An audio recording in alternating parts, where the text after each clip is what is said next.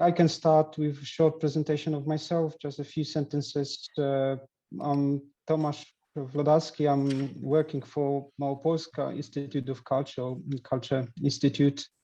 I'll probably tell you a little bit more of the specific activities we do maybe later after the discussion, but it's a public institution that deals with culture organization, and our specific activities that we just not protect heritage, or we do not provide performing arts, but we are more like think tank. We are trying to analyze the culture processes and trends. And one of our main priorities is actually to offer trainings and educational activities for culture sector employees in our region. And Małopolska region is actually quite, it's average in terms of how big it is, but it is quite diverse in terms of it has four bigger cities or towns, including Kraków. But Kraków is a kind of separate authority. We only have a few culture institutions within Kraków administrative area that we are cooperating with. Most of our partners, also culture institutions, are based in the region, which is quite small, quite rural. It's the southern Poland, quite traditional as well, quite conservative. And what we do not only work for the culture institutions that are organized by the voivodeship, by the region, but also we are trying to support smaller municipal culture centers. And once we discuss, I'll tell you a little bit more about this specificity, because it's quite significant to what we are going to discuss. I'm a deputy director, so actually I'm trying to oversee many activities in MIC, but some of my favorite ones is actually a project called Very Young Culture, which is connected to culture education. That's why I'm here today, and that's why I'm next week meeting Rolf as well. And the other project that is priority to me is also accessibility of culture institutions, is making culture institutions more accessible to people with disabilities, but also with many other needs that they require to be helped with, to be assisted with. Thank you so much, and I'd like Steffi to tell a little bit more about herself. Okay, so I make it very shortly.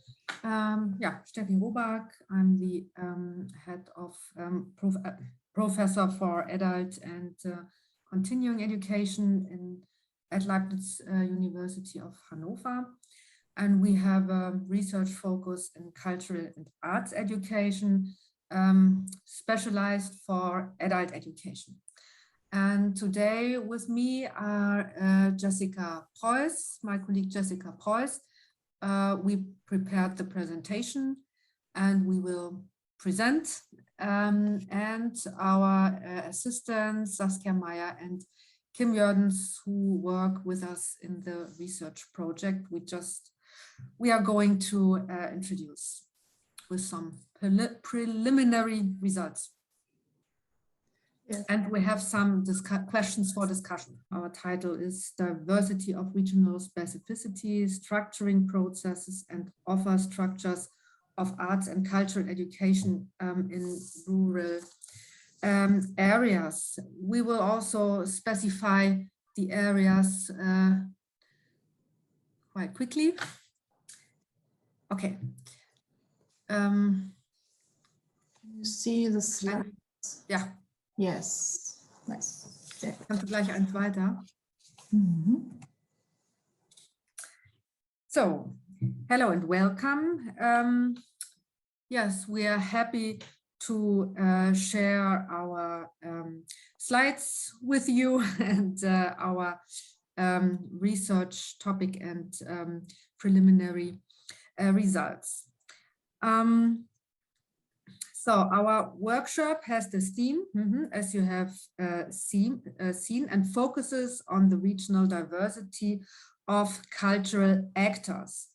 We illuminate this perspective in the context of our research project, structuring processes and offer structures of cultural and arts education in rural areas. Next slide. Yes, now it's slide 2. And so at the beginning of the workshop, we will give you an outlook on the content. Noch weitermachen, ich sehe es noch nicht. I only see slide 1. Next one. 2. The other ones, can you see slide 2 with the what to expect today? Ah, okay. Yes. Yeah. Yes. There's it. Okay, so beginning of the workshop, we will give you an outlook on the contents that you can expect today. And in the first part, we will go into the starting point of this thematic workshop, which focuses on the field of tension between transculturality and regionality. Afterwards, we will give an insight into our research and current results. In doing so, we will look at concepts such as regional specificity and actors, as well as the various interpretations of cultural education with a view to the international discourse. And in the last part of the workshop, you are invited to contribute your own findings from your respective research projects or work contexts in the context of a discussion. We start with a look at the initial situation by saying that cultural and arts adult education constitutes and develops in a space or a field of tension between transculturality and regionality. A broad view of culture, broad conceptualization of culture, cultural and arts adult education includes so-called high cultural forms of arts, as well as popular mass culture and socioculture. But it also includes everyday culture as a mirror of society's practiced way of life. Cultures are changeable, dynamic, and in the postmodern societies, they are characterized by a transcultural hybridity. Under this premise, cultural arts adult education functions as a transformation instance. On the one hand, it provides opportunities to activate one's own ability to perceive, express, and also design. On the other hand, it offers the space for cultural negotiation processes and reflection on social transformation. As it is taking place, for example, as a result of advancing digitalization or global migration. It thus enables cultural participation and at the same time contributes to the reshaping of culture. Transculturality challenges cultural adult education in rural areas in various ways. Cultures interpenetrate, they intertwine. It is hardly possible to speak of limited or even closed cultures. This leads to changing needs and requirements. Non-local educational opportunities, like through digital networking, increasingly lead to a transcultural opening in rural areas. Cultural adult education in its various settings is therefore highly relevant as an instance of transformation. This is contrasted with the perspective of regionality, which should be seen less as a contradiction than as an internal cultural differentiation. Regionality forms the context of meaning for certain characteristics and thus fulfills an orientation function. In rural peripheral regions, a specific form of cultural adult education can be assumed. This shapes the structural conditions as well as the regional culture that has grown. It is primarily constituted through regional networks.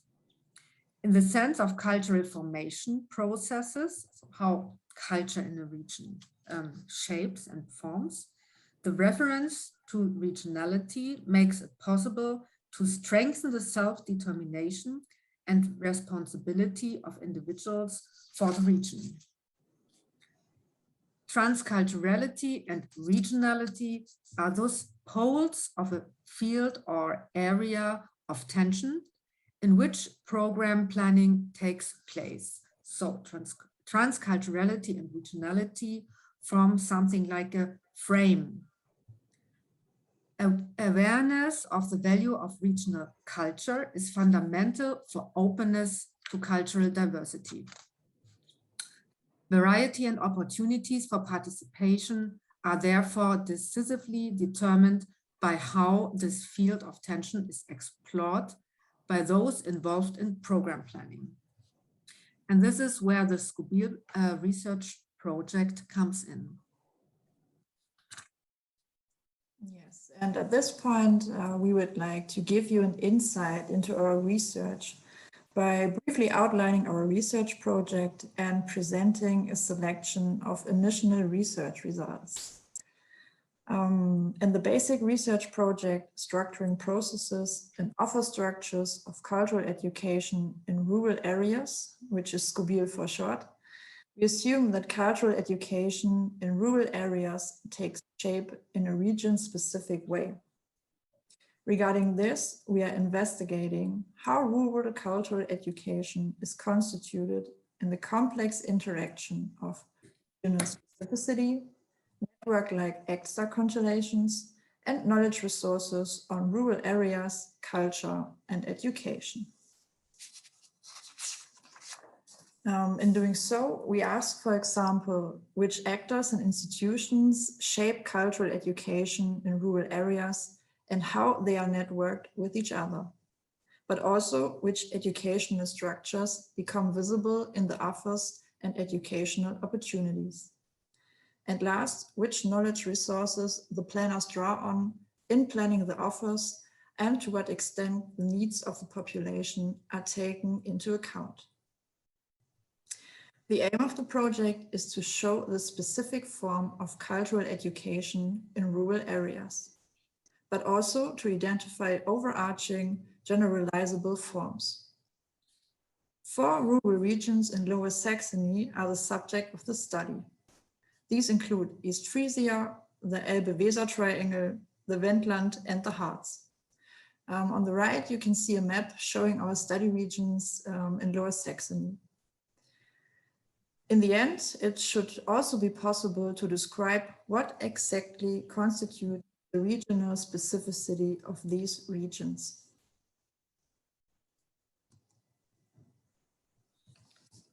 So we want to give you some inside views in our current results. It is evident that a highly differentiated cultural landscape prevails within the research regions. So each region is very unique.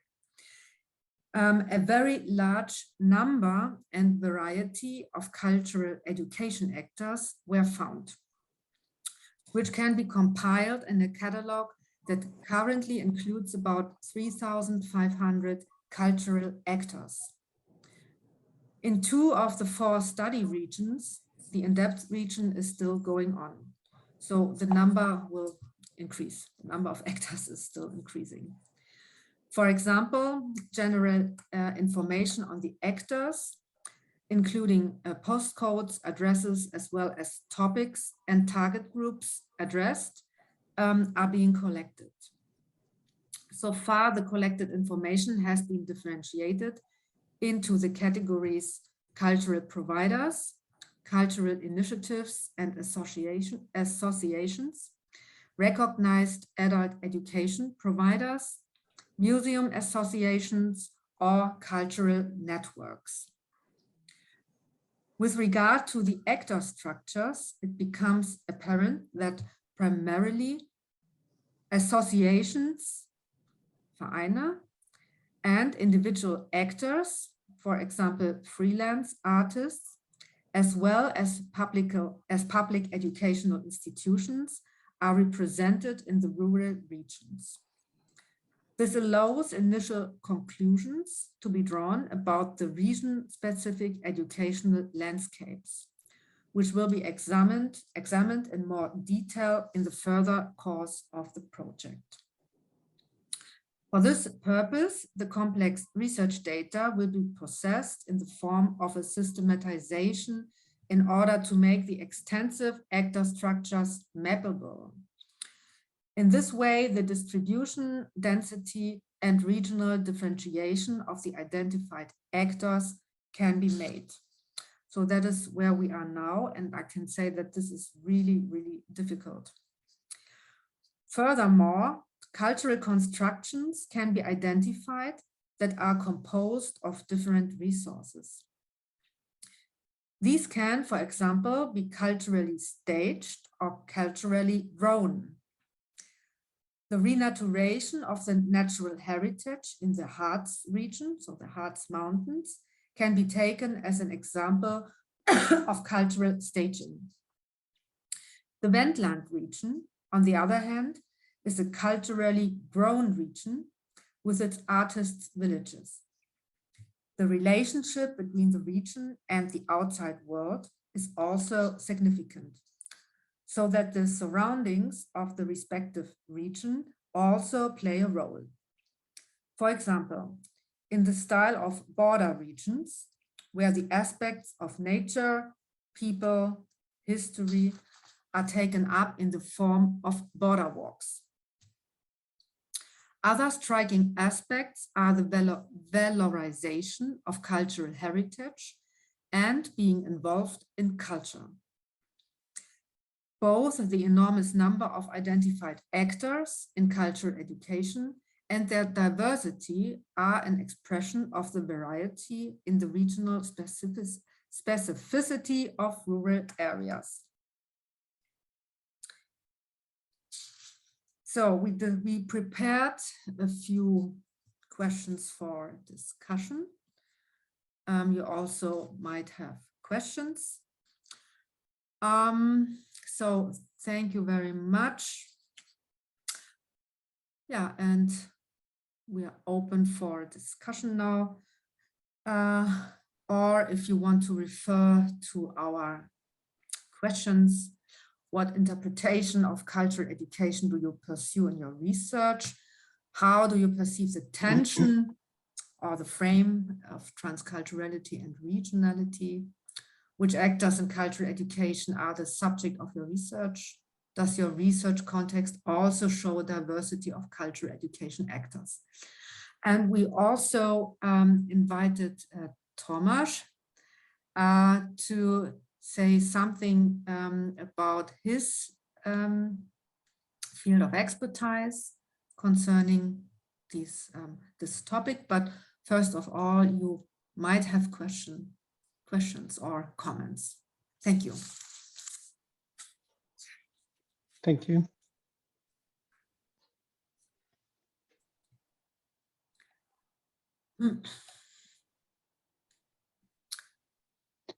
I think maybe someone has a question to the presentation as well, because before I think we start discussion on guiding questions. Are there any questions to the presentation or the project itself? More comments?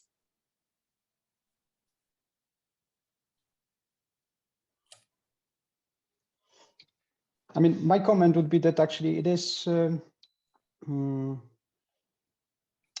I understand that you kind of compared the same set of questions in those 4 different regions, or so it wasn't like different topics discussed in different, so you can have the same comparable outcomes from 4 different areas, isn't it? That's how I understand correctly.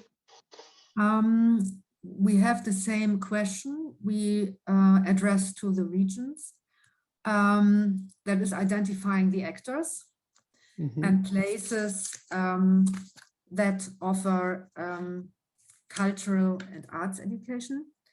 But then when we zoom into the regions, we see that these regions are so diverse.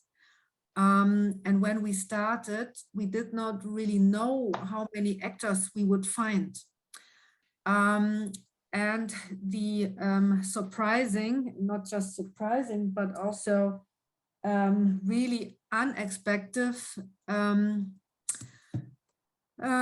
first result was that there are so many actors. We did not expect that. And the actors in each region are very diverse. Also, the topics are very diverse, and the way the forms of cultural and arts education are addressed are very diverse. So that each region is very unique and very special. And we hope that we can at least zoom into, in the form of case studies, zoom into the regions to conduct more qualitative information on how networks are formed and on how cultural aspects of the region are taking into account for structuring the offers. For instance, in the Wendland, where you have protest movements. So these protest movements and also the villages where artists live, they create totally different approaches to cultural education than in the Harz region. In the Harz region, you find many offers that are connected to the natural heritage, to the Harz region, also to products in the Harz. And we can see that they want to invite people to participate in shaping the region. And this is very often also combined, for instance, with touristic interests.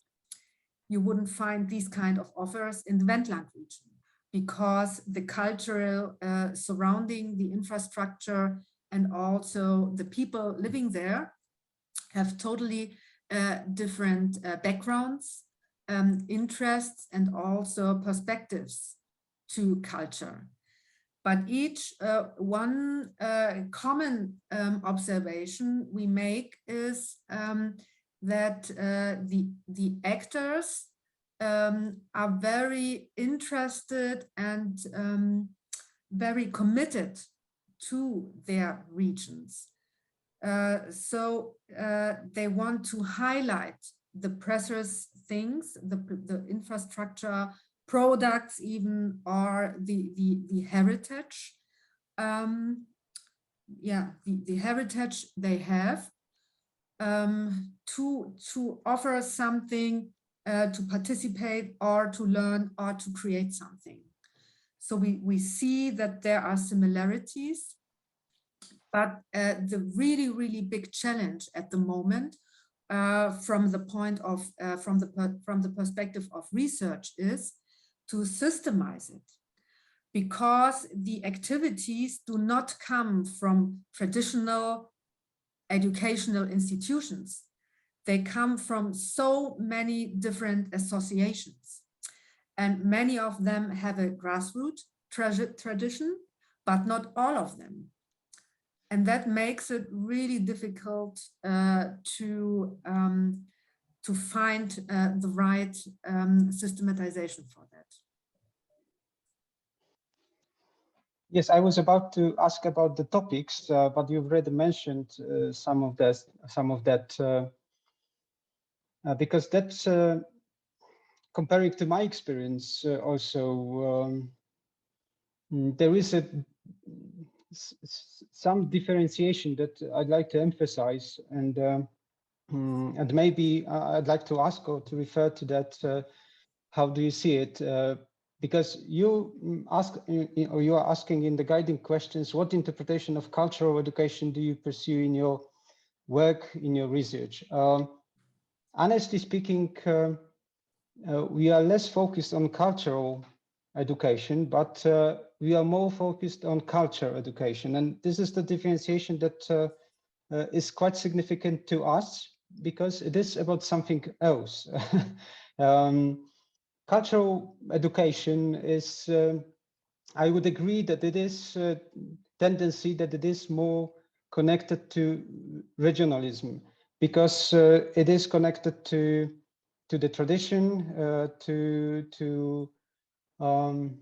especially in the rural areas. There is a tendency at the moment, I think across Europe, but at the moment, specifically in Poland, there's a huge tendency to connect to regional tradition, especially in the southern Poland, which is very much Catholic, and I wouldn't say nationalistic, but more patriotic. Local patriotism is very important, and it's very much stressed by the central and local governments.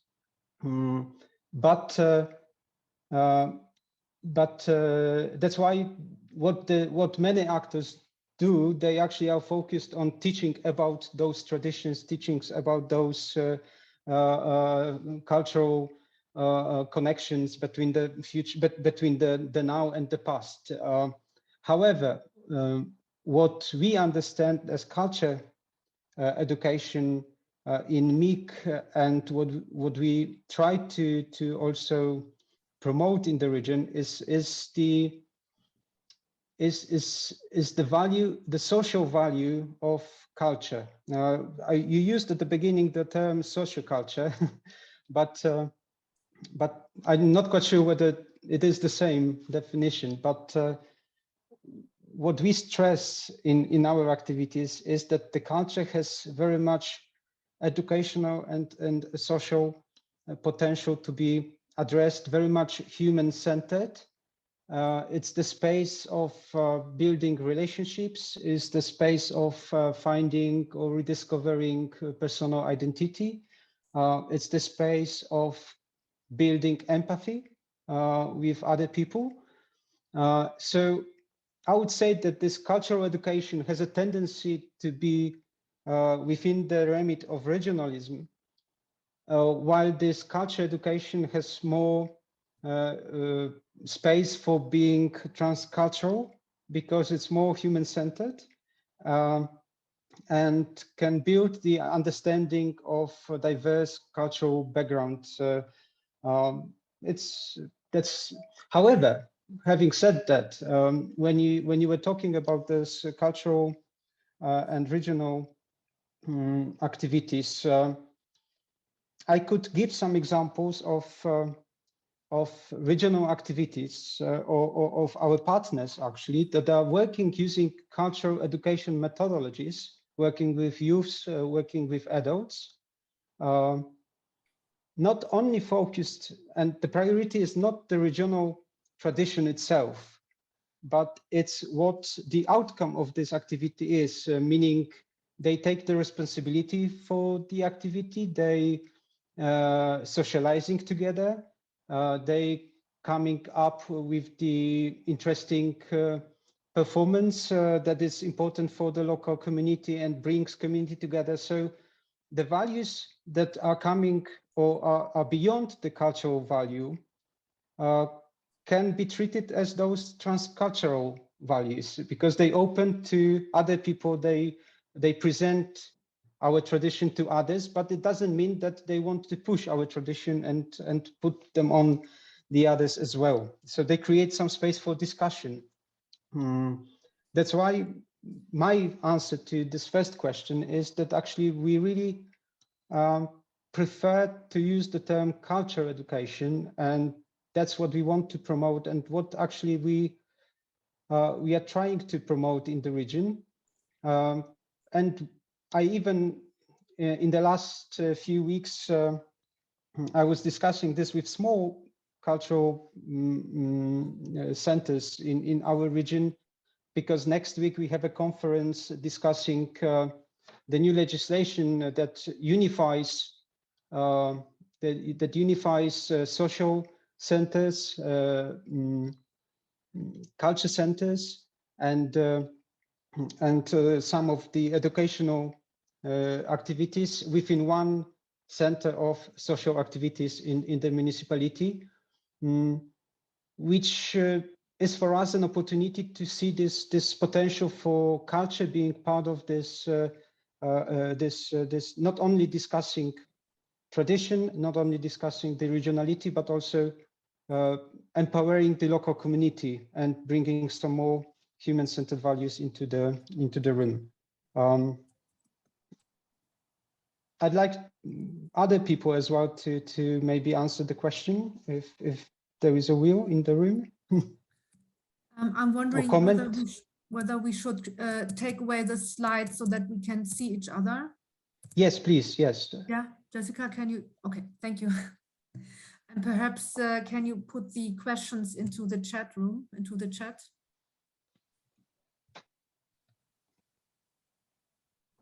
And I think one of the tensions is actually whether really transculturality and regionality are opposing, or maybe they can work together somehow. Yeah. I think that Charlotte wanted to contribute. Okay. Hello, thank you a lot for a very interesting presentation. I work with the cultural school bag in Norway, so these are very much issues that are relevant for us. It's a program that runs both through the help of municipalities, regions, and the state. So these kind of different actors are very much like have different interests and work together. And what we can see is that the local regional offer is extremely important for young people. They are really the one that offer. But what we have very little knowledge about are the relations between the formal and informal cultural education. And I was wondering, when you're looking and you're mapping the different actors in these regions, are you also looking on the mobility patterns of young people in between these different contexts?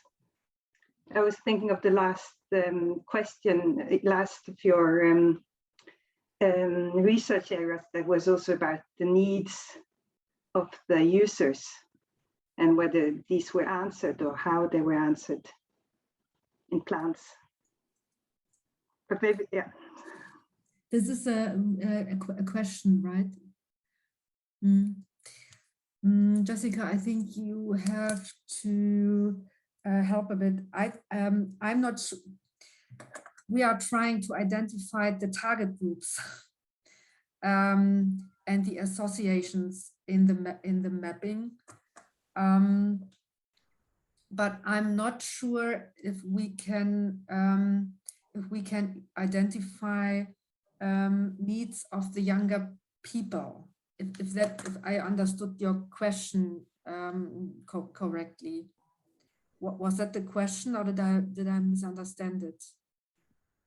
I was thinking of that target group, but also the, who are multiple users of cultural education, and also the movements and relations between these different actors, but from a more sort of user perspective.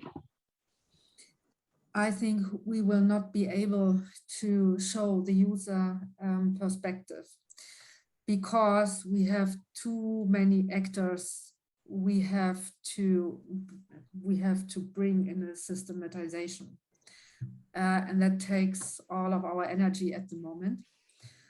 So I'm afraid that we can't show these relationships.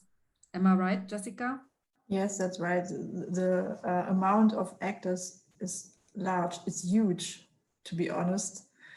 So this specific view it's not possible to go into the data in this specific way. If it is possible, we noted in the data in form of tables which target groups are mentioned, but most of the actors didn't point out any specific target groups. Yes. Yeah, the thing is that the research at the moment is all based on digital Yes. data conducting. Because of the pandemic, we had the original plan was to do field research and also ask the actors for networks and whom they are cooperating with. But that was also before we realized how many actors there are. So I don't know, even if we didn't have the pandemic that forced us to step back to digital research, I'm not sure if this would be, if we could make that, if you could manage it, because we assumed less actors in that field to have it that it's not so complicated, intertwined with so many different institutions and initiatives. So it would be another research project, a follow-up project, Yes. to bring more light into this question you're just asking. Yes. Yeah, I think so, because our project is really a basic research project.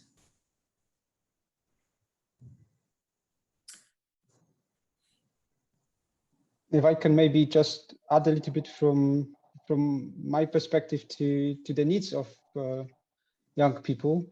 I think what we've noticed in our activities that the problem of making analysis of the needs of young people is that actually it's mostly from the point of view of the observer.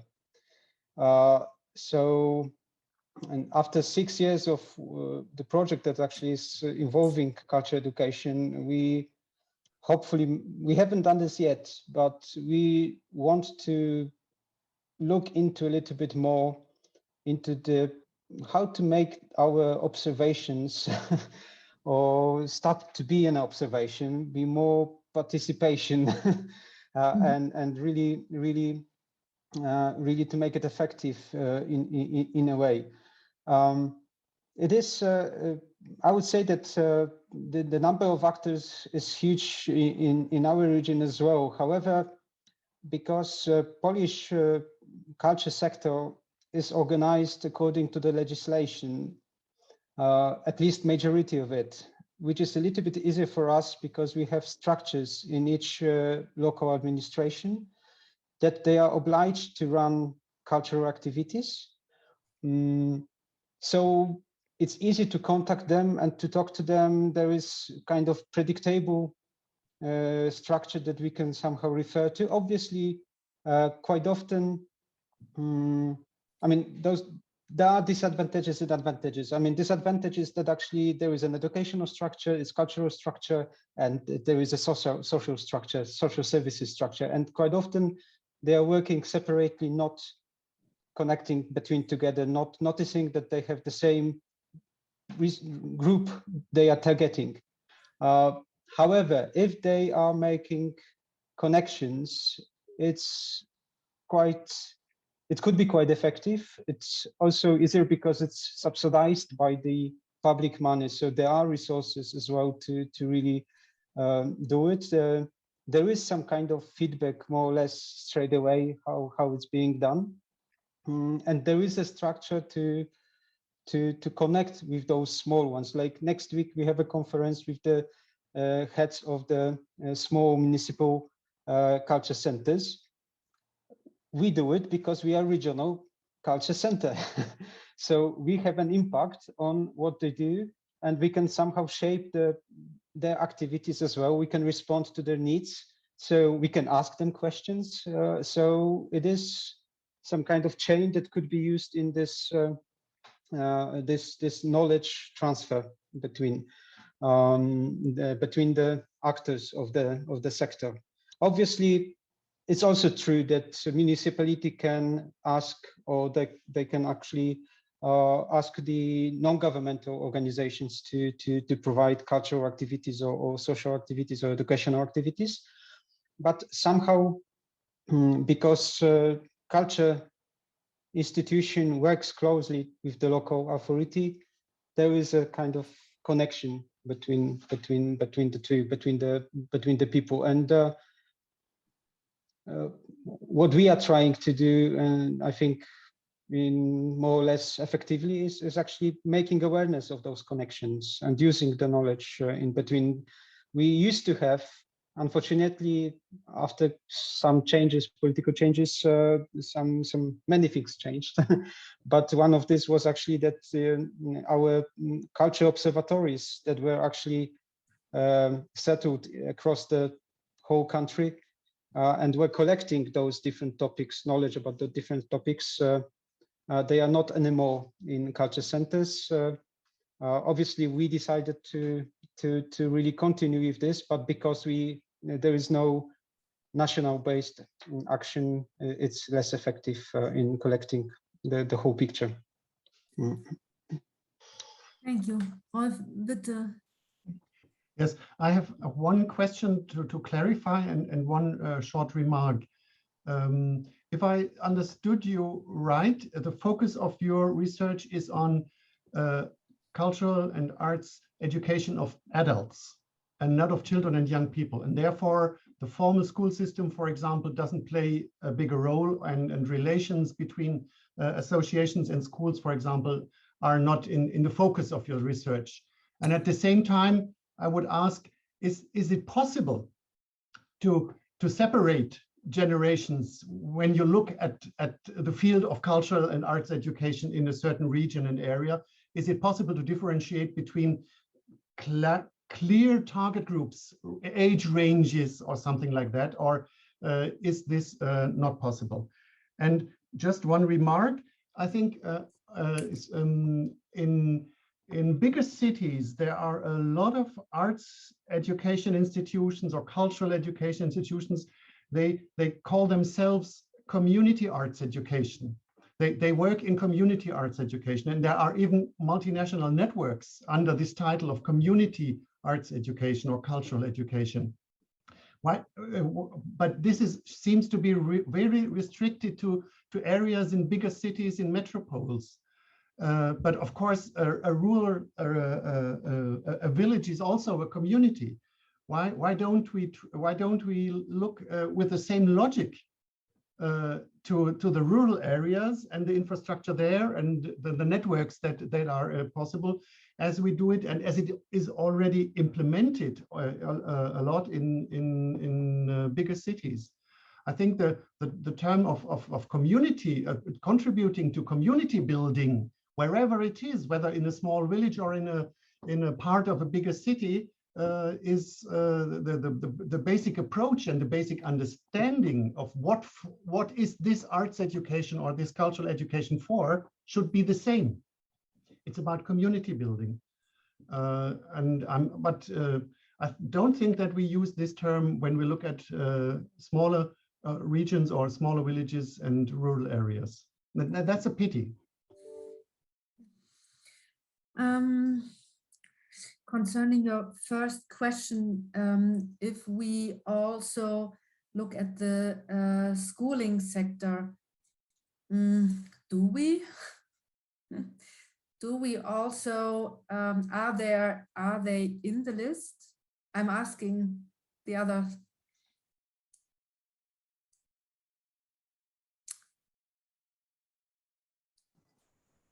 No, they're not focused in the list. Maybe if we find offers where the target groups are not clearly identified, we take them also in the data research, but we are not looking specifically at actors who are working with kids, for example. Am I right? Can I say it like this, Kim, Saskia? Maybe I'm telling. Yes, No. that's the fact.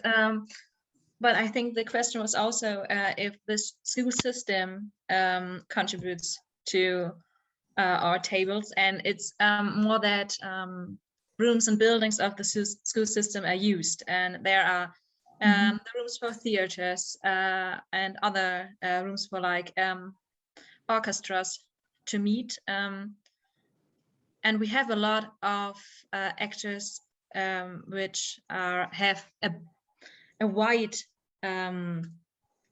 group of people who use what they are doing, but not for kids especially.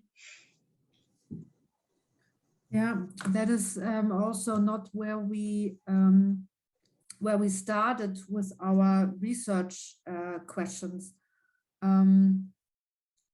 We really addressed the area where adults and families families also participate in education, arts and cultural education.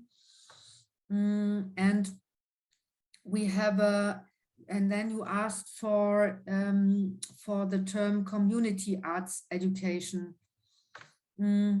We developed an approach of arts and adult education where we differentiated empirically and also theoretically certain portals of education. And in there, community education is a part within the portals, but it's not a conceptualization we use. And community building, when we look at aims, objectives of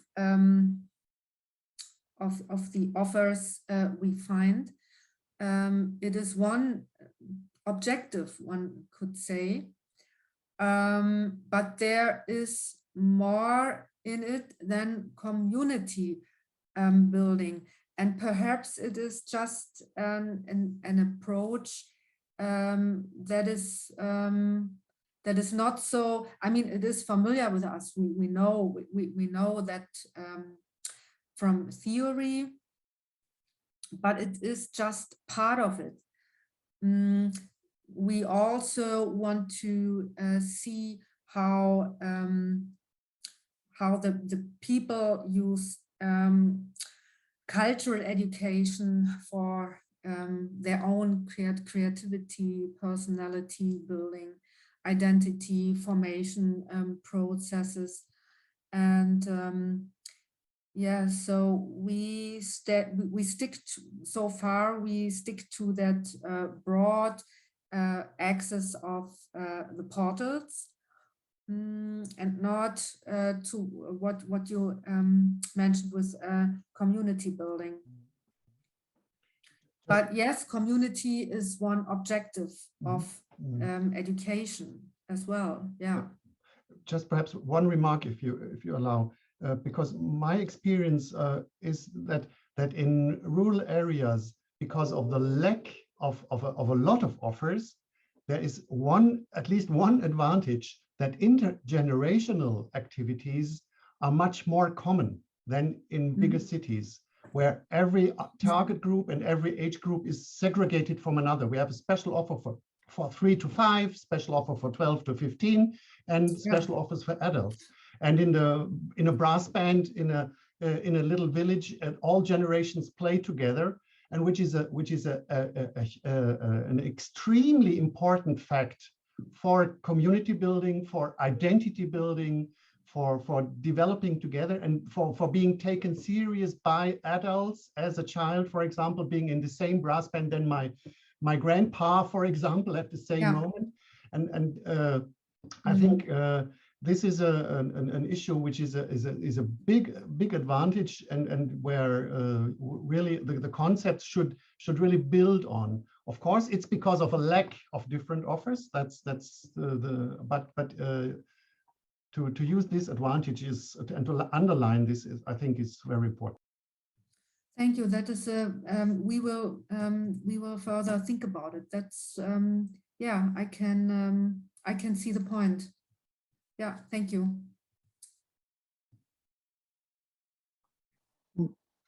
It's already 6 minutes past 1. I know that the lunch break started. I just maybe wanted to make one comment, if you also allowed. I mean, I agree with what Rolf said, that sometimes the lack of offer in rural areas creates creates a stronger attachment to the community center or to the cultural education center. However, it also creates a bigger risk of polarization in a way.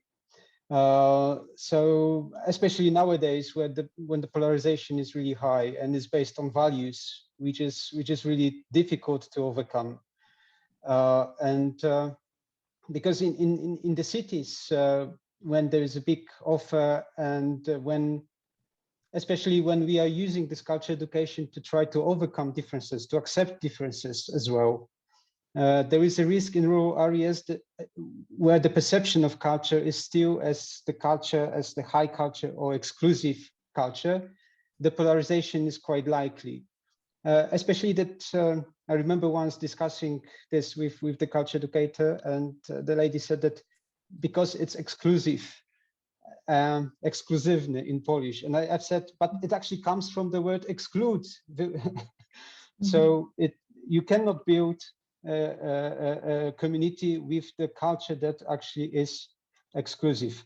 So just to make this point, that actually that's one of the differences, that it's not disabled. And I think, I mean, I have this feeling of purpose in our activity, because we are culture institutions. So we want to promote this idea of culture education and participation, even in those rural areas that we are working with. Hence, that's why I'm talking a lot about this. Thank you so much.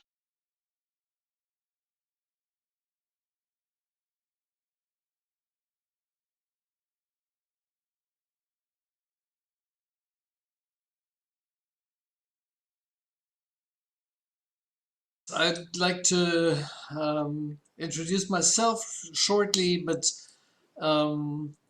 we could also, since we're just really a small number of participants, we can all introduce ourselves and say where we are from and what field we are working in. My name is, as you can see, Andreas Lehmann-Wermser. I'm a professor at the Hanover University of Music, Drama and Media.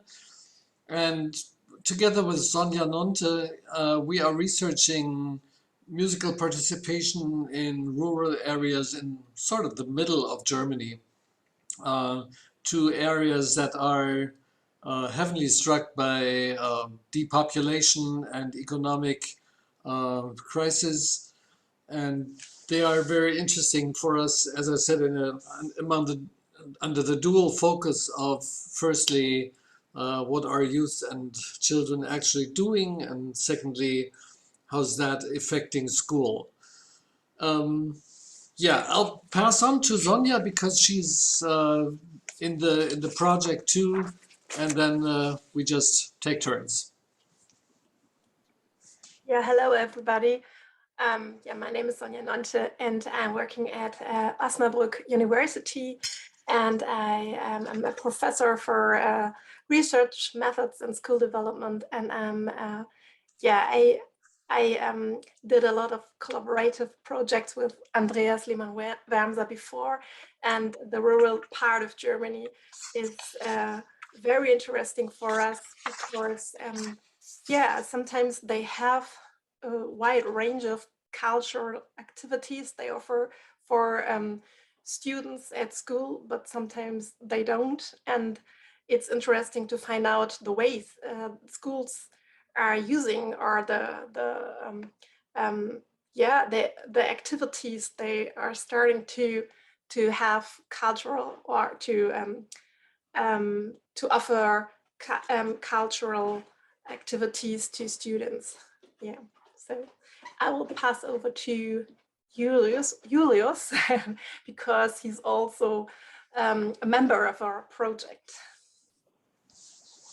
Yeah, hey to everyone. I'm Julius Kopp.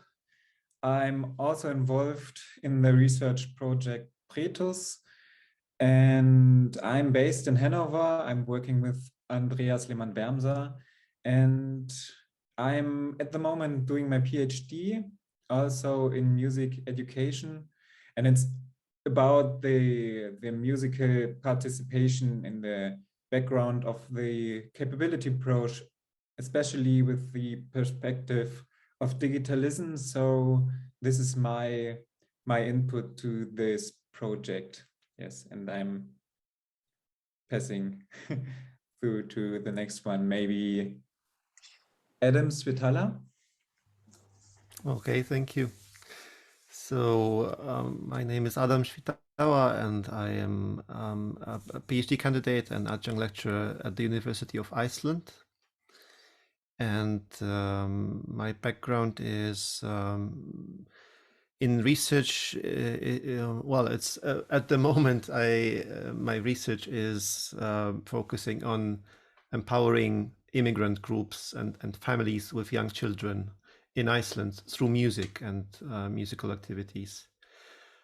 But I've also been a school teacher in several countries, actually, for more or less 20 years. And I am a composer and a musician. So I will pass on to Markus. Sorry. Yeah, I already introduced myself. I'm Markus Brag. I'm working at the German Federal Ministry for Education and Research, and I try to get to know as many projects as I can at this conference. So I step in and then I will disappear and I walk by and yeah. So and it's musical education is kind of to confess, it's a private interest of mine. So I will see what's going on here. Thank you. Maria, you're the next one here in the on the slide. Sorry. Yeah, my name is Marie Kogge. I'm based in Potsdam in Germany. I'm founder and leader of the project Mitmachmusik, which means we empower children and young people, and of course their families, through active music making to participate in our society, more or less. And many of our partners, cooperating partners, are in rural areas, and this this topic is really quite vivid in our aims. And I have a crazy project in mind, or I'm participating. It's a vision for the time being, but my dream is, and I see really a need for that, to help establishing a kind of academy for Musikvermittlung, so which means to help people to benefit from the, let's say, healing power or the great social power of music and cultural active doing. And this academy is, well, the plan is also to provide or to help people to become teachers and leaders of very local projects in rural areas. Okay, thank you. I'll pass on to Maria. I'm sorry that I'm steering here, but I think it's the most effective way.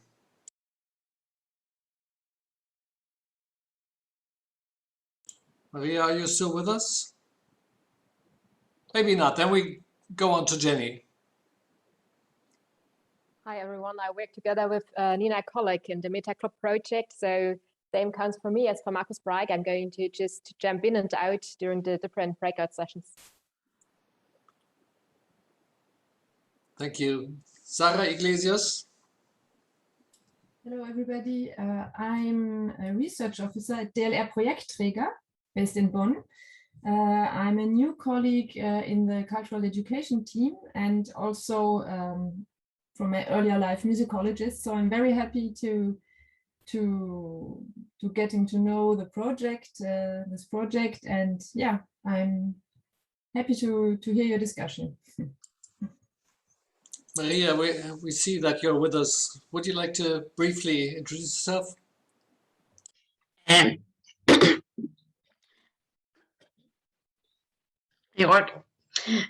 find story and cultural event near Thessaloniki. Thessaloniki is a city that I live, and I try to research how can I help and provide this in persons with disability.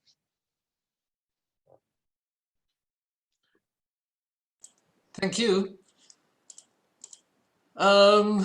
Megan. Yeah, hello, I'm Megan Badley. I'm studying Musikvermittlung, which is kind of music outreach or education in Trossingen in Germany. So it's quite unusual. It's a music college in a rural area. So yeah, I'm interested to hear what you have to say. Okay, Kate. Hi, I'm here as a project assistant for the foundation. So I'm checking that everybody is okay. Yeah, and I'm a freelancer in sort of lots of different arts and cultural jobs at the moment. So it's relevant for me personally too. Okay, then we have Karimatu Dauda. Okay, hi everyone. My name is Karimatu Dauda from Nigeria, University of Maiduguri. I'm a lecturer in theatre arts and I'm researching on dance. So dance and music go hand in hand. So seeing this, I just got interested in it and I'm excited to be here and also to get to learn what you say about music, especially in education. Here in Nigeria, music is hardly taught in schools. So it's one of my passion to see that this performative art is taken to schools.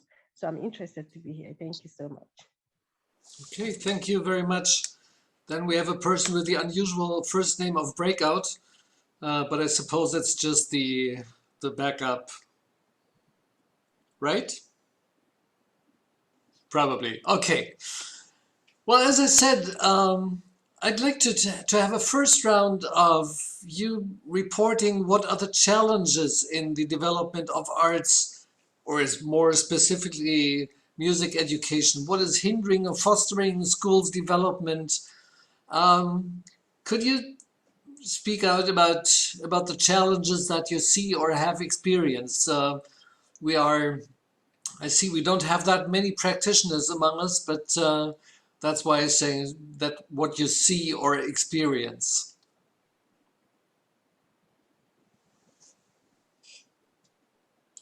May I say something?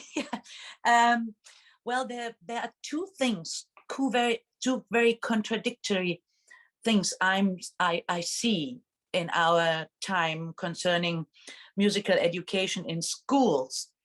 I was leading for 12 years and building up orchestras in schools, so ensemble playing. And I realized that the students really want to know the secrets of the meaning of music and so on.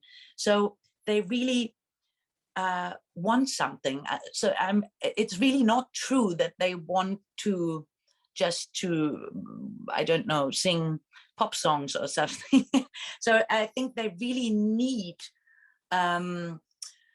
input, like what's the special thing about Beethoven, or really serious thing. They really want it. And on the other hand, especially because of the pandemics, at least in Brandenburg here in Germany, the level of musical education in normal schools is very poor. It's really not very vivid.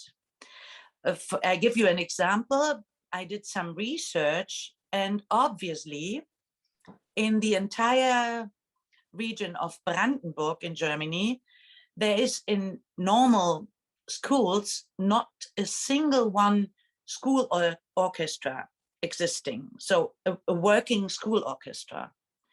And of course, choirs couldn't sing for 1.5 years. So there are tendencies of building them up again.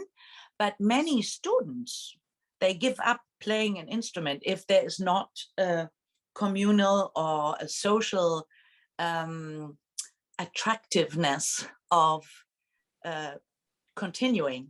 Of course, they're very talented kids coming from a good background. Of course, they go on visiting music schools and so on, and there you have orchestras. But in the general broad, in the wide field of normal schools, it's really a disaster. And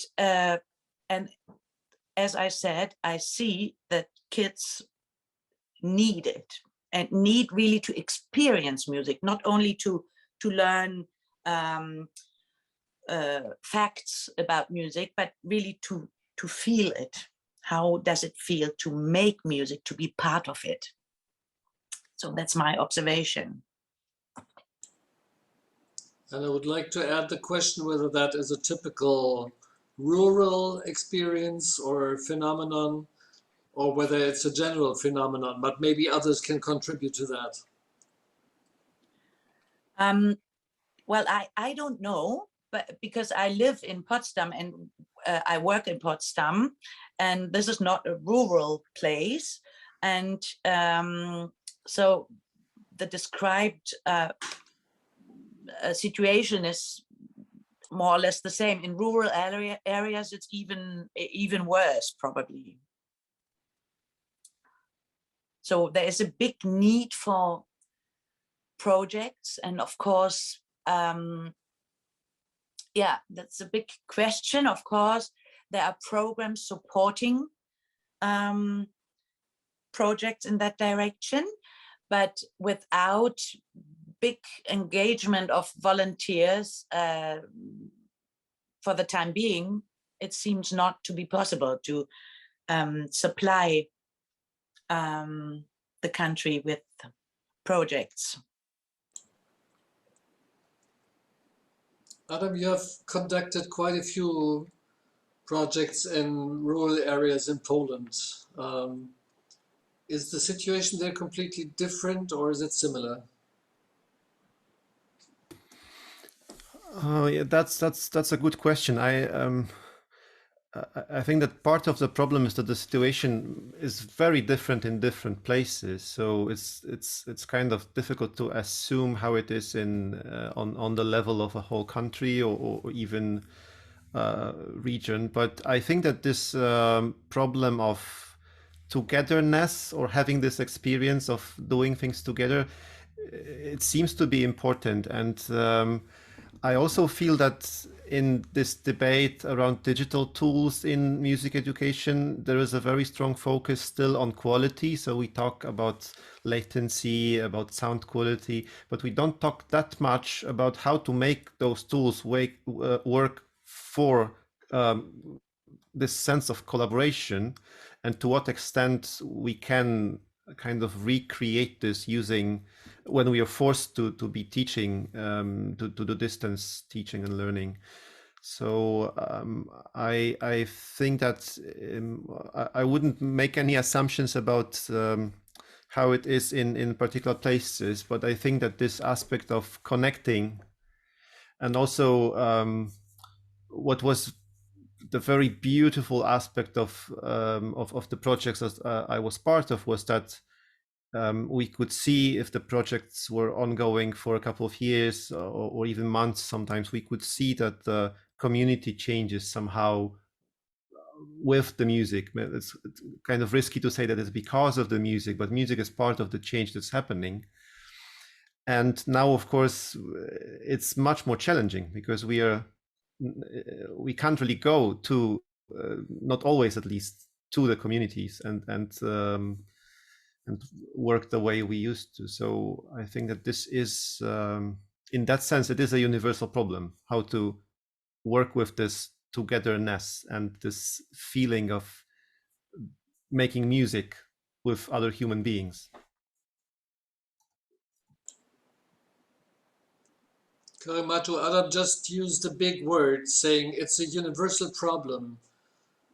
Would you share that notion, or are we talking about a European problem or European situation?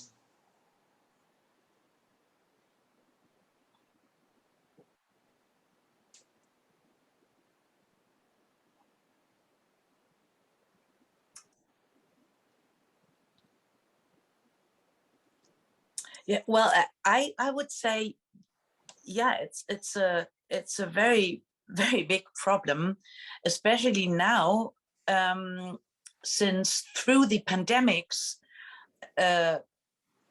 especially young people, children and teenagers suffer so much from this distance keeping, so psychologically. So I agree completely with you, Adam, that through ensemble projects, that's what I experienced also, there are really certain changes in society and within communities possible. So that's what I see. And just recently, one mother from Syria, she was talking, she was thanking, she wanted to say thank you to our project, and she said something very touching. She said, what you do with your musical projects, so bringing kids together and experience wonderful music together, you embrace, that's her words, you embrace our kids with feelings. And she said, of course, that would be our task as parents, but we can't. And then she explained cultural differences and also her being involved in so many problems like flight and to build up a new life, to learn a new language, to pandemics and so on. So this embracing gesture for making music in an ensemble is something very beautiful and something we really need. Maria, you wanted to say something. First of all, here is a government problem that many schools don't have music teachers. And then the last year here, we have at school multicultural students, and the teacher should find other way to combine different cultures. So if I understand you correct, it's... First of all, the first problem here, this moment, is that the state or school don't have music lessons. And this is difficult because the children don't have the possibility to listen and understand what is music and how they can help through music activity. And secondly, the last year we have children for other countries, and the schools that have music teacher, they have to find other way to teach music with multicultural classes. Okay, thank you. Karimatu.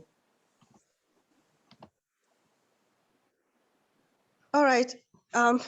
In Nigeria, it's almost the same case with what she has just talked about. There are lack of teachers, aside lack of teachers who teaches music. Mostly, parents don't appreciate their children to study music. So the whole idea of not teaching music, they have it in the curriculum, but it's not in practice. Like I just rightly mentioned, mostly the parents discourages their children from any performative subjects. So they have this notion here, especially in this region, Northeast Nigeria, they have this perception about artists that they are unserious, and most parents will feel they can't spend their money just for their kids to go and study music or to go and study drama or to study dance. So this is the notion they have. Recently, I conducted a research in one of the secondary schools here in Maiduguri, and the experience I had, or the interview I conducted with the principal, he said they don't offer music or drama or dance.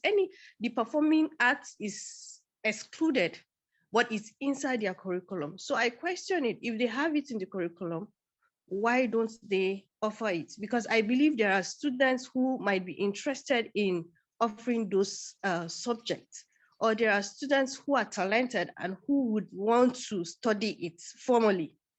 But it still boils back to challenges they have with parents.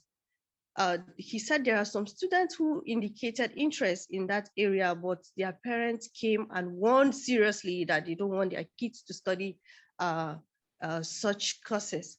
So the only time the students have to do any performative art, be it music, dance, or drama, is once in a year, which is their cultural day.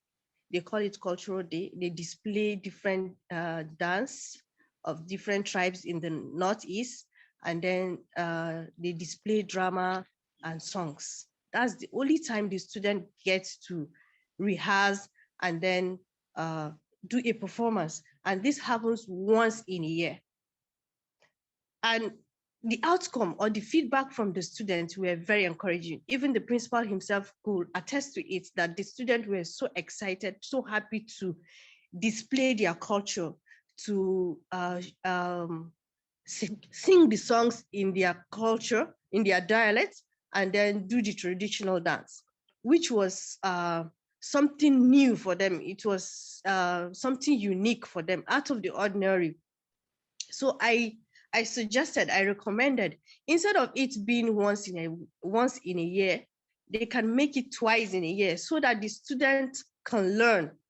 Actually, my research was to buttress my main research in Bansue dance. Bansue dance is a dance of the Bora people here in Maiduguri. So I wanted to see the sustainability of this dance. How well do the children know about this dance? And I was amazed that these children are in the ages of 13 to 18, but they have no idea of how the dance is being displayed. They have no idea of the songs, and they are Bra speaking students. So for them to introduce this cultural day, it was something they cherished, because they could see their tribe being displayed. They could see their culture, the costume, the dance, the songs, everything were being displayed. So if this could be in school curriculum and then it's being practiced, it's being taught in class formally, I believe more students will be interested in it. But this is our major challenge here in Nigeria. People don't appreciate such. Thank you. Thank you, Naomi. You wanted to say something for quite a while. Yes, hi.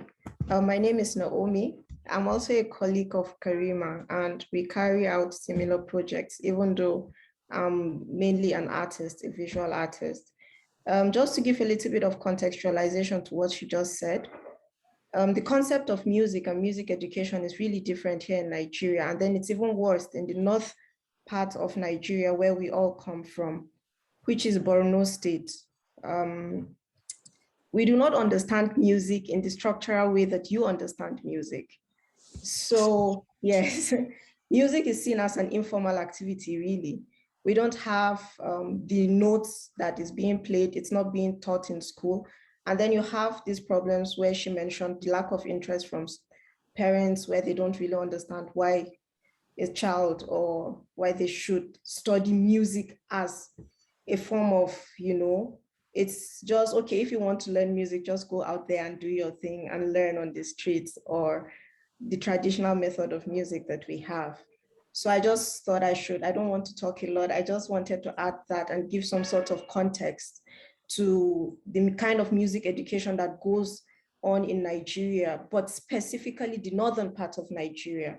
And I think I also, from research that we have carried out, myself and her, and then other colleagues of ours, is that religion plays a big role also in the understanding of why music should be taught or why music should even exist, if I might say so.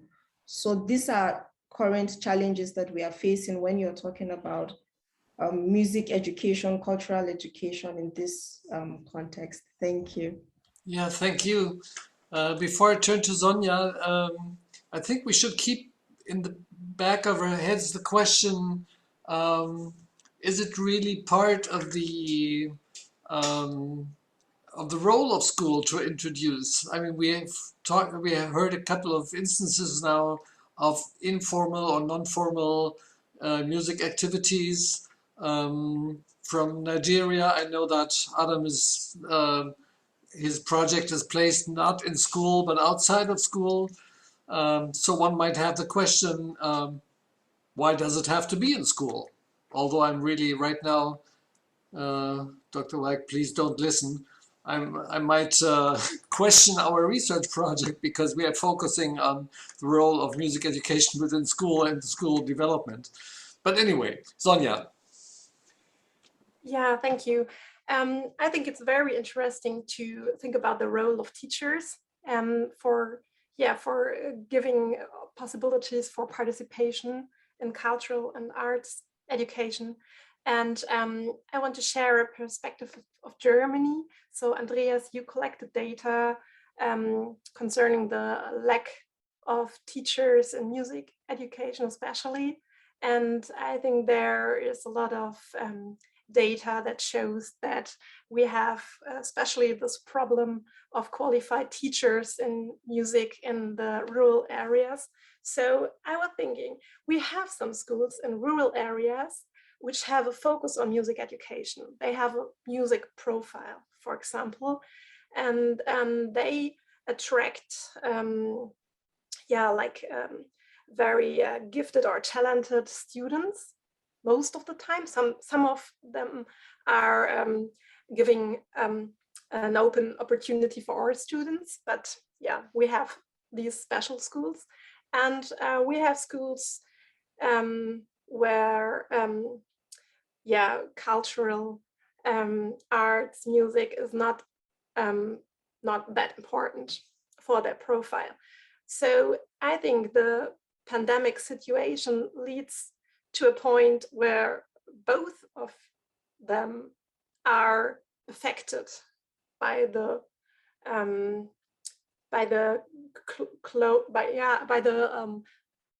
restrictions. Yeah, that's what I wanted to say. The restrictions. They're not allowed to sing, and other restrictions they have to deal with.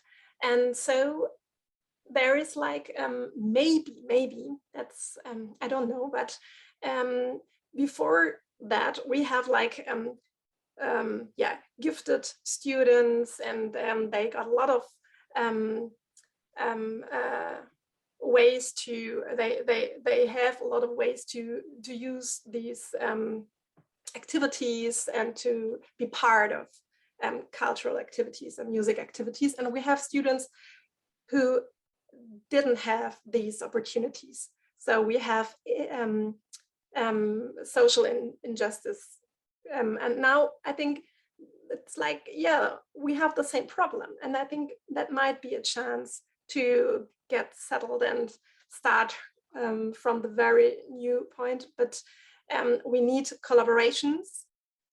Schools need collaborations with partners in rural areas because, yes, they have the problem that they don't have enough qualified teachers in music and sometimes arts education.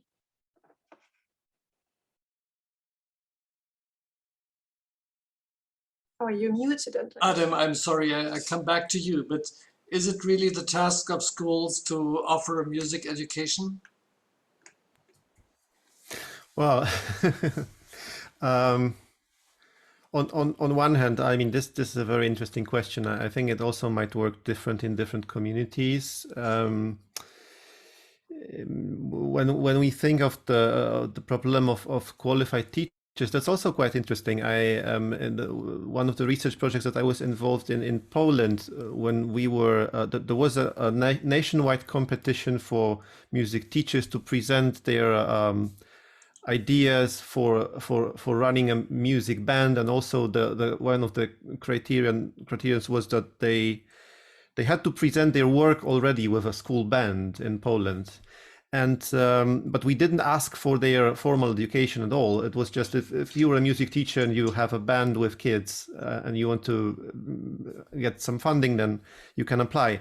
And out of the 12 teachers who won, only 2 had a master's degree in music education, and all the others were kind of not fully qualified formally teachers, but the work that they presented was just excellent. And the people who were in the committee, I think, frankly speaking, if they knew that those people don't have formal education, maybe they wouldn't even allow them to be part of this competition. So that's also a question, because they were people from this informal background who got employed in schools because there was a lack of teachers, of trained teachers.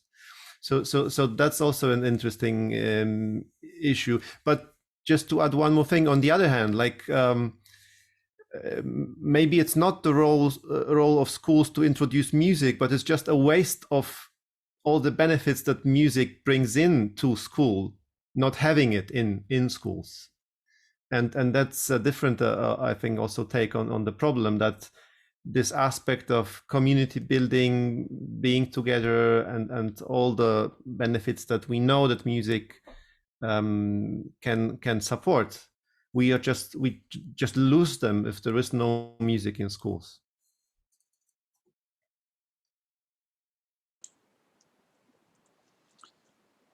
So what strategies are already in place to vitalize schools by music? Do you have any sort of best practice examples where you would say, yes, that's an excellent way to strengthen music education or arts education? I don't want to exclude dance. It's just that I'm a music educator, and that's why I always think of music first. I'm sorry. So are there any strategies in place where you say, yes, that worked out well to strengthen that in school, within schools?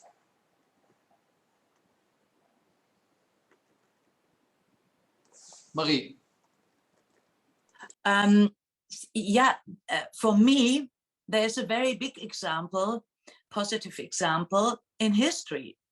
It's about 100 years ago that Leo Kestenberg in Germany, he was in the education ministry. Correct me if I say something right, not right. And he was not, so that matches your idea or your example, Adam. He was not an academic music educator. He was a pianist. Unfortunately, or he was Jewish and a socialist. So even the government before Hitler kicked him out. Maybe that was lucky because he left Germany and survived. But his ideas were so fantastic because, as you also said, Adam, the benefits of music education is really important to become a human being. So a real human being. So one of his topics was Menschlichkeit durch Musik machen. So humanitarian education through music making.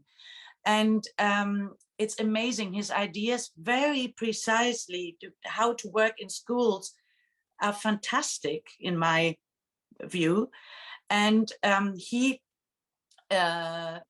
what he did is he started the music education reform and started to educate or to start programs to educate teachers in a completely new way.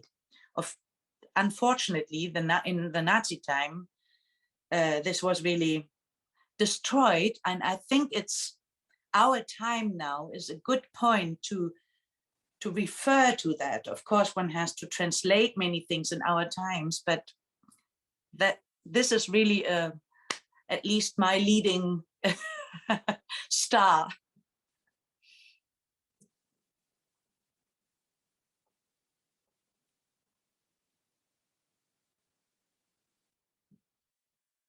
So are there other good examples, you know, of music education in a very practical and sensual way?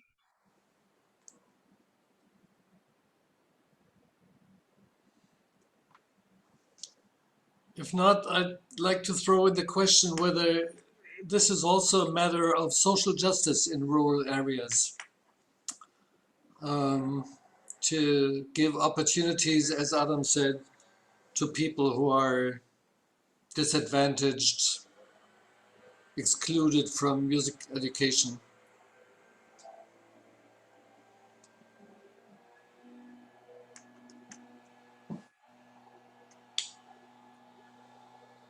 I'm talking too much, but yes, well, of course, this is a question of social clusters, and it's from my point of leading Mitmachmusik, it's very interesting to see if there's for example, a refugees kid, you could see really this is a refugee, but he or she has a cello on the back and shows very clearly she's taking part in a musical group. The social view of a society sees them in a completely different way. So this is maybe an example of you can really break up social clusters, I think, in with this kind of empowerment. Don't you think so? Yeah, that too is a very good question. Maybe somebody wants to object, or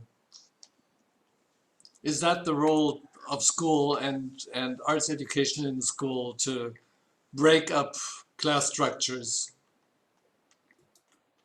I mean, I was wondering, is this still empowering? Like, if we, I think if being a refugee, for instance, is a bad or a poor label in the society, it's more the problem of the society than of the refugee, I think. So but I agree that music, of course, is an amazing tool to create those bridges and to make people have some shared experience that then they learn, maybe they have the opportunities to get out of their own boxes. Like we all, everyone is in some kind of a bubble. And I agree that music is an amazing tool to support this opening up. And I'm also wondering, I remember in one project that I was part of in eastern Poland, very close to the border with Belarus, where now all the terrible things are happening, and the refugees are trying to get into the EU. And the situation is really dramatic. I remember we worked with very young people, with kids and with teenagers. And when we first asked them about the music that they know from their kind of region or place, they said, "Oh, we don't really know anything. We just listen to pop music. We just listen to, we don't know anything that is specific for our place." But then when we started making music, different things started coming up, and they discovered a lot about. So the music was kind of gradually becoming more and more diverse, and it made me think that it's very difficult to actually find out about the music, the different functions the music has in somebody's life, because people are very much not so aware of them if you just ask them. If you say, or another example, like when I asked my mother about the lullabies that she was singing to me, she actually mentioned the songs that were not the songs that she was singing to me as lullabies. And the reason was that she probably didn't think that the songs that she was singing to me, they were proper lullabies. They were just some songs, but they were lullabies because that's how she used them. So it's I think this is such a big challenge in getting to know a community in terms of their music. And it's a fine example because maybe music education in school and outside school both would be then to draw on these resources that are there, the musical resources, local traditions, regional traditions, funny traditions like singing non-lullabies for children to get to sleep, or whatever. And what I mean is to draw on those various resources that are there, the musical roots where people sort of live upon. And when I heard about the example from Nigeria, that came to my mind that is an incredible source to make useful in schools. If I understood that correctly, it's that the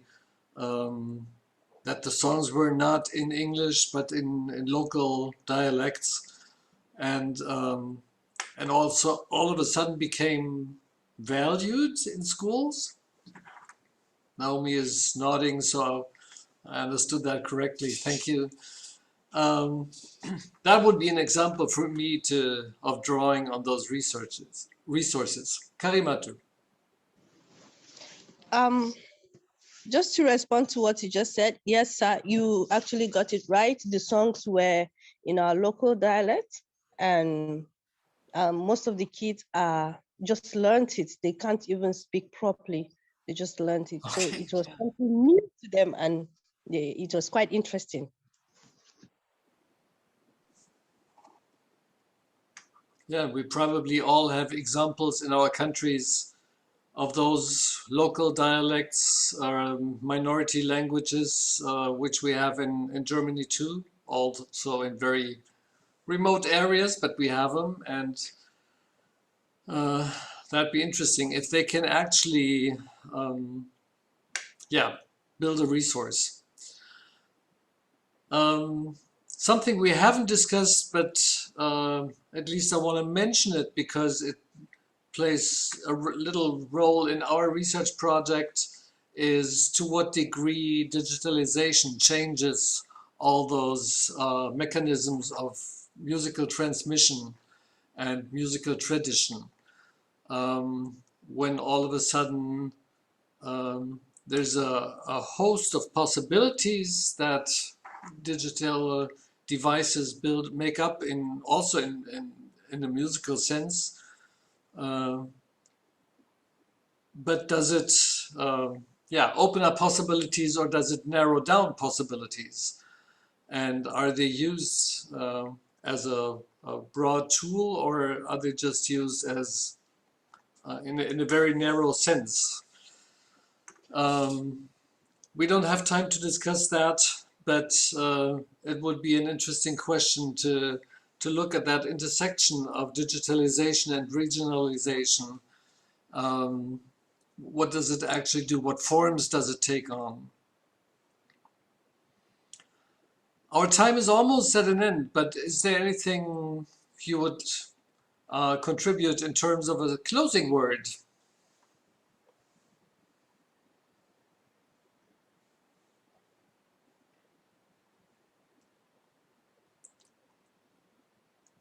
I'd be interested, those who have been kind of looking on, like Markus Breik or Jenny has left, but Sarah is still with us.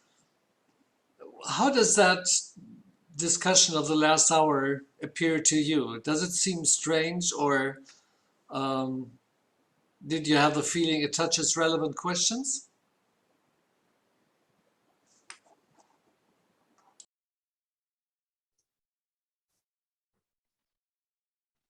Ja, Karin, Hello. Please. Herr Breik, fangen Sie ruhig an. But I mean, I'm speaking from the outside in a sense, because I'm not in the music business, and I'm not a researcher either. So from the political perspective, I unfortunately have to say that everything that's connected to education as schools is not, that doesn't lie in the Zuständigkeitsbereich. It's not the business on the federal level. So, but I see that we have we begin to develop a perspective on that because of the Ganztag that is on the horizon. And so we think, or what our aim is to foster research that connects all kinds of cultural activities, like musical education, which is one of the most important to my mind, and I think generally speaking, one of the most important cultural activities. And we are very interested to put that in the kind of the curriculum, or as close as we can get, for any of the reasons mentioned before. That means to make vanish social inequalities and to foster personal developments. So maybe we will see that in the development of the Ganztag, and we will do what we can, but our means are very confined. So we will support research if we can, and hope this will go on. Thank you. Sarah, how did this discussion appear to you? Yeah, I think you've touched many crucial problems, also very general problems of cultural education and musical education. I mean, social justice, inclusion. I mean, all these are very central topics in cultural education, and that I see in all the projects that we manage or that we help guiding for BMBF. Yeah, so it was really interesting also to hear the international point of view, especially from Nigeria. I think there really were yeah, doors opening. So thank you very much also for this perspective.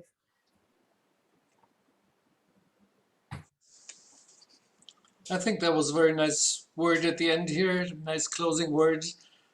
I thank everyone for contributing to the discussion, for being here.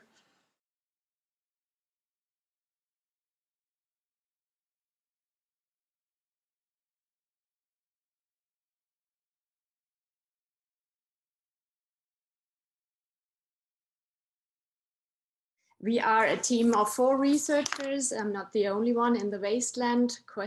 project. And I'm here together with Birgit Altans, who is the project leader and the professor of pedagogy. Birgit, maybe you say hello. Okay.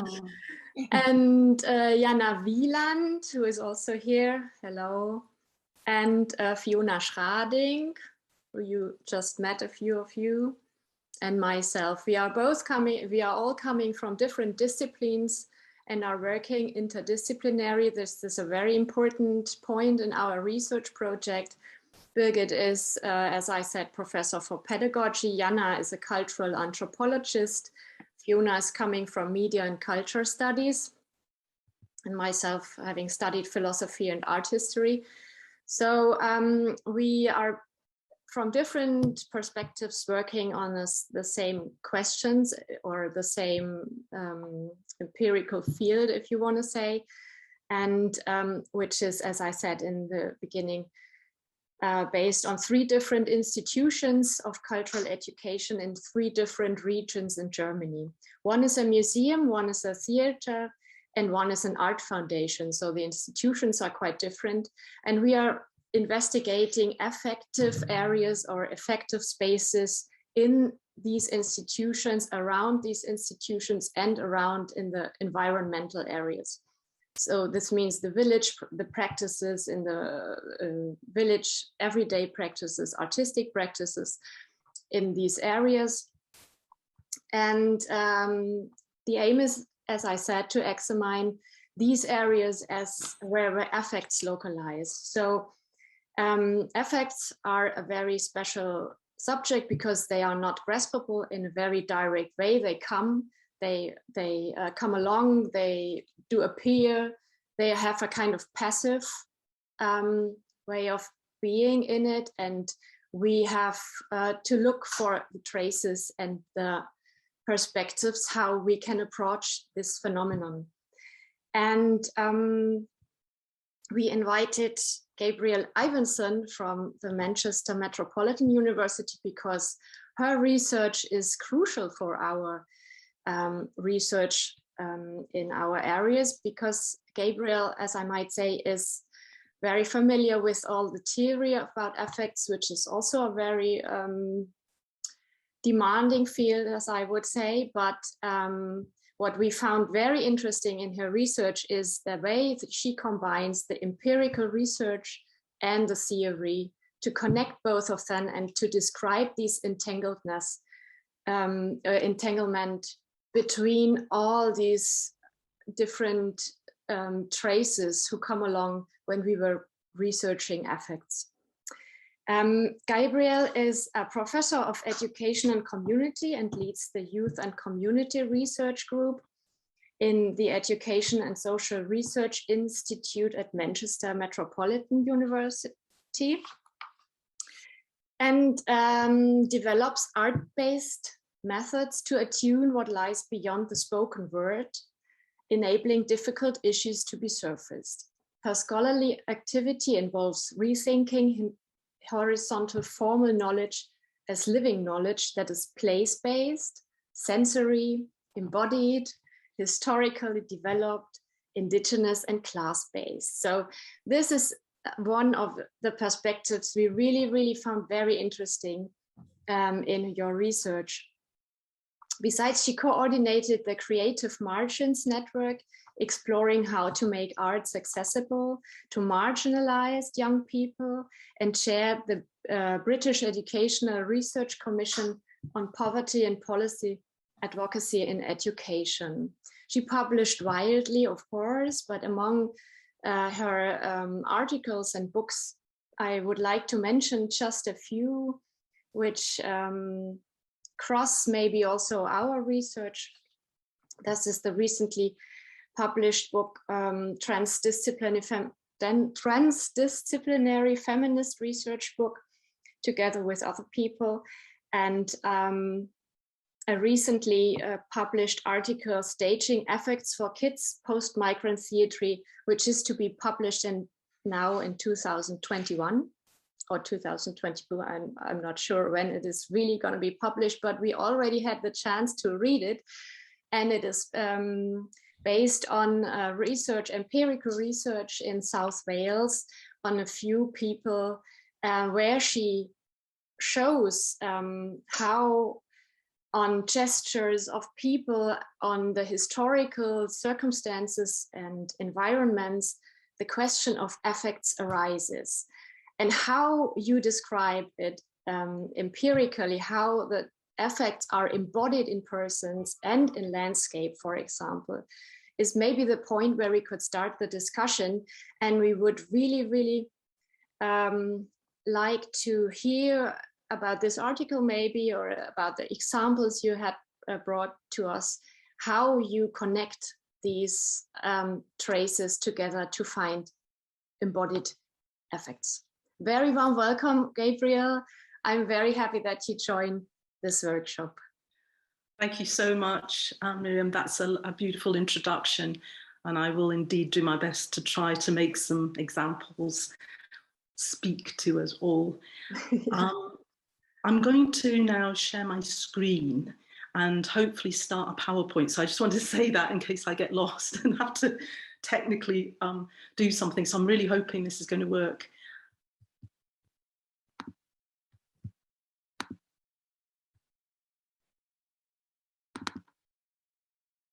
I'm hoping you can see this. Yes, it works perfectly. Oh, brilliant. That's so good. Fantastic. I'm so happy. That's probably the hardest bit. So thanks so much for this invitation. Yes, we've been working in the ex-mining rural valleys of South Wales, Wales being attached to England in the UK, for many years, over a century. Yes, I'm that old. No, over a decade. And I think that what I want to start by saying is that being immersed in place, knowing the history of place, having a long engagement has enabled us to be able to talk about the queering of time-space manifolds that enable affects to jump time, jump stress. You know, you've got to be there, you've got to feel what it's like, you've got to kind of know the history of place. So in these communities, there's a strong industrial heritage of coal mining. It was at the heart of the Industrial Revolution and exported coal as far as India and China. However, recently, every single one of the mines in the South Wales communities are shut. And these places now have moved from having this rich history of productivity, where this black mineral flowed as global capital from its industrial center, exported all over the world, to places of decline, real social difficulty and neglect. So in many ways, we want to talk about coal as a material, as a matter that comes to matter in this place. And part of the social imaginary and the way people live is still steeped in the traditions of coal mining. But now we have media representations of the place that show it as a time out of place, an abject place, draining the economy and eroding ecologies. So where then I think something does the source of I life think the connection reside in these valleys? Well, in short, it lies in the people, in the place. Gabriel? Ooh.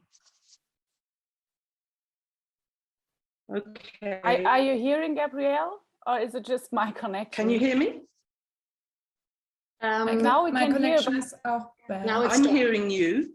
I'm having some difficulties actually. Shall I keep talking? Can you hear me? Yeah, we can hear Yeah? now, but maybe you can put the camera off, like, because then maybe the connection will be Yeah. better, because then we only hear the sound. Yes. Let me see if I can put the camera off. Sorry, I'm not sure how to Just put the the camera. camera sign on the left. Stop video. Yeah. Yeah, Okay. perfect. How's that? Yeah, that's maybe better. Yeah, it's maybe better. Oh, great. Okay, so I was just saying, so where does the source of life lie in the valleys? Are you okay? Can you hear? Yep.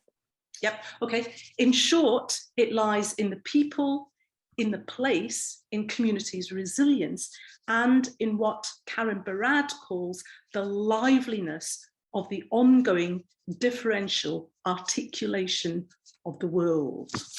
Big concept. I'm now going to just introduce I'd like to, if I can move my PowerPoint. I'd like to introduce the concept of affect. And we're calling on the philosophy of Spinoza, who we introduced. One way to think about affects then is about what bodies can do. So rather than essences or what lies inside, but putting the emphasis on action. And he posed the question then, what can a body do, using a term called affectus, which is the body's power to be affected and to affect others. And as Deleuze and Guattari say, we know nothing about the body until we know what it can do. In other words, what its affects are and how they can or cannot enter into composition with other affects, with the effects of another body, either to destroy that body or to enliven it.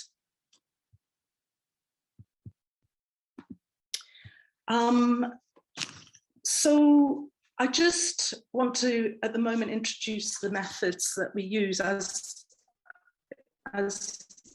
was said at the beginning, we try to use art-informed methods to enable what the body knows, if you like, and can do to materialize language or the text.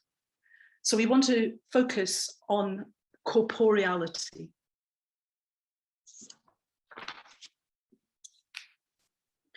And these are just some of the ideas here that inform our work.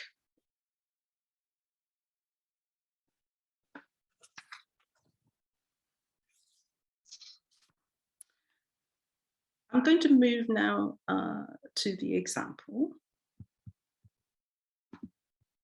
Okay, so here is a mind map created by some of the young girls aged between 11 and about 17 who were working with a youth worker. They'd been causing trouble all over the estate where they lived. They were not going to school. They were becoming actually quite violent at times. And slowly the youth worker drew them in to the local youth centre and worked with them and articulated through this mind map what the issues were for them. So if you have a look at this, why do boys feel they need to do these things to us? So they're talking about harassment, sexual bullying, and we saw quite a lot of this in the schools. And I think the thing that really struck us was this quote at the bottom: nearly all of us cry at night. And that resonated and stayed with us. We encountered the girls when they put a tweet out saying, we need help. And my colleague picked up the tweet and said, we'll try and do something with you. And that was our opening to working with the trouble that these girls have. So in general, we work with artists to co-compose workshops to enable expression through media beyond the spoken word. And much of what we do involves attuning and tending to the affective and multisensory dimensions of place through being there. So we're working with objects, landscape, movement, light, sound, noticing how they align and call us and our participants into the world. At times, nature, machines, animals, and digital media have been elements of the assemblages that we've been paying attention to. So a central refrain of our work is working with what we call artful interventions, where we create events and encounters that surface and support what young people might already do and feel to survive and thrive in post-industrial places. And this puts the emphasis on young people's capacity, their prehension that enables us to glimpse the photo possibilities of the more than of their beingness. Now, I won't go into the details of how we met these girls, but a few sort of weeks, if you like, into working with them, we were struck by the way they described their trouble. So on one of the very first meetings, we could viscerally feel their anger. And they described to us a scenario where they expressed a strong desire to make boys feel the pain they feel. And in unequivocal terms, they said that they wanted to tie boys to a chair, interrogate them. So we asked the question, what do you do when you're working with young people with this stated desire, to be violent? We start by saying we're going to stay with the trouble. We're not going to close it down. We're not going to moralize. We're not going to re-pathologize, but we're going to take seriously the anger and this scenario. So we take this scenario as a kind of condensation symbol for other troubles. Okay, it's projected particularly here, generational trauma, we argue, that goes deeper than this visual here. So we asked them how they wanted to proceed with us, and they said that they wanted to go away together to an activity weekend and work with their bodies, because you can see that their anger is incorporated, and they chose to do airball, giant swing and rock climbing. Okay, so we took them away. We've got some money.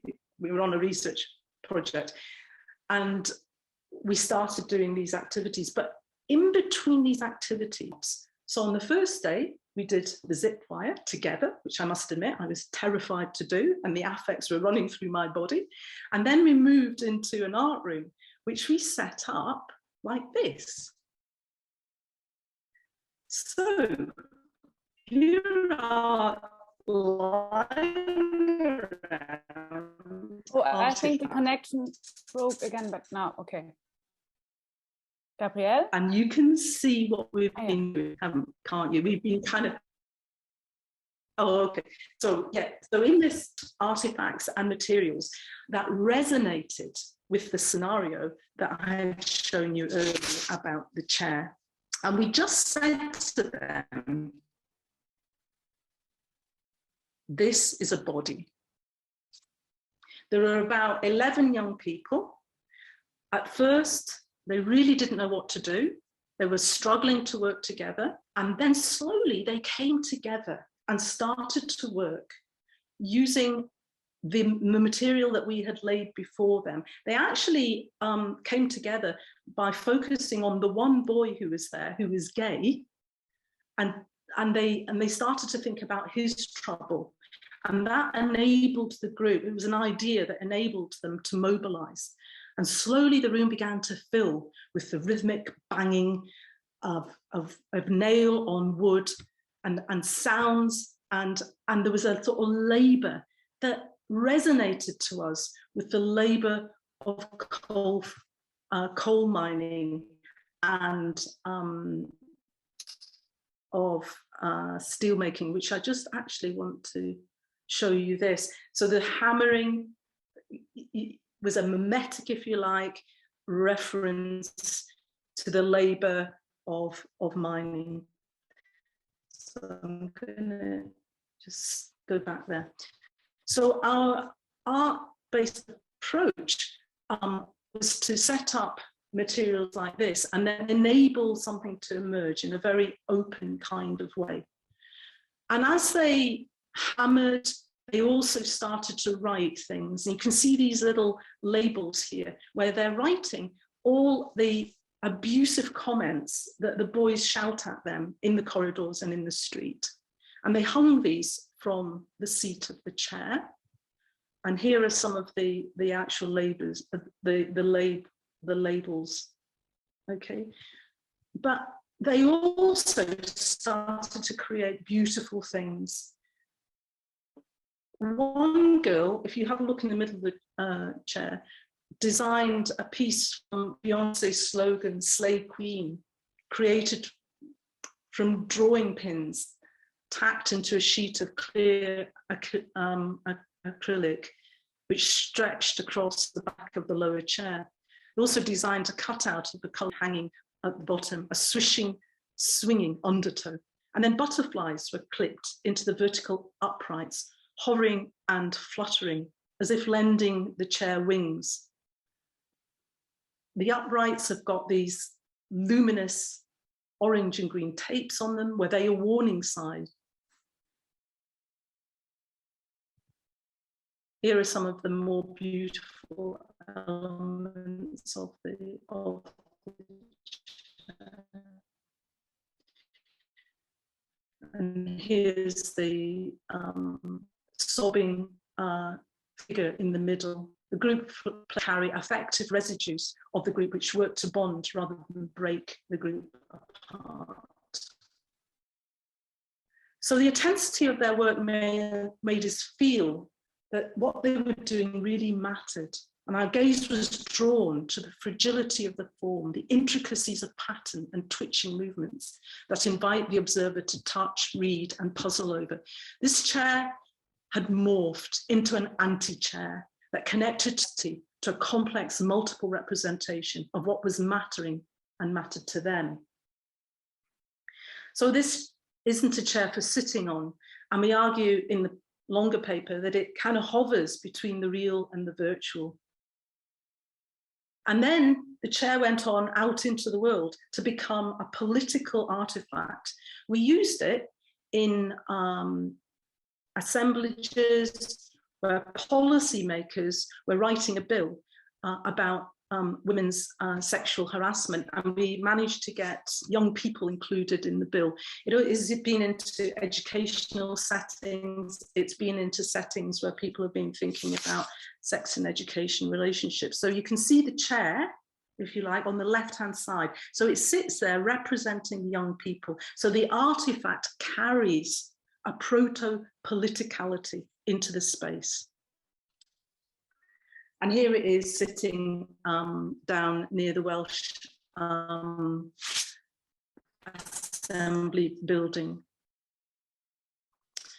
So I just really want to finish off by talking about how we think about trauma as affects that are caught in bodies. And we pay attention then to the way imagine a girl growing up in a community scarred by the now absent coal mining industry.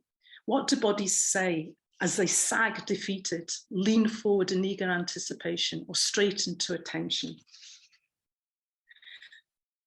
These corporeal gestures jump and catch our attention. And as they're registered, they leave traces in us as intensities that hang around and haunt us and won't die away, as in the comment, we all cry at night, which we could not leave alone. These affective trails left at an instantaneous event, caught in or are given out in gestures, postures, a look. Affects are contagious. They jump from body to body without registering cognitively. Corporeal change is felt as a differential, such that the smallest gesture can have an inordinate impact. Symptoms of the troubles come to our attention in these gestures. And this is a gut holding. The girls would hold on to themselves as if nursing some kind of pain or need to hold themselves together. Trouble hints at unresolved tensions relating to events in the past that were traumatic. Unresolved tensions are carried across time and space, traveling intergenerationally through collective affective practices that retain a community's sense of beingness. Affective traces come to our attention when we encounter such gestures, looks, or mannerisms that intensify feelings. And these, as they catch our attention, make us feel something in the pit of our stomachs, a feeling of disquiet. And this, as researchers, is what we're trying to pay attention to. In the South Wales community, we sense troubles as a kind of imminence, manifest in girls' hesitations on the edge of movement, as a kind of jitteriness, as fleeting gestures, micro movements that can be glimpsed as if they hover in between the virtual and the actual. And Erin Manning hints of a temporal folding where a gesture betrays the trouble before an act is fully executed. She refers to the non-chronological, non-divisible ability of matter as a folding through of time in the making. And her concept of the inact captures a sense of the virtual elements, refrains, and vibrations that accompany or inform what becomes manifest as an actual movement, the unconscious elements of the inact. And these include refrains from the past that are not available to our conscious awareness. This is the trouble. Thank you. Thank you so much, Gabriel.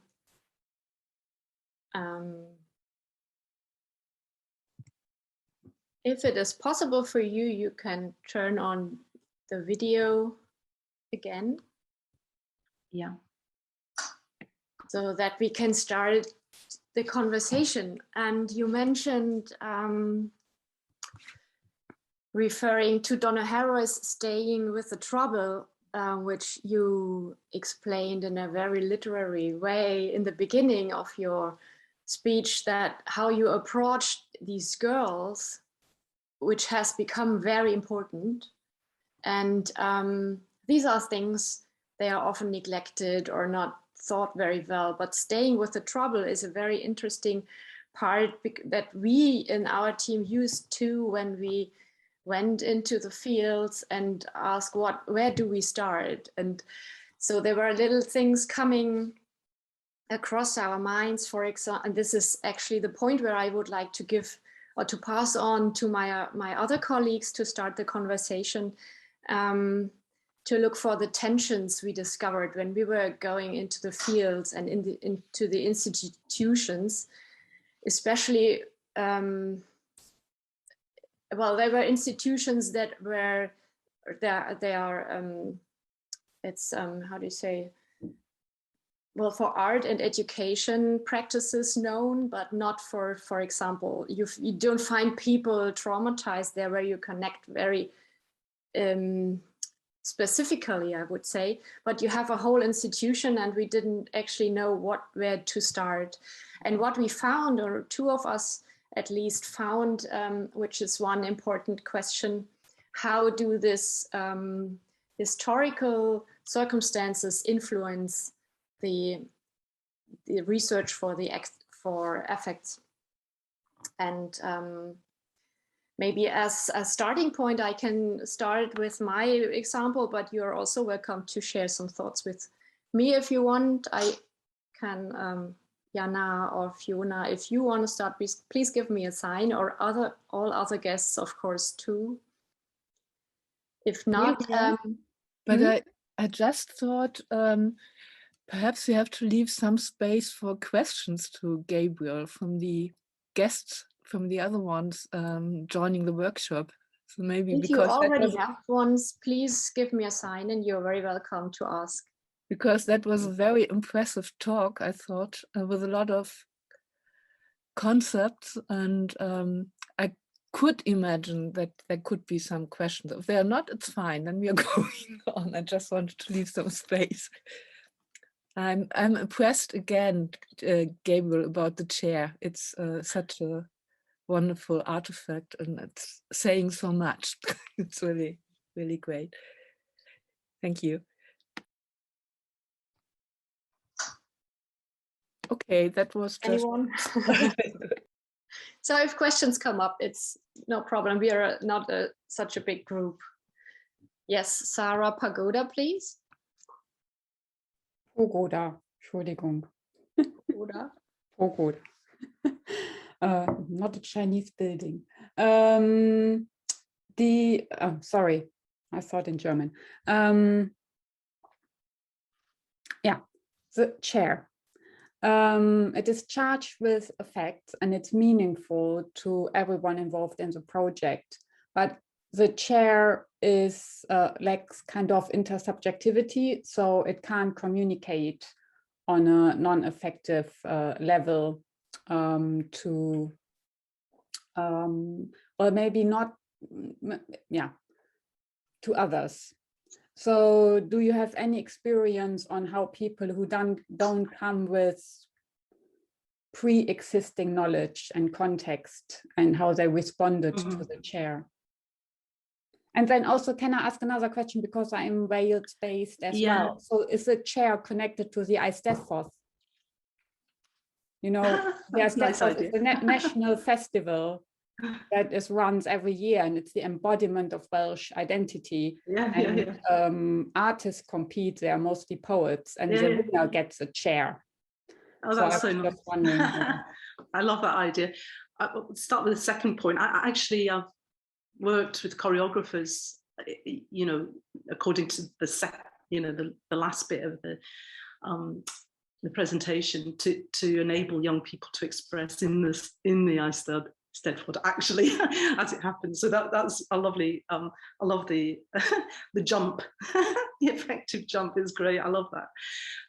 But the first part, so I think in the morning, somebody spoke about chain reactions. And what I'm thinking to try to explain here is that, of course, nobody can interpret the chair according to the way any one of those young people were enacting something as they created it. In fact, I don't think young people could tell us what it means, right? So we're not working with representation. This is the difficulty of affect, isn't it? However, when you put it on stage as a representation of young people in the valleys, it has massive affective resonances for people. We never know what they are. It doesn't matter. So when politicians were sent artifacts, they didn't understand them. They didn't know, but it brought to mind there are these forgotten people.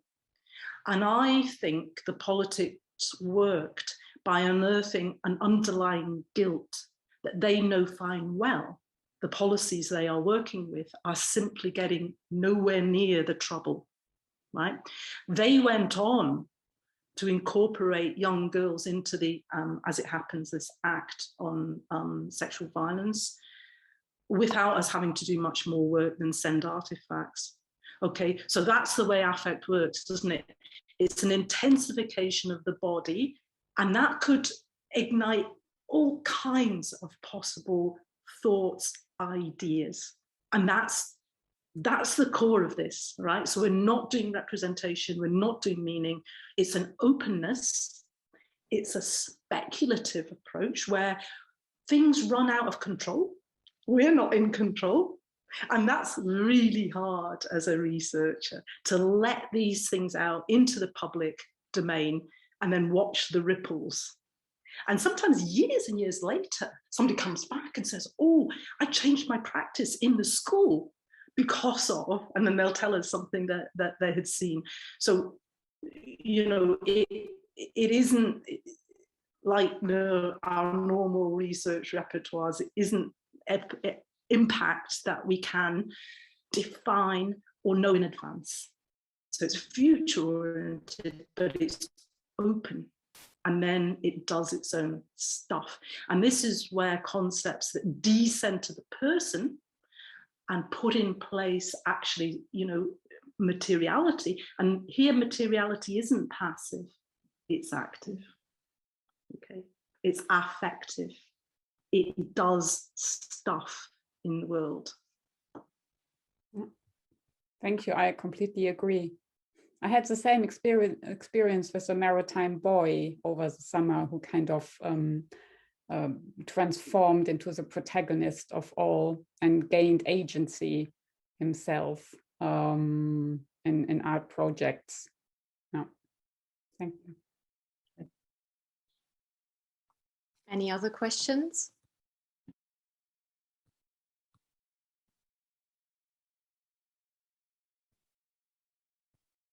Birgit, you don't have one? No, I'm just affected. Just reflecting bodily. I think it's not verbal at the moment. Mm. So maybe we start to share our thoughts on our own project with you in order to ask maybe the same questions on different subjects or different questions on the same subject, who knows. I'm working at the Oderbruch Museum Alt-Ranft in Brandenburg, and there is actually a very strong concept on landscape communication from, you might be familiar with, Gabriel, it developed by Kenneth Anders and Lars Fischer, who are at the same time the program directors in this institution. And they have their idea is to give space to all the people in the region to make the region visible through landscape, through interviews, through the people, but also through the whole area and through all what consists in the area. And the concept is very innovative because they try to work very democratically, you say that, and give everybody a voice who is connected to the area or is inhabitant to it. But when I was doing research, I became aware that if you take this concept seriously, and that was Kenneth Anders, the program director, said, it's not easy to communicate to the people. And he said that, for example, there is the Alliance of Diversity, and they were asked to join this alliance. It's an alliance where a lot of institutions participate and say we are diverse, we are multicultural, we are. It's a very open space, and they actually deny. I didn't want to join because. To take the concept of landscape communication seriously means that everybody, actually the stage, the museum as a stage needs to be free of ideology in a way, or free of these connections to other alliances, for example, even if they do agree with all these ideas, and to be open and not to be right-handed politically and etc. So they said, okay, no, we don't do this. Also, they were ideologically very close to these ideas of the Alliance of Diversity. And in our experience, we really experience that in a very strange way, because if they are open, and where is the problem? So, and this made us become aware of these tensions, that the institutions are also connected to the space where they are. It's not like only financially based relationship to the communities, but it's really based to the landscape and to the people around it. And insofar I can understand why they act like this, but it remains a bit strange for us, or for me, to stay out of the alliance, for example. And you have to explain that. And we actually tried to see these little traces as part of this effective area, as you described it, in this openness and in this,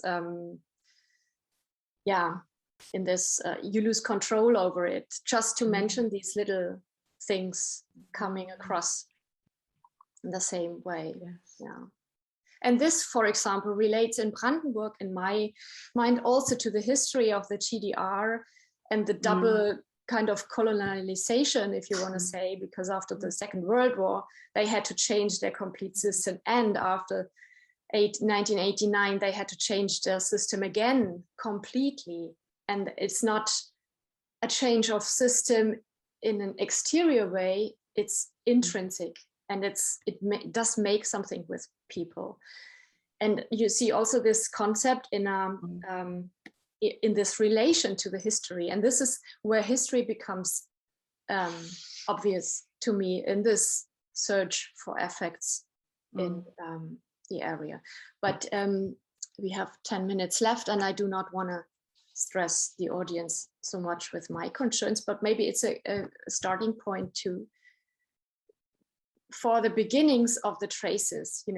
That's what we were interested in. How do we start or how do we deal with these traces? And you made a very good example with the chair, and it's very fascinating. But I want to give the word to pass on to the audience too, if anybody wants to say anything. Maybe I can add to this a question for Gabrielle, if no one else now. Okay, I see Luise Fischer. Do you want to go first? Yeah. No? So maybe you first, Fiona, and then Luise? Okay. I just want to add a question to the topic. Miriam just brought up the question of history, because I'm really interested to hear thoughts about this, Gabrielle, how affect and history connect to each other.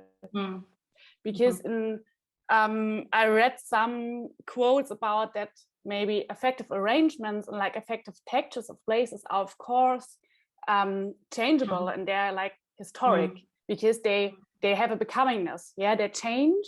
But I think that the form of change which is effectively felt isn't quite explainable in like a chronological way. So I think affect works not in this kind of linear history way. So there's like a tension. And I'm really interested in how is it possible to explain the becomingness of the effective texture of a place, like how, and you used expression I find interesting, like you called it affective hauntings. So maybe you want to say something about it.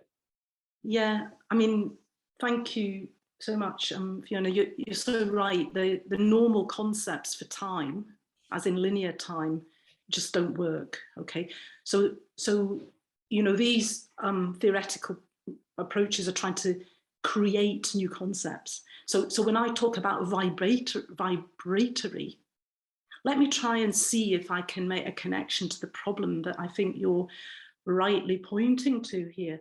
So history of place is like the deep water in a river.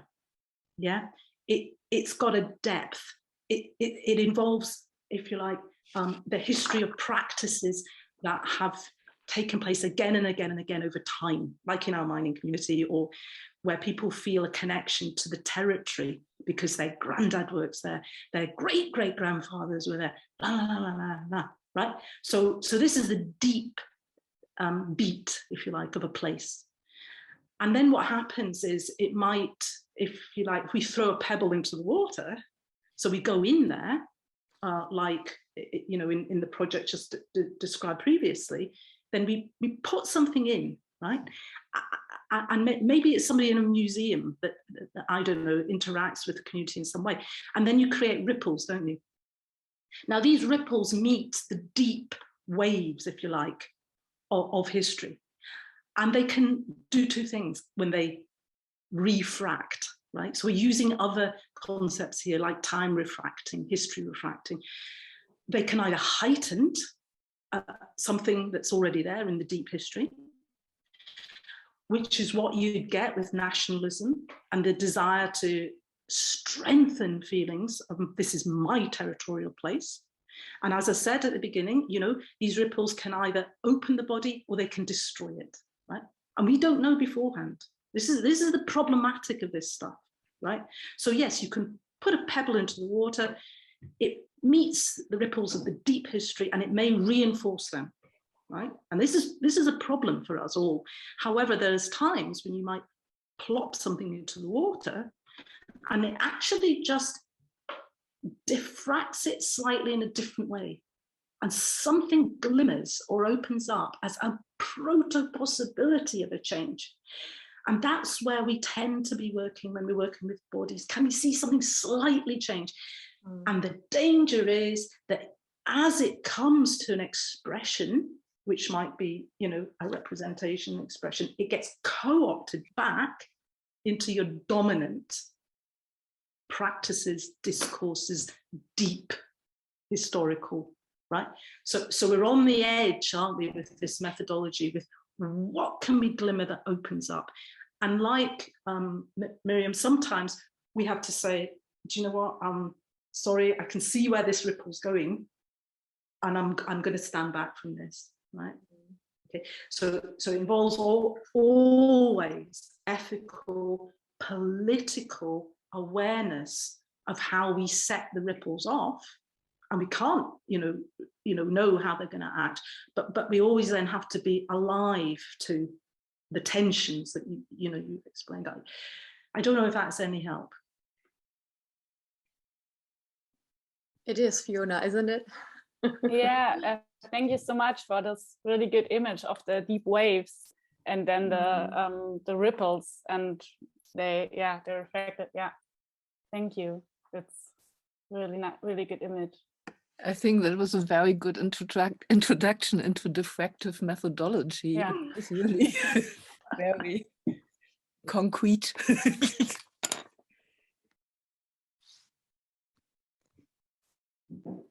Louise, do you want to go?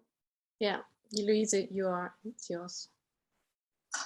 Yeah, thank you. First of all, thank you for organizing this workshop. Thank you, Gabrielle, and thank you for the whole Wasteland team for doing this. I'm here in a I don't know if I should say this, but in a double role. So I'm working for the Meta Club project, but I'm also a human geographer and a counselor and you could say a cultural psychologist, educated in Edinburgh, actually, in Scotland. And I have a very, very, very strong interest in post-human and new materialist theories. So I'm very grateful for having a touchdown to this connection. And I was actually interested in exactly the discussion you just opened, Fiona, because I was wondering about your understanding of traces. Because if you read Barad, Meeting the Universe Halfway, and her idea of space-time mattering, that space and time configure each other or reconfigure each other constantly, differently. The way I understand it, it's always future oriented. It's always, as Manning says, it's with the potential, the more than what's yet to come, not there yet, but potentially there, the virtual that's about to actualize. Yes. So now we have this historical, and you're interested in what is affecting this assemblage, or this what is interacting or potentially even diffracting. So yeah, maybe I was just wondering, can you see traces as non-chronologically, and what happens if you look at it in an asymmetric way? And maybe also like what Miriam said earlier, what is affecting you? You are affecting. I think you've mentioned it in previous discussions we've had. You are affecting your, the assemblage you're researching with or working with, and they are affecting you as well. Yes. Yeah. What is set into motion and becoming through this, and maybe changing the dynamics or the waves that are at work?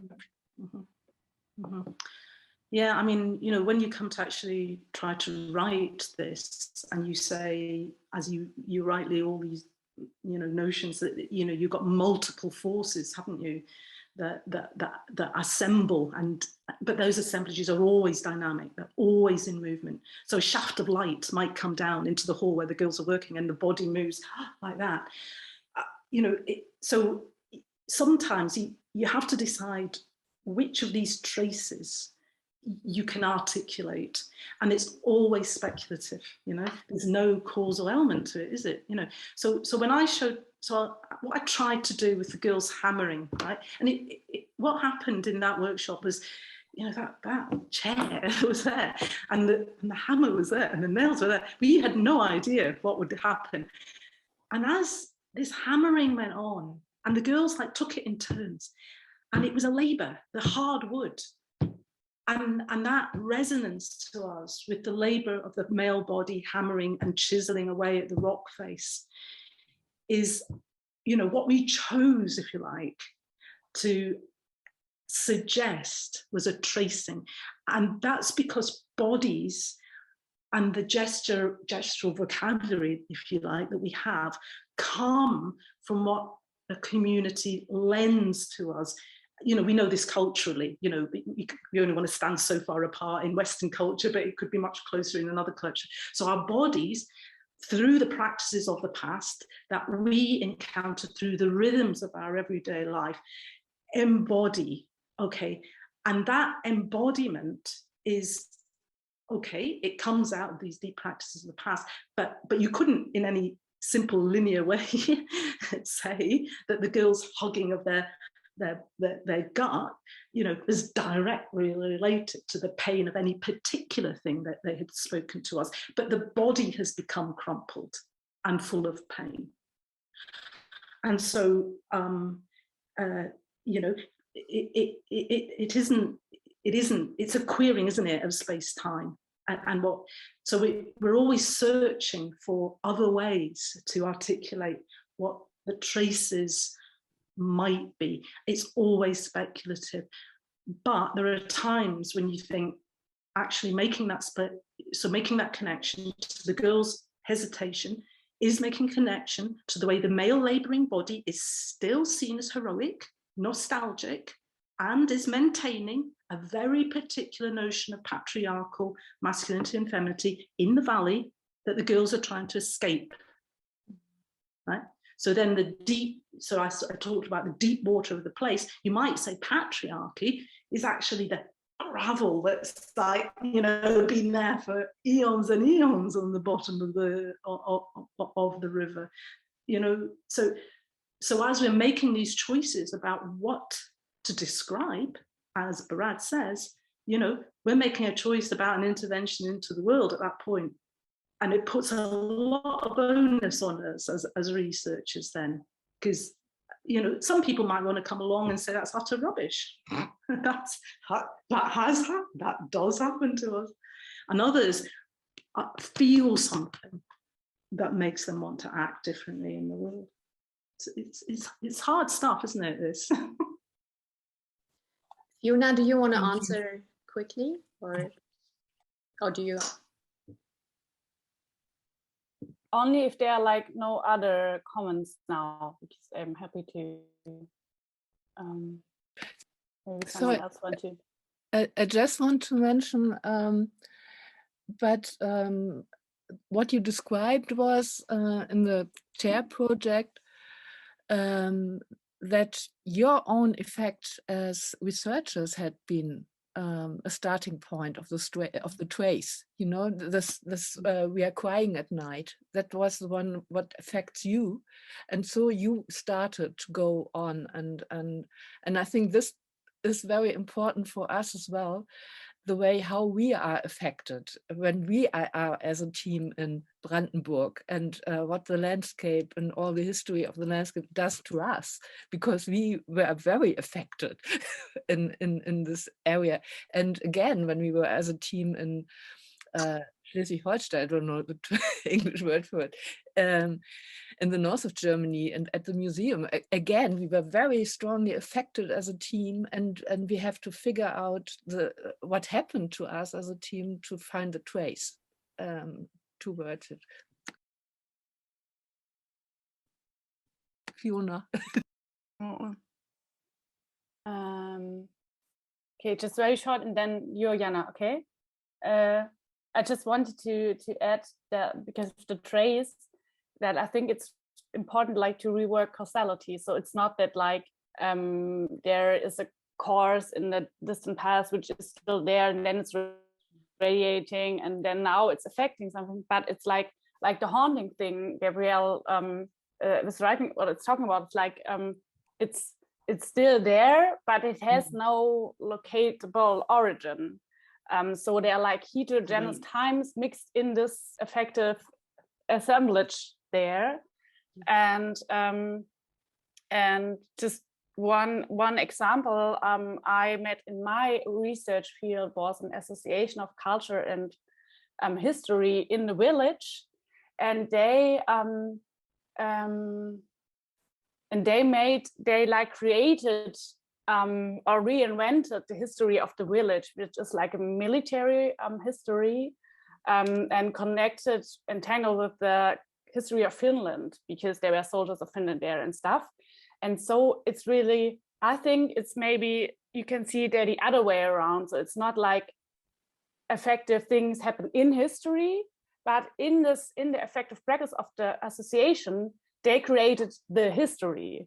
So so they created a space of this chronological order where they can put into their like embodied memories, which are mixed up in this history. So they have a space, history is like a space holding these memories of the people. So so it's like one. So maybe the but Jana, last question, Jana, because we are already running out of time, and but I would like to keep the discussion a little bit open, because I don't know if anyone wants to go to the breakout rooms again during lunch break. So please, Jana. Yeah, thank you, Gabrielle, so much. I have so many things in my mind, and it's hard to articulate what I really want to say or respond.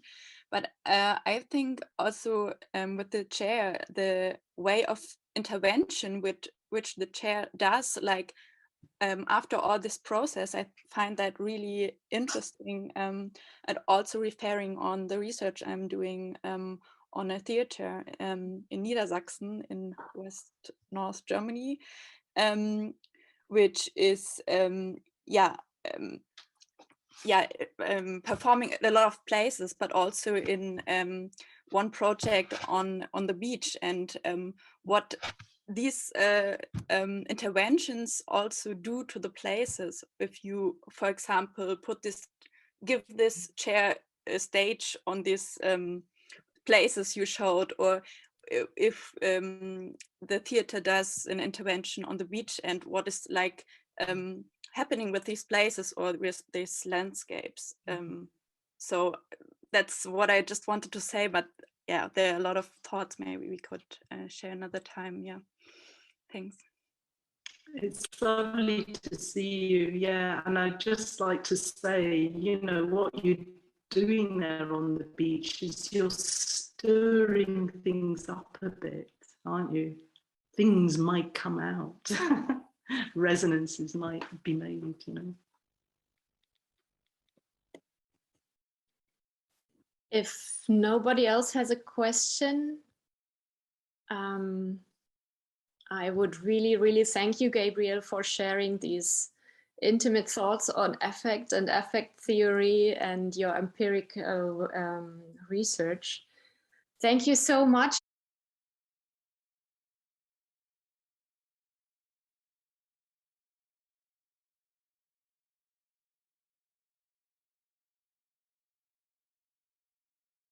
I'm Victoria Flasche. I work in Germany as a researcher in cultural education. And you will see on what I'm working later in the presentation. So, who are the rest? Who is the rest?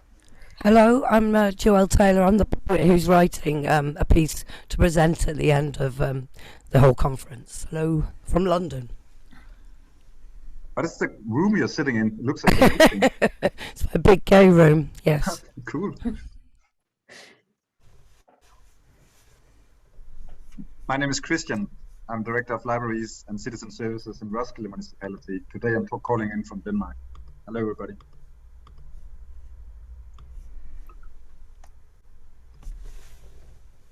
Okay, who wants to?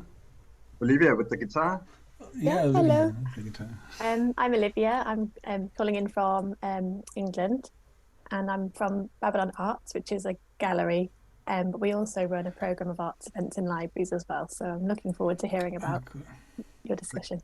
For you guys who came a bit late, at the end of the session, Olivia will give a number on the guitar. Don't make promises I can't keep. And on the keyboard simultaneously.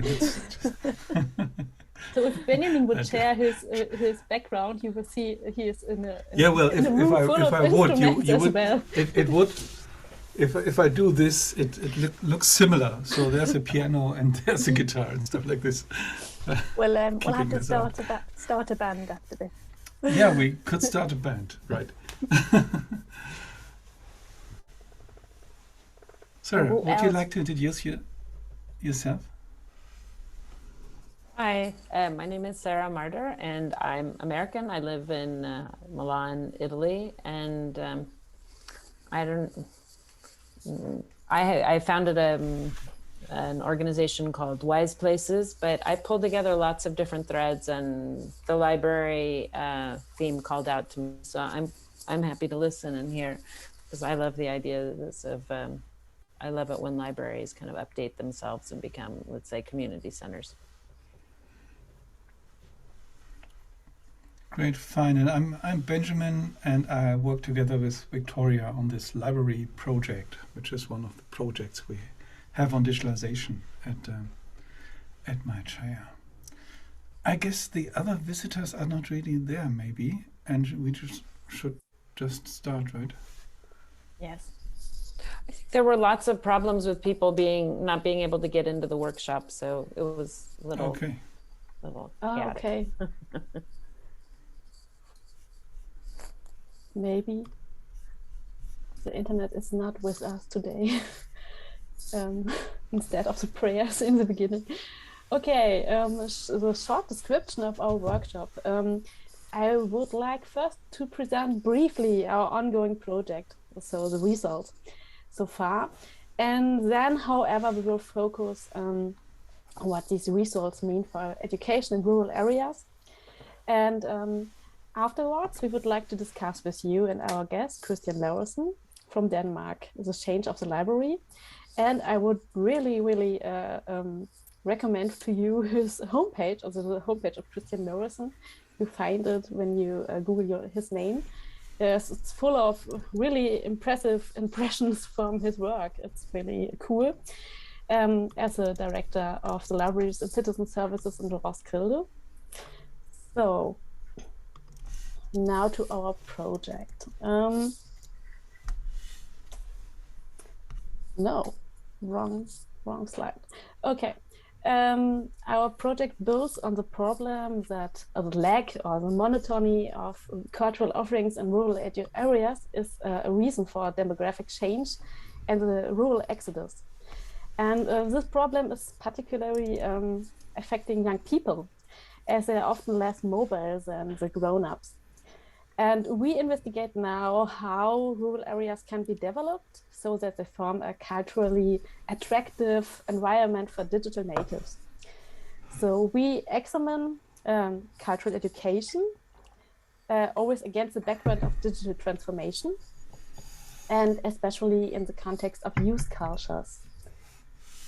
So maybe I had a lot of background noises. Maybe it's you, Benjamin. Or it's okay. Thank you. So, and where did I end? We are therefore particularly interested in digital innovation through libraries. We focus on the libraries as a place of culture and an institution of cultural education. So we are no special library researchers. We are cultural education researchers with a focus on libraries. And in cities, these libraries have often developed into regional innovation centers, and the project aims to research this potential for rural areas as well. So the aim of our project in the end is to develop a post-digital educational offer in rural libraries. And we work with methods of qualitative social research, and our project is divided into 3 phases. In the first phase, it was the year before, we use group discussions to examine how digital cultural education is shaping up for young people in rural areas. And the second phase we are now in is we are researching libraries with post-digital educational offerings. And from these results, we develop a model which we test experimentally in the third phase. So it's next year. And currently we are working on the process of bringing all the results together into one model. So we discussed our findings with stakeholders, we make some evaluation, and then we begin the step-by-step implementation in the next year in 4 small libraries in East South Germany. So it's nearly near at the Czech border are the small libraries. And our now ongoing project is, sorry, so that's the right slide. The no project, BiDiPeri incorporates and compares also the results of the DQU project. That was from 2016 to 2019.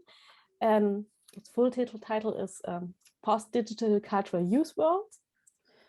And DQU conducted an investigation of how digital transformation has affected young people, current artistic creative practice, and how cultural education is changed and the participation in cultural offers. So, and I just briefly outline the key findings of the old project.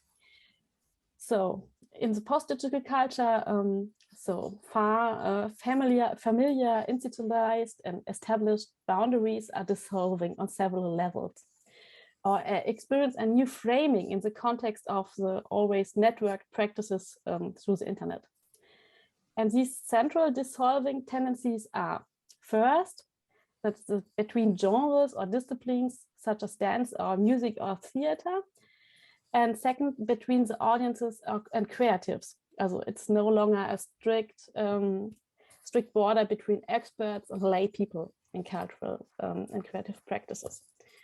And in addition to these dissolvings, there's new effects. This is the staging effect, the performativity, and the ludicity.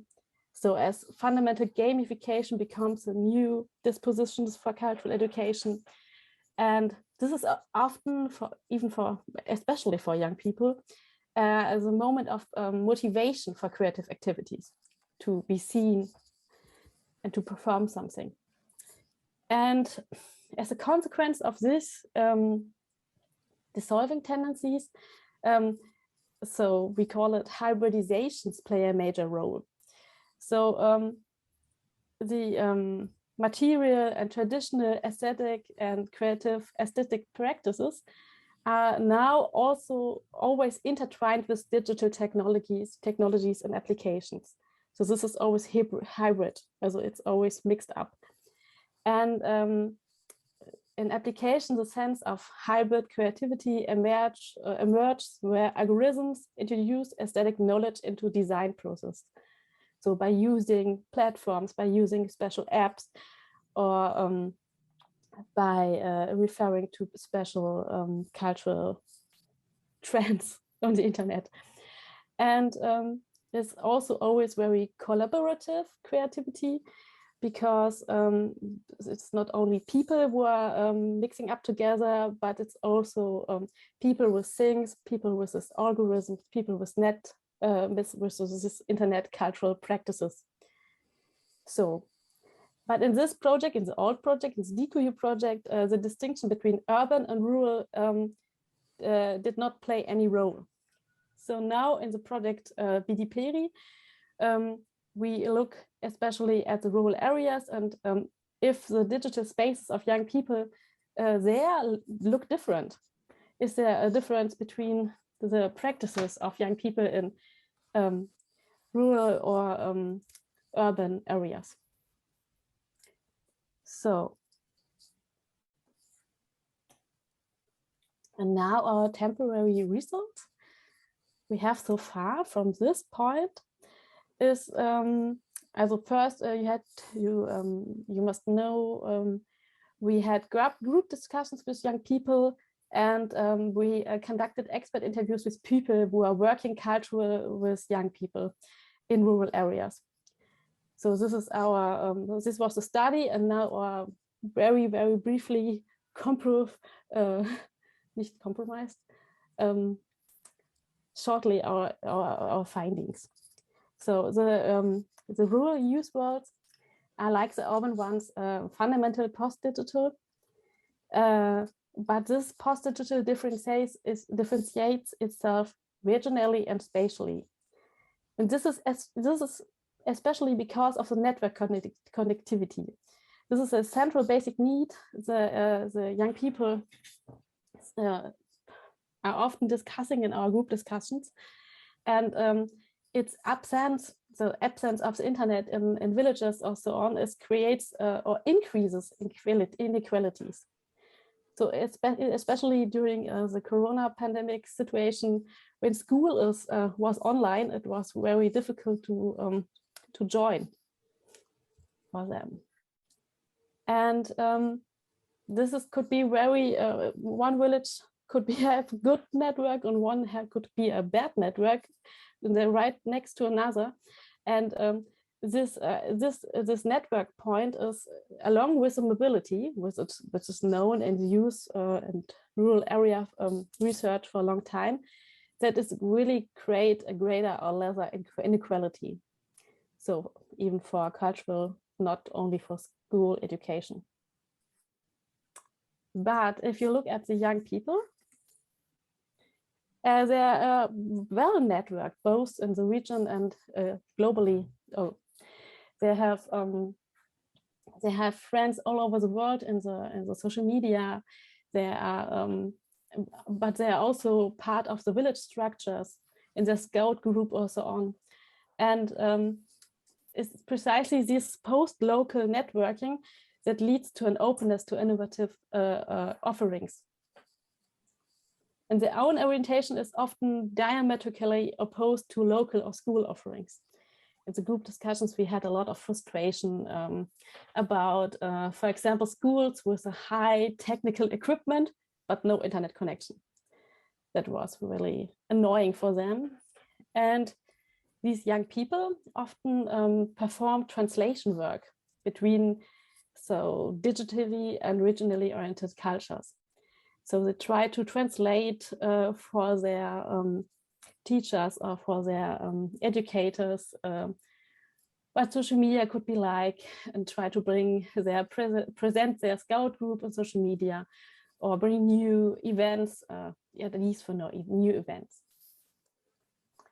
So, and the third box shows most of the results from the expert interviews. And that's a little bit sad, because cultural use work in the rural areas is experienced by the pedagogical experts as precarious and threatened.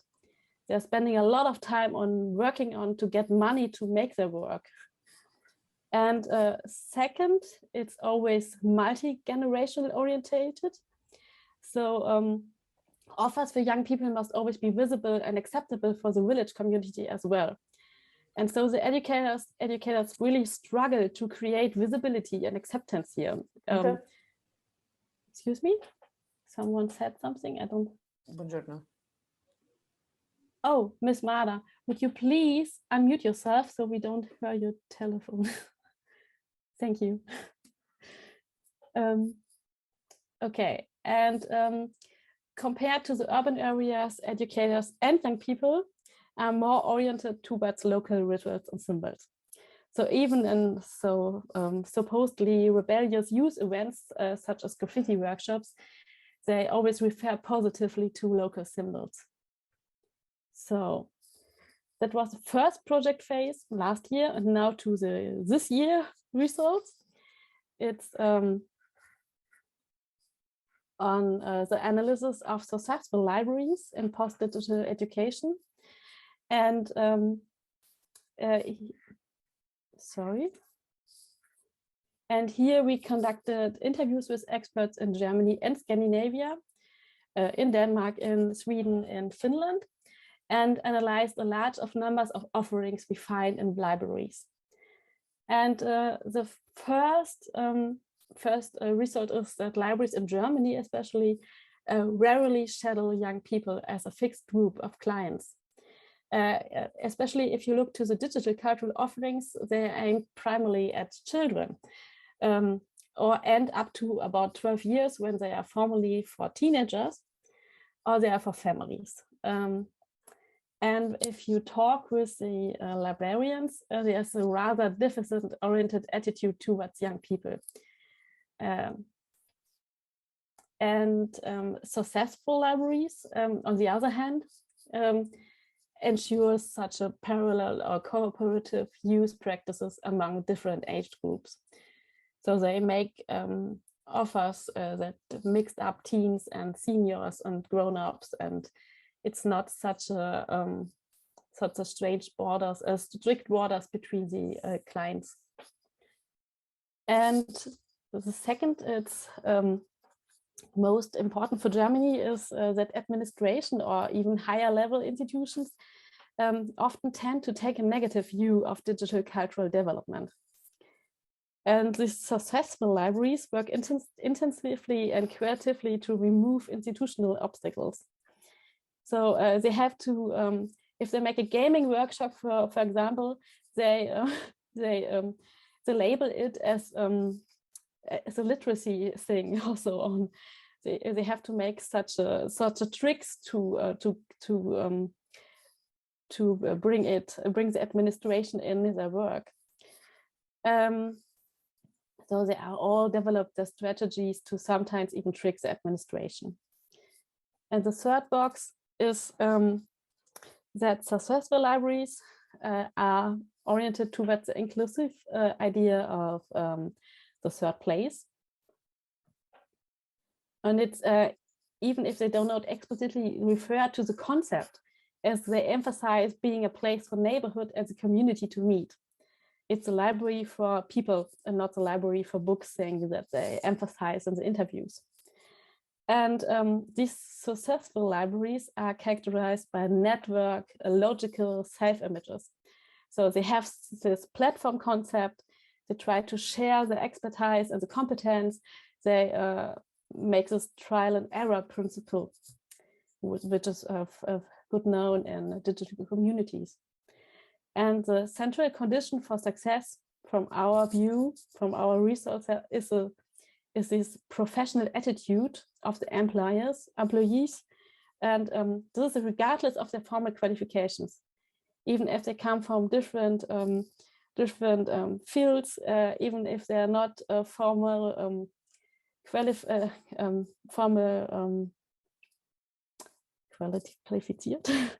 They don't have the formal qualification for this. This is the attitude is the central point.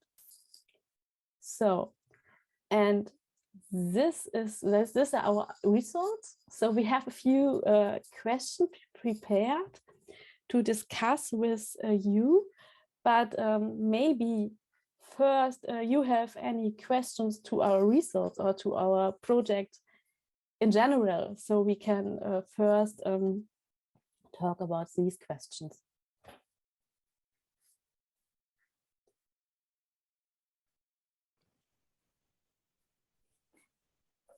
I don't know if you can see it, but I raised my hand digital, now also physical. Maybe we just talk because we are so Excellent. Excellent. I have a question. small group. Thank you for this. I think it's extremely interesting work in a very important area. When talking about young people, I think that young people is not only young people. I think it's classical library work to define a group from the age, but there's a huge difference being a 17-year-old homegrown Danish boy going to gymnasium and then being a refugee coming from Syria. They are both 17 years old, can be defined as young people, but they have very different lives. And a library confronting those two people have to, I guess, have different approaches to make something meaningful, to help them out in some way. In your work, have you been crossing, those different types and kinds of life situations, or has it just been looking at young people?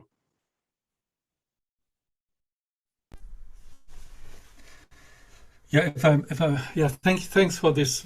It's a very important question, of course, and actually, I think we had a bit of a setback because of the COVID situation with our research at places, because we had to retract from doing the research in the villages or in the libraries themselves, and we had to switch to expert interviews via Zoom, stuff like this.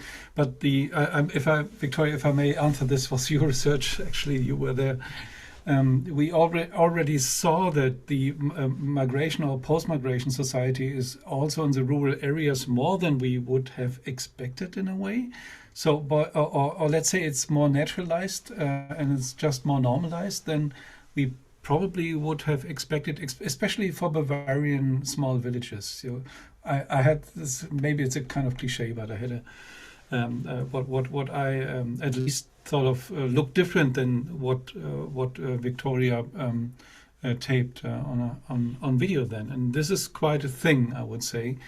But actually, starting from the German library discourse, there is this gap between like 13 and 17 years where they say, well, they leave with 13 or 12 or so, and they come back with 17 or 18 or so. And they, many libraries don't care so much. And so they set this kind of lag with the youth generation, the young generation between like 13 and 70, so to say. And we were following that lead. And unfortunately, because we couldn't be really at the places and in the libraries, this is something I would say we did not really could not really observe. And I would say it's just a hint. We have just some hints about that. But of course, you're right. There are huge differences. But actually, the problem is our problem is at the moment how to include this generation anyways in German libraries, and how to raise awareness that they have to be, because this is a presupposition of making these kind of experiences and then to act accordingly to the special situations of the relevant groups. But this is, of course, we would really have to think about this also. Victoria, would you like to add to this? Yes, we've got this question. So what do they see about the youth in their library, and what are they doing, and what for different groups they are just seeing in their work.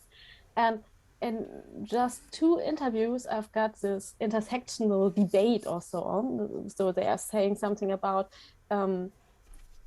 offers for boys or girls, so they got gender aspects, or they're talking about language, so they got this migration point. So they say we order some English or Arabic spoken lecturer or so on, but there's only 2 interviews of all.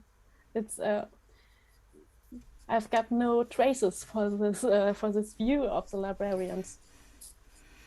So we would have to assume that there's a kind of multiple exclusion regarding this generational situation. Yeah, it makes sense. have one more question. I have many questions, but one more. Sure. You talked about the third place, Victoria, and I think. Can you still hear me? I lost the sound. Yes. Okay, great. I think it's very significant thing about the library as a place. Our work on the impact of public libraries in Denmark also shows very huge significance of meaning to the third place theory. Often I find that it's associated with physical libraries. In your work, I'm not sure if I understand it right, but does young people also, is it also considered in a digital place, a digital third place? Does it make sense to talk about a third place in a digital world? Oh, this is a point we are discussing for ourselves. So how could this library be a meeting point, a community place in the digital thing?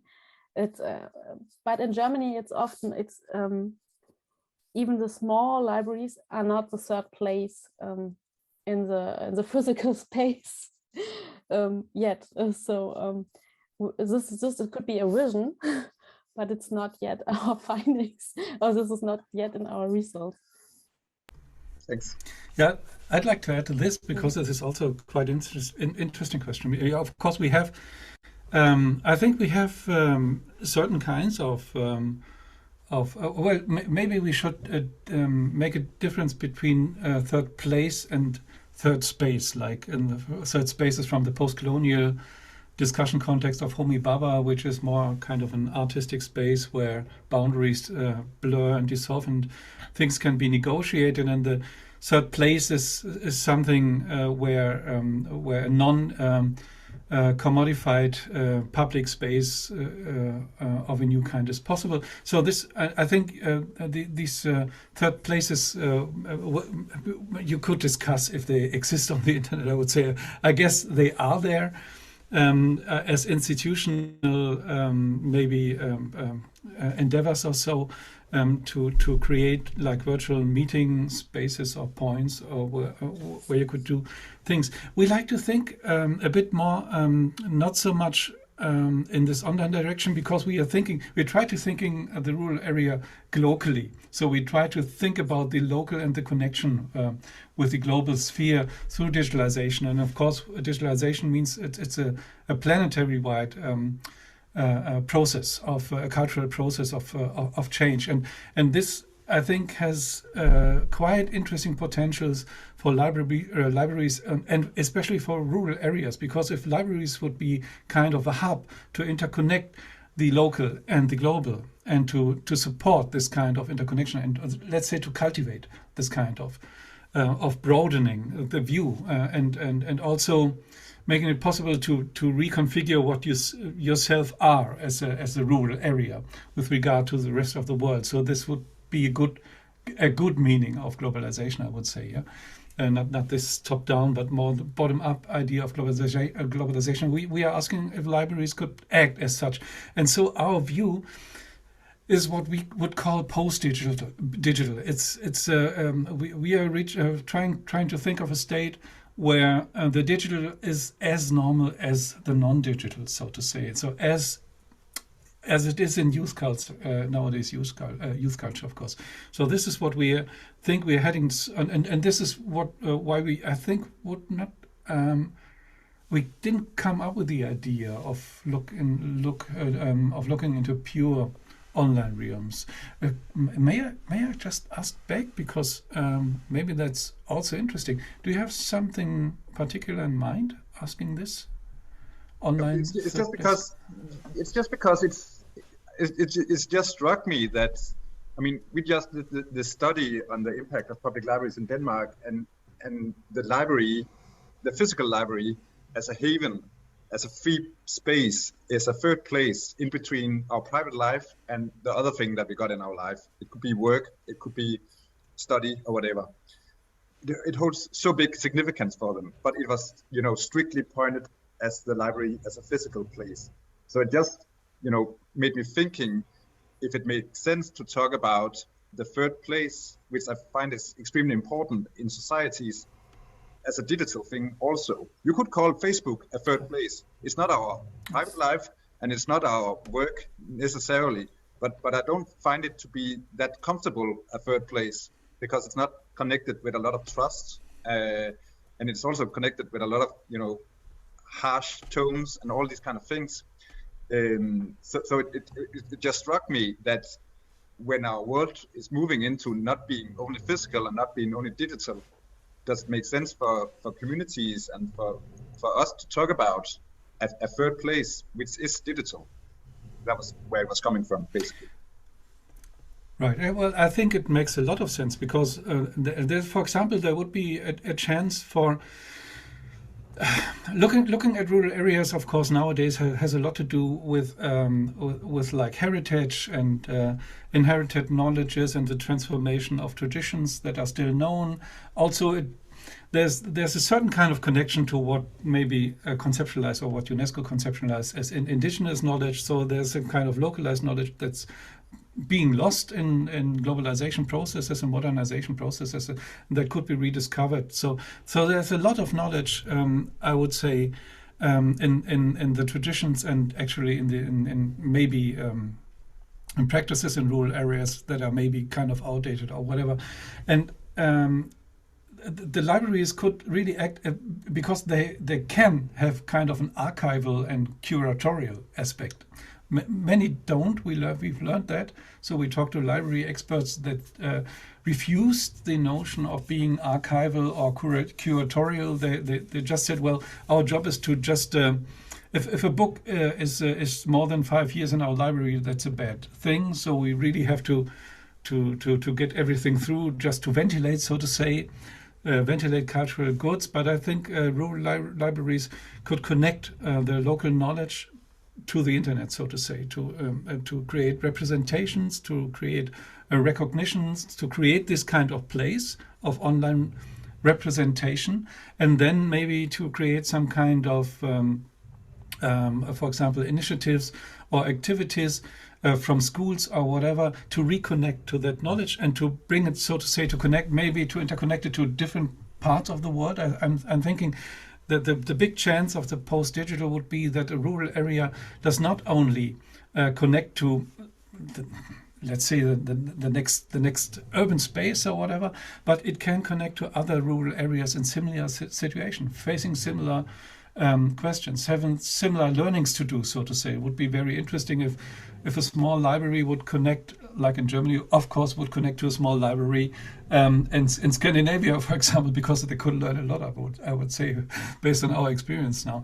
And that would be a more direct interconnection. Our library could really serve as a bridge to other cultures. And why shouldn't small libraries not do this? Because, for example, we have all these partner cities and partner villages projects in Europe.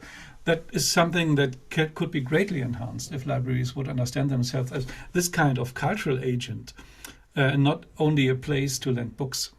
And I think there are chances, right? This would be interesting.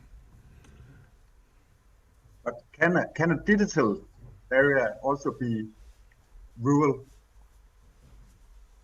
Or in your I think so. Yeah. I mean, my parents live in a very small town, and they're members of a Facebook group with only 300 other people, only from this town.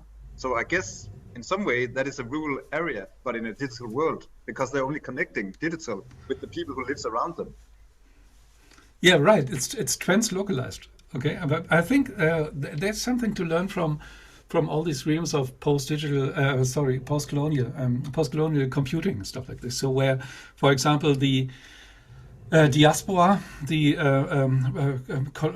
diaspora situations, for example, that I think mark a big part of post-colonial discourses, work on this kind of archives that have their traces in the physical world and have their localities and stuff like this, but also bring those into of course the space of the internet. But there's this kind of connection that also I think I'm basically not a library researcher. I'm more like a digital culture researcher myself. So for me, it's interesting really that if cultural institutions would act like this, they would kind of ground what's going on in the internet. So they would kind of root digital culture and fill it up. There's a wonderful project, which is not a library, but it's a curatorial project.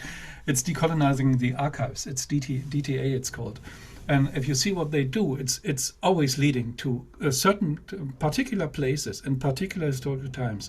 And they are really doing the work of showing this. And this is, I think, for example, it's interesting. And a library, of course, as an institution, of course, that has to do with ventilating a contemporary media and books and stuff like this, and so. But it could also be a special library, as a rural library, with a special focus on what to show and what to collect and what to organize, and which arts exhibitions, for example, to include, and so. And this is, I think, this is very interesting to think about this diversity or multiplicity that would open up. Maybe I'm a bit idealistic about that because I'm not really working with the libraries. I admit it makes sense. It makes sense. Thank you. I have a question, if that's okay.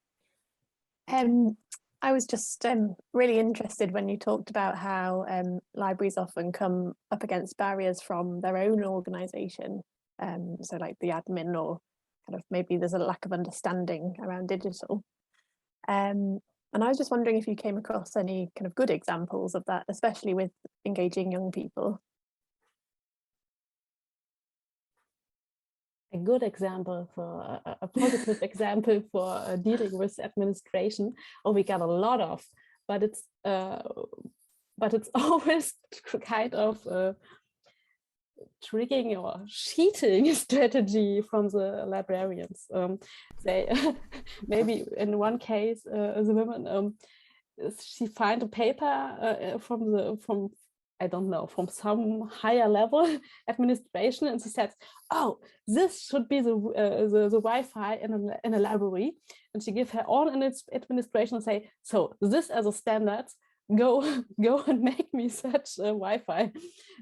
But that was a fake, because she has to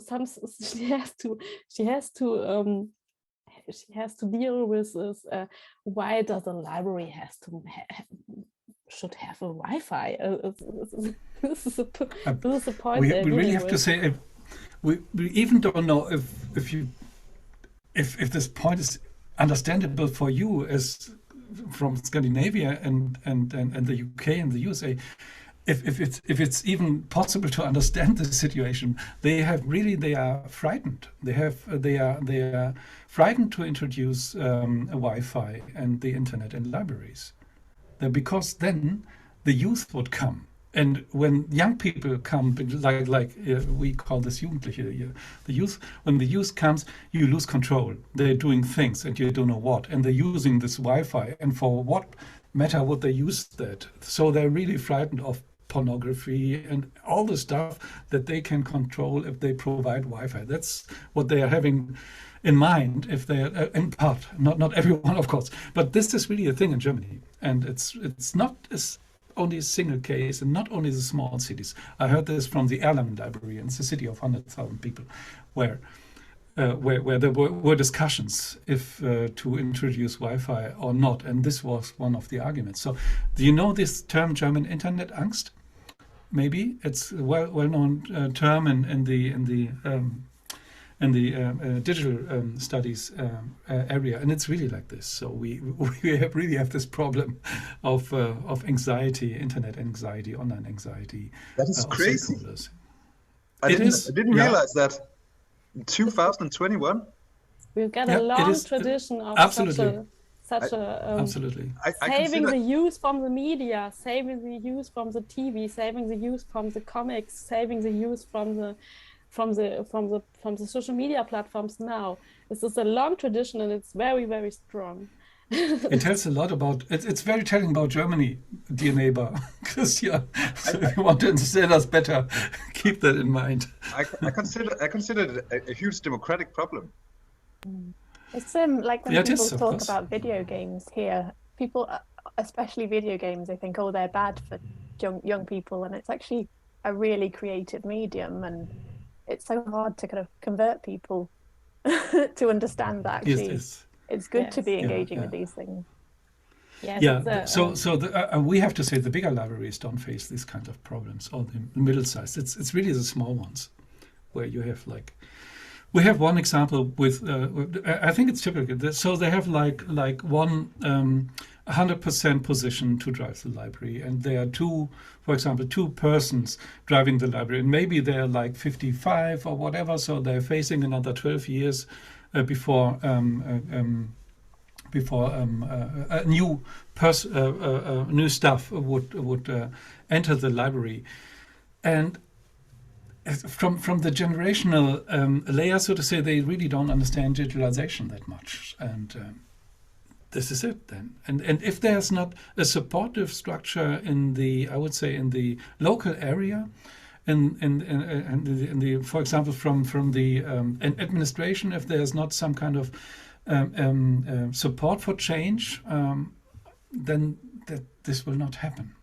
So this is the situation we're trying to finding concepts to where to start to make this possible. Of course, it has to do with knowledge and so, but it has a lot to do with attitudes also, and attitudes not only in the library but in the whole local area. I think this is why we, for example, would look to in this case to Scandinavia, because you had much earlier. You had the idea of virtual citizenship. I think it was even in the 19th, right? 1990s. You had this idea of digitalized administration and access, and we are still struggling with that in Germany. So you can't apply for anything in Germany. Basically, you have always to visit a building in order to get anything done in Germany still. So and this is really something. I think it's a kind of special situation in Germany with this kind of culture of anxiety with stakeholders with regard to digitalization. And as said, not really in the urban areas or smaller cities, but really in the rural areas. By the way, which I think, all our positive examples, our positive digital positive stakeholders are very interested in Scandinavian or Dutch strategies. They travel in the holidays. They travel to Helsinki, Oodi, and to Oslo and visit the libraries. In their private holidays. In their private holidays. So there's a lot of. It's very interesting. But we had wonderful examples. What I loved very much was this. How was it called, Victoria? This kind of guerrilla library, which like were looking for abandoned places and abandoned spaces, and just used that for as a comic library. Also, how would they call themselves? Not really guerrilla library. I don't know. It like this? It is that was great. Pop-up library. Pop-up library was the word. Yeah. Okay, that was the expression. Libraries. So I love that one really, because in rural areas you have buildings that are empty or so, especially if I think we all face this demographic situation of less and lesser people at the moment, young people especially. So there are abandoned places, and they just use the abandoned place to open up a library, and this is really cool.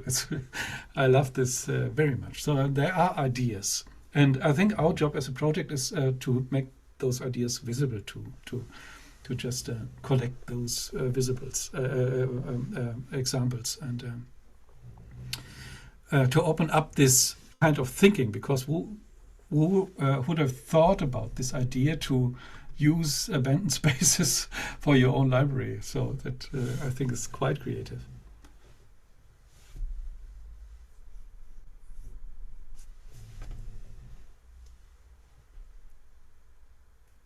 So maybe there are more questions from our group. I don't give up hope.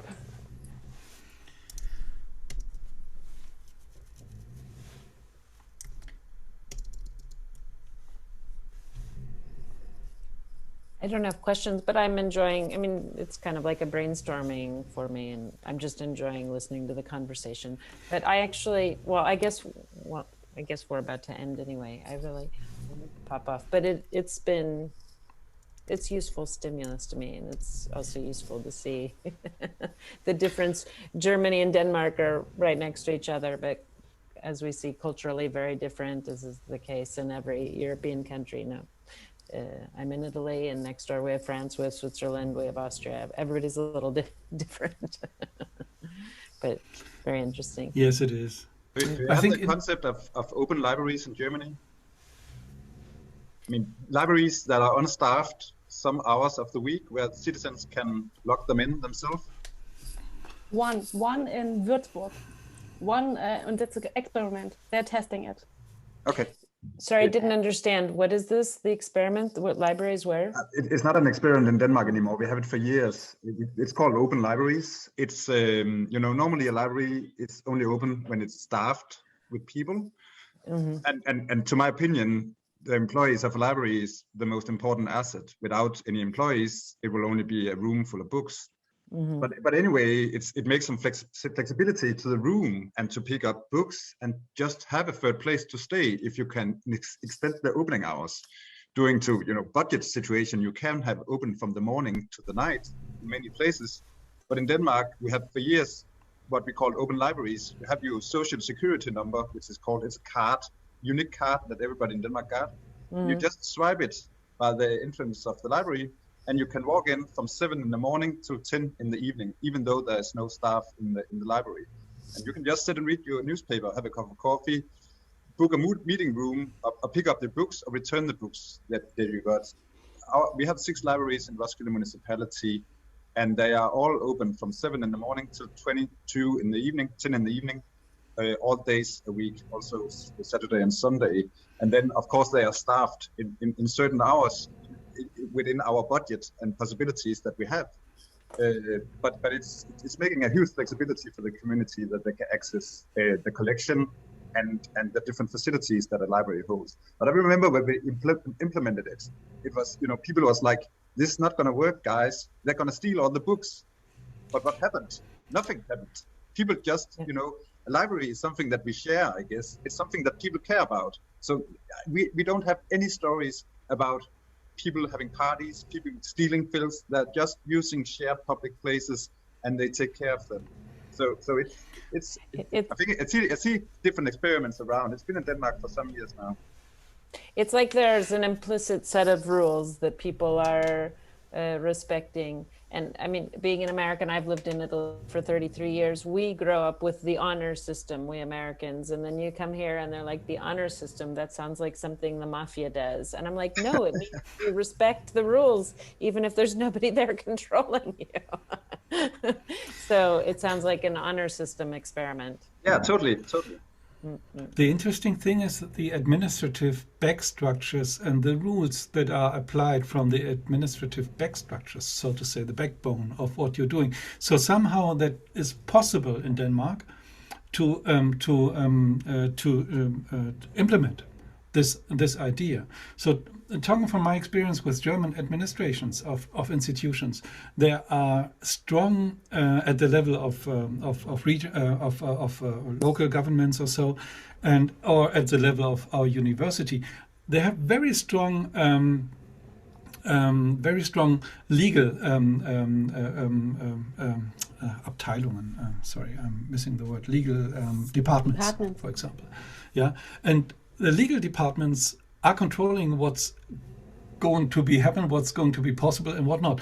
And legal departments in Germany serve one purpose first: to secure themselves. So they are always they are never like enabling. They're always like closing and filtering down in order to be sure that no one will ever blame them of having done something wrong. So this is the kind. Do you have this kind of problems too, and how do you face that? Yes, it's in the system. If something can, if we can imagine something going wrong, we have to make up rules so it doesn't happen. So it has been a long pressure to being able to work with open libraries. A lot of people has been thinking it was a stupid idea. It was totally wrong, and it will go wrong. So what you do is that what is the benefits of this?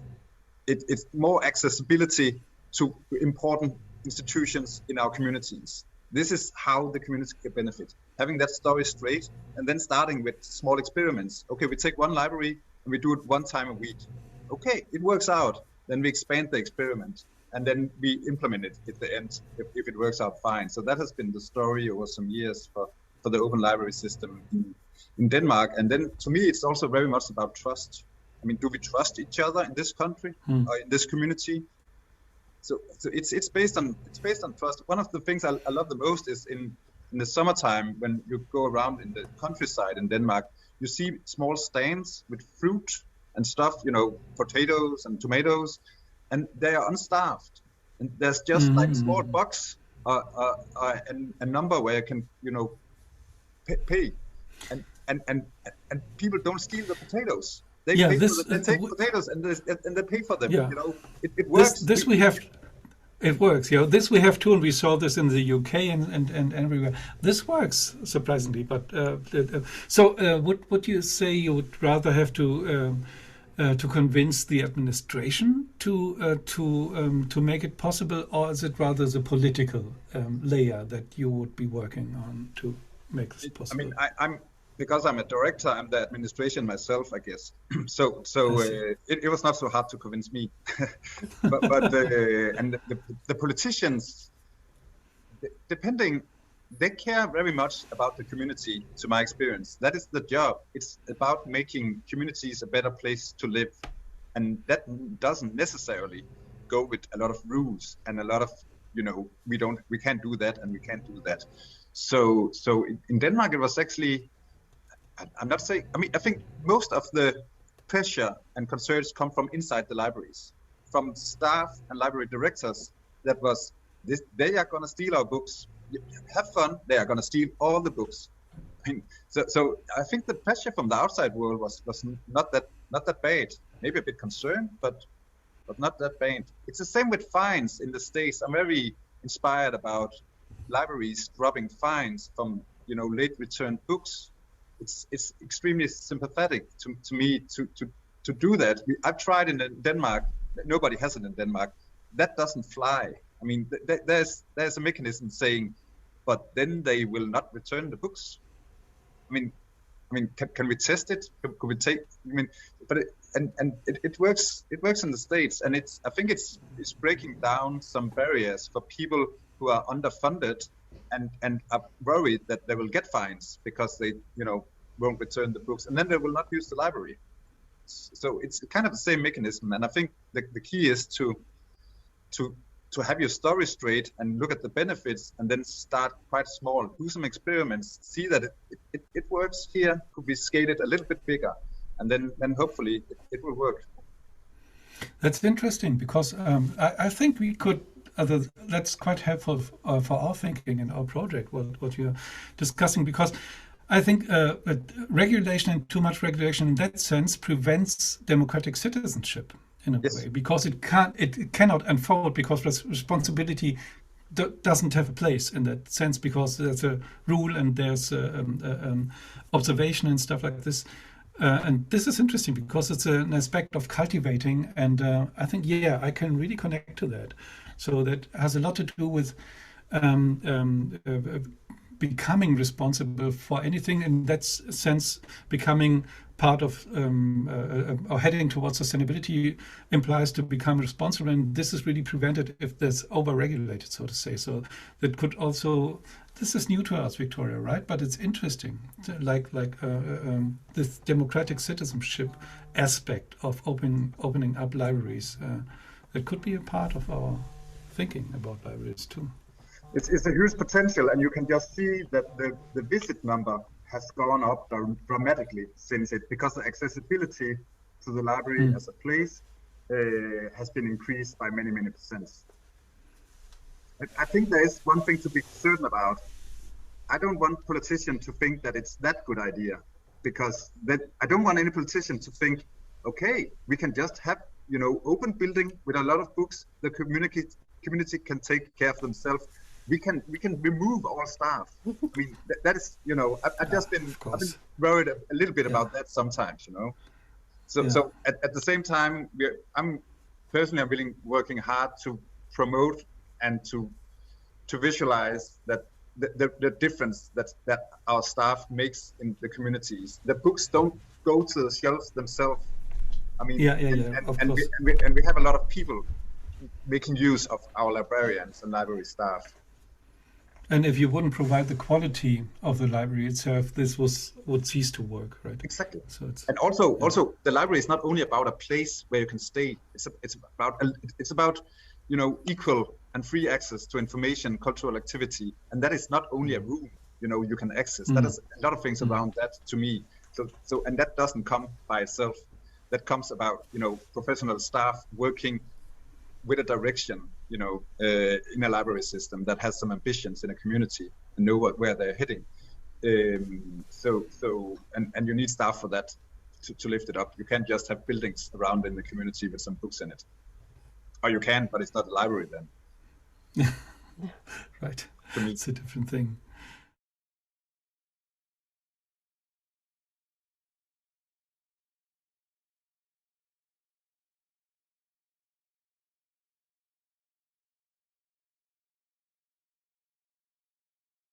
I would like to welcome everyone to our workshop, and I'm delighted that you have chosen to attend. We are very much looking forward to the discussion and to the exchange and to learning more about your experiences and your views on the topic.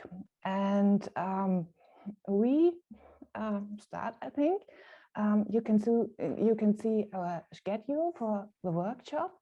We start with a welcome and a warm-up, followed by an input on the DOCL project, and Joanna Sebastian will speak afterwards, and then there will be enough time for exchange and discussion. At the beginning of the workshop, I would like to introduce Joanna and the members of the project team. I need my, oh no, my notes. Okay, Joanna Sebastian is a co-director of La Maison Maria Casaret. She is performer, stage director, and a member of a collective, participating in the development of new dramaturgies, very hard for me to pronounce. She leads workshops of initiation and sensitization in the field of theater. Excuse me, would it be possible to start again, because we had big technical problems to enter and it's a bit annoying to Okay. We go back to the schedule, I think. Okay, that's our welcome to everyone who joined us. We start with the schedule, with a warm-up and input to the DOCL research project, followed by an input of Joanna Sebastian. And we finish with a discussion and exchange. And I would like to introduce Joanna Sebastian. She is co-director of La Maison Maria Casaret. She is a performer, stage director, and a member of a collective, participating in the development of new dramaturgies. She leads workshops of initiation and sensitization in the field of theater playing, mediation and writing. Convinced that practice and theory enrich each other, she became associate professional in performing arts at the University of Poitiers. And the DOCL project team, that is Barbara. You can see Barbara Sterzenbach, and Barbara is research associate at the Institute of Education at the University of Koblenz-Landau with a MA in Educational Science. Her research interests include toy research, especially in the study of parlor games, diversity-conscious education, and arts and cultural education in the rural areas. My name is Wiebke Warburg. I am professor of the Institute of Education in the University of Koblenz-Landau. I'm head of the research project, Artist Residencies in Rural Areas. And my research interests are diversity in an educational context, as well as in game and toy research, migration and intercultural education.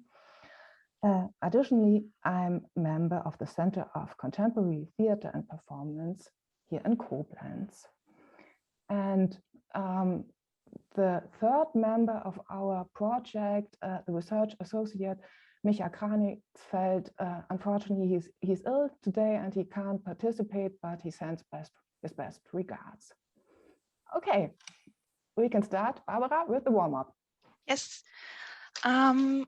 With our warm-up, we would like to get to know you better, you, our audience and discussion partners, and we prepared a few questions to find out who we are talking to and what we have in common and what different perspective each of us brings into this session. So yeah, first things first, I would like you to turn on your camera if possible. I heard some of you can't turn on the camera.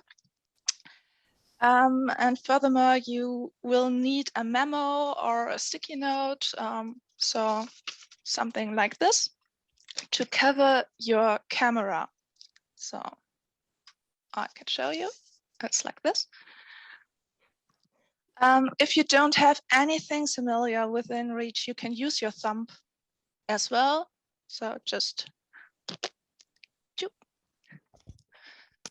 that would be possible. Yeah. Just cover your camera. It's a bit more beautiful with the colored paper, so we will have this nice view of a colorful tiled screen like now. Almost. So yeah, thank you. That looks good.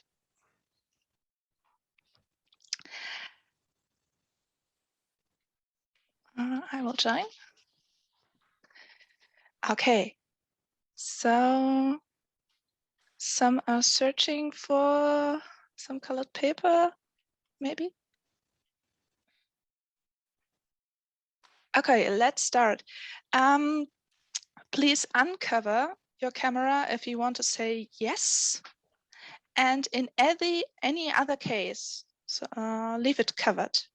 So if you're not sure or saying, oh, that doesn't suit me so well, just let the camera be beautifully colorful. So to test if you understood the idea of this, please show me your faces if you understand the rules. Perfect. Thank you. Okay, simple question. I love mashed potatoes.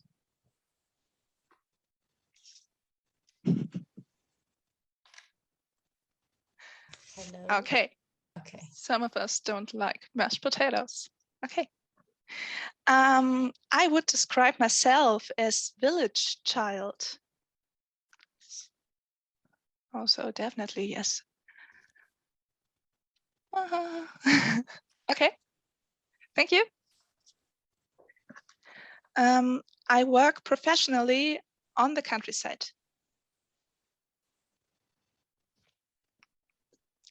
Okay. Some of you travel to cities, I think. Okay, thank you. I like tea better than coffee. Okay. I'm on the coffee side of life, so. English is my first language. So that's relieving. I have organized or participated in an artist residency before. Oh, so there are many artists in residence here. Thank you. I live on the countryside.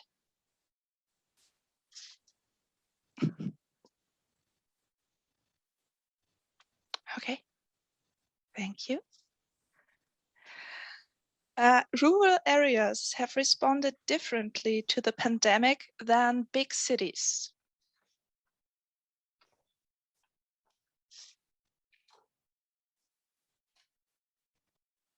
Okay.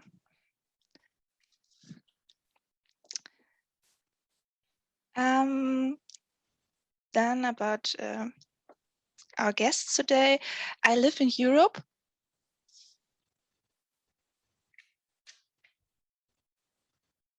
Okay, oh wow. Thank you. I live in Germany. Okay. And last but not least, I am curious for today's exchange. So thank you for this experiment. That was awesome.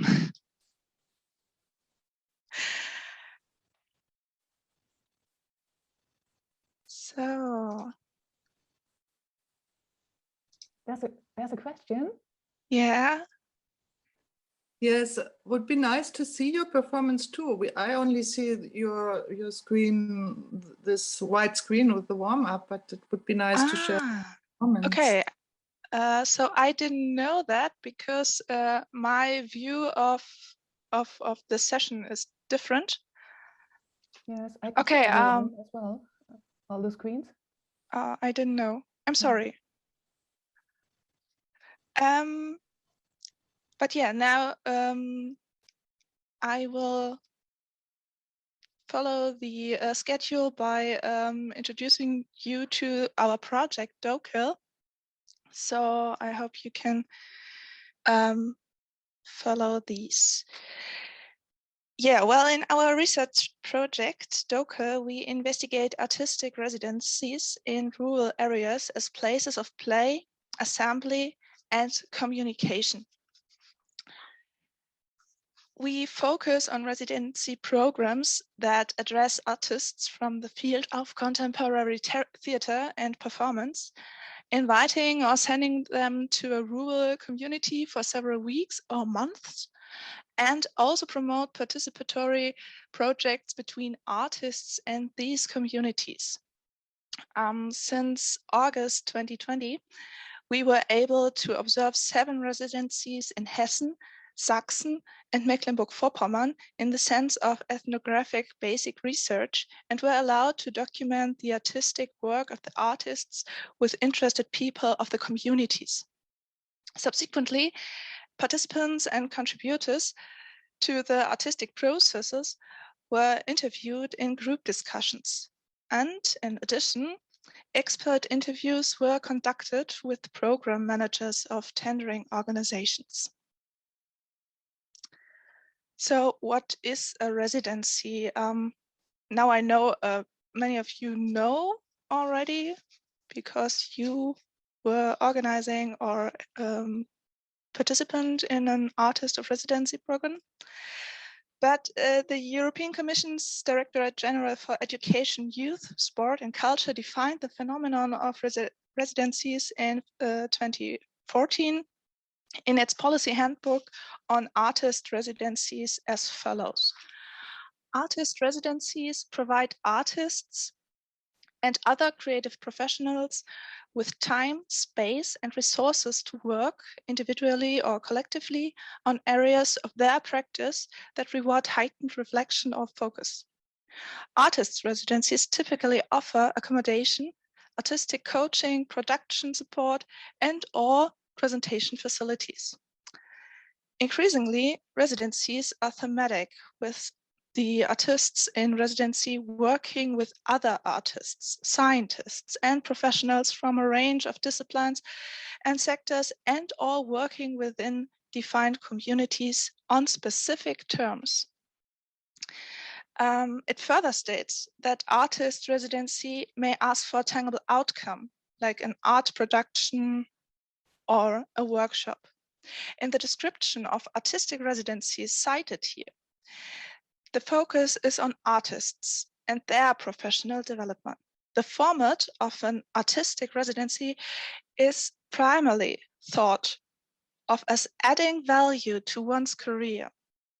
So, however, this differs greatly with the residencies we observed.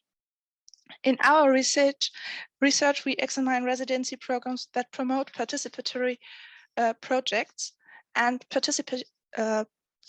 And participation here means that artists address site-specific issues and local people are involved in all phases of the artistic project.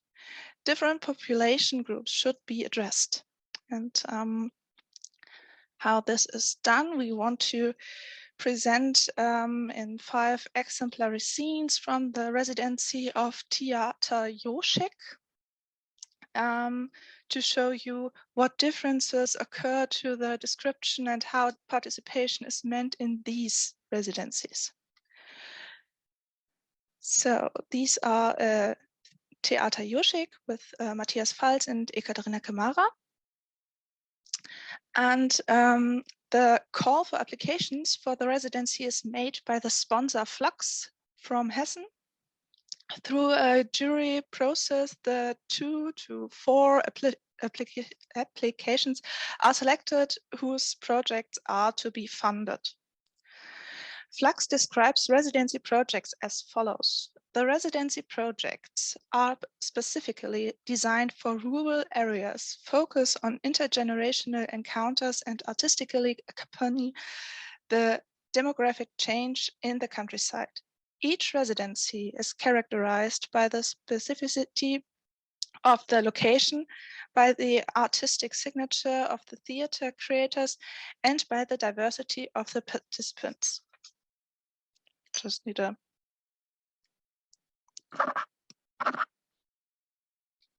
Here, differences to the EU definition already become clear in objectives and a shift in focus.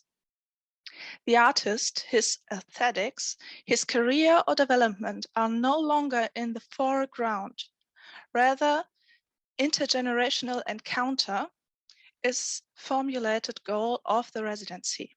The development of the artists and the site as well as its inhabitants are now considered in equal measure, so that the orientation of the project and a co-production with interested parties, including non-professionals, come into focus. This shift also makes other competencies and approaches of the artists important. Communication skills, openness, and enduring uncertainty are crucial in communicating one's own aesthetic or project, or in building trusting relationships with participants. The artist must develop artistic procedures at the intersection of art and education. In doing so, they are challenged to relate to people, circumstances, etc. at the location and respond to them artistically. Quoted in Warburg. The local community is also challenged to participate in the artistic processes in various forms as co-producers or to respond to the artistic interventions. This contains a formative moment for both sides.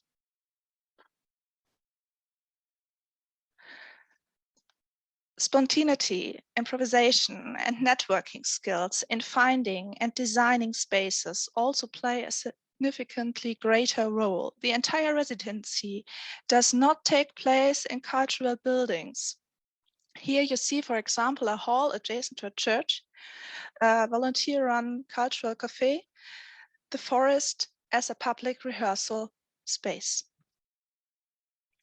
So spaces have yet to be found or designed in these residencies, and networks have yet to be formed. Now for the participation. How far does participation go? The participants helped determine the performance location by taking walks with the artists and showing them inspiring, exciting places in the community. There, they developed associative images and scenes, wrote their own texts and poems, and developed musical pieces with a percussionist.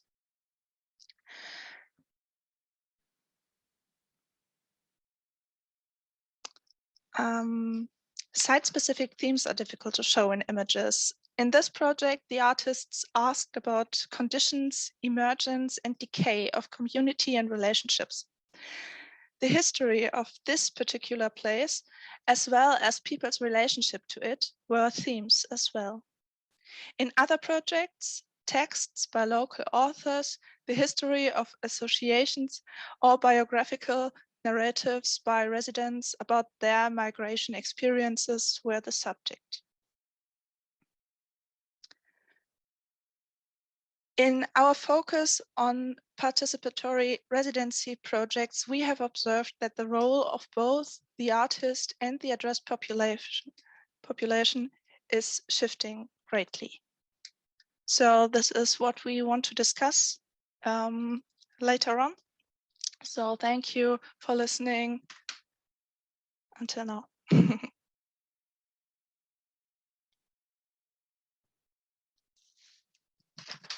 Okay, now it's time for comments that directly follow Barbara's input. Are there comments, or should we continue with Joanna?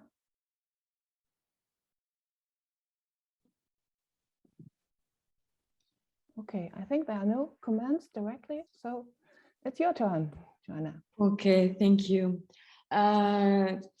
Can I share my screen, because I prepare some pictures for you. Alors, partager. Voilà, here. Les participants peuvent maintenant voir.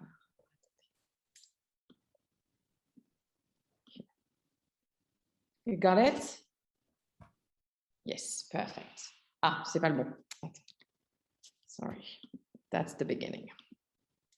So thank you. It's the first time for me I share our practice on European kind of meeting we have today. So it's very exciting for us, for me to present our work to you this morning.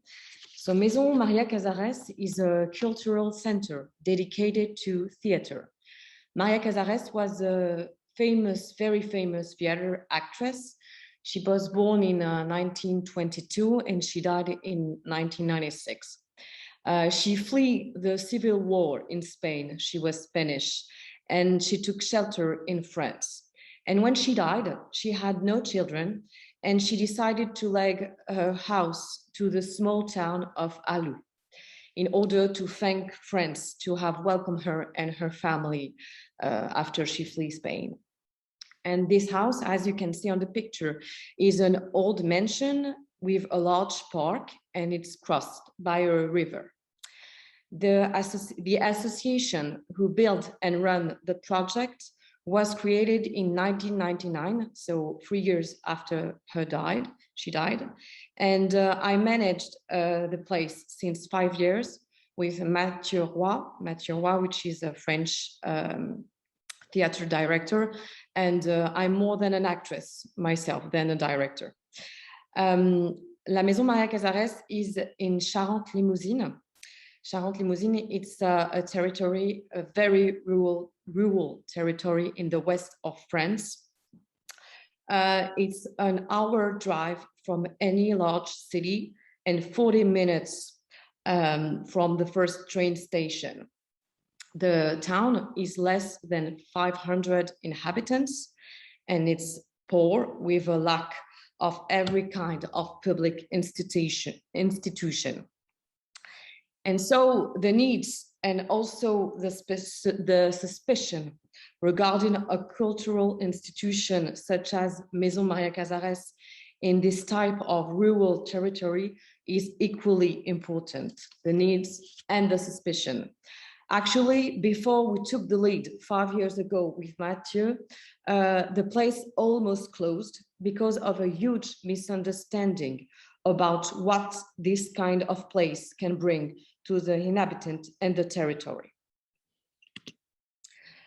In our project, our artistic residencies are focused on young theater director. Just after they finish school, we have a call for application and we choose 4 young directors. We help them to build artistically and financially their first professional production. It's a long artistic residency because we worked with them for 2 years. The first year they come 4 weeks to rehearse the first step of their show and to show it to the public and also to the professional. And the second years, they come back for 4 weeks again, and they can finalize the production and also show it finished to the public and the professional. But also during these 2 years, they are also going to work with the inhabitants and especially with kids and teenagers. So we discover, it's not really a discover, but it's more than something we notice from the very beginning. We start our professional career in theater in France, that there is a very important lack in theater school in France. For a huge majority, they are public school, it's public. And so those schools leads the students, the theater students, to create public theater. It means that they consider theater as a public service, such as hospital and schools. And when you embrace a career in public theater, you are going to do workshops on theater with very different type of public. And when I mean different type, it could be as different as kindergarten kids, or you can go to prison to work with the prisoners. So it really depends on your work. And it's really very, very large with which public you can work. And after school, no one is trained in theater. No one is trained for that. And I think, and especially now, it becomes a very important part of our job when you are a performer in public theater in France. So during their residency at Maison Maria Casares, during these 2 years, the young directors are following a training to conceive and direct those workshops. So it's always regarding their theater project. We decided with them if it's better for them to go to high school, elementary school, or to work with a group of adults. So during those 2 years, they do several workshops, and every group which work with them come at Maison Maria Casares to see their work in progress on the performance, and finally they see the play when it's finished. It's very important for us that the workshops are linked with the artistic gesture of the young director, because we think that for all the career of the young director, they have to work with that, to link the workshops with his artistic gesture. And this organization can provide a strong bond between the artist and the territory, because it's very long. They are not always there during these 2 years, but they come back and forth a lot. And there are several occasions to share with the artist: workshops, rehearsal, final play, and other things we invent when they are here and on regarding the project. But also what's important in our territory, it's the link, which is, the link with this different group of inhabitants, such as school or adult association, is nourished all year long by several projects. By example, we do theater reading during the winter. We're hosting a lot of inhabitants association events, such as the party of the end of the year at school.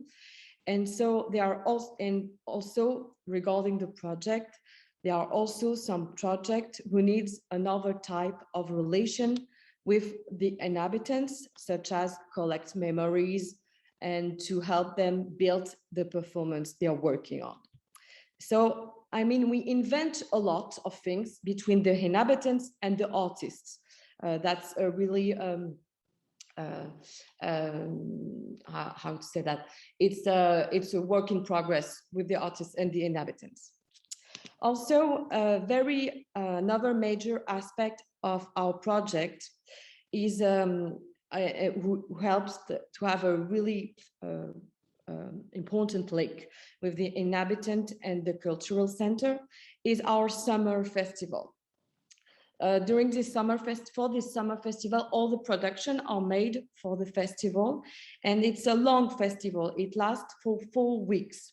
So the artists which are working and performing for the festival are for a long time on the territory too. And during those 4 weeks, we have 3 different shows, family or adult shows. And after each shows, the artist and the public come to eat together. It's afternoon snack or aperitif or for dinner. And those menus are made with local producer. As you can see on the picture, you see the beautiful plates. All the bread, the meat, the vegetable, the flour, everything is coming from a local producer. It's very rural area with a lot of vegetable, a lot of animals growing. So it's really a richness of that territory. And we have a garden too, and some vegetables are used on those meals. And there are several groups of inhabitants who works to and help us to clean this garden. And sometimes the artist helps too. So they gather together on the gardening work too. And we have especially a group of migrant people because there is a shelter in a small town 20 minutes away. So they help us with the garden. And you can see on this slide, that's a very important moment for us during the year, because during this dinner, the public and the artist are eating together and they share the food and the richness of the territory. So it's very important for the inhabitant to have this moment all summer long. And for conclude, which I hope I was okay with the time, Maison Maria Casares, that cultural center, takes now an active part in the territory for the inhabitants, because I think the link never really stops all year long. And one of the good things of rural area, and it's when they adopt you, you kind of belong to the family, and they are very supportive in a lot of very different way. And when there is the trust and the respect are on, you can do, I think, a really, really good work, because the inhabitants are not scared anymore to expose their needs. And it's very rich for us because we don't really know what they really need all the time. And it depends on group, it depends on a lot of different aspects. And now, because it's been 5 years since we managed it with Matthew, we can build more and more projects together with the inhabitants. And I think that it's go between us who manage the place, the artists and the inhabitants are making our work and much more efficient for the territory and for every human beings that we all are. Thank you very much for listening. Yes, thank you very much.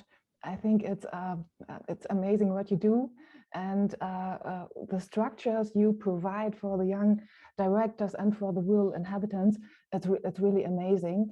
And I think we have many topics that are similar, but there are many differences between residencies in Germany and the residencies you have. I would like to open the discussion. Please feel free to ask your questions or to comment and share your experiences. I'm looking forward to your comments.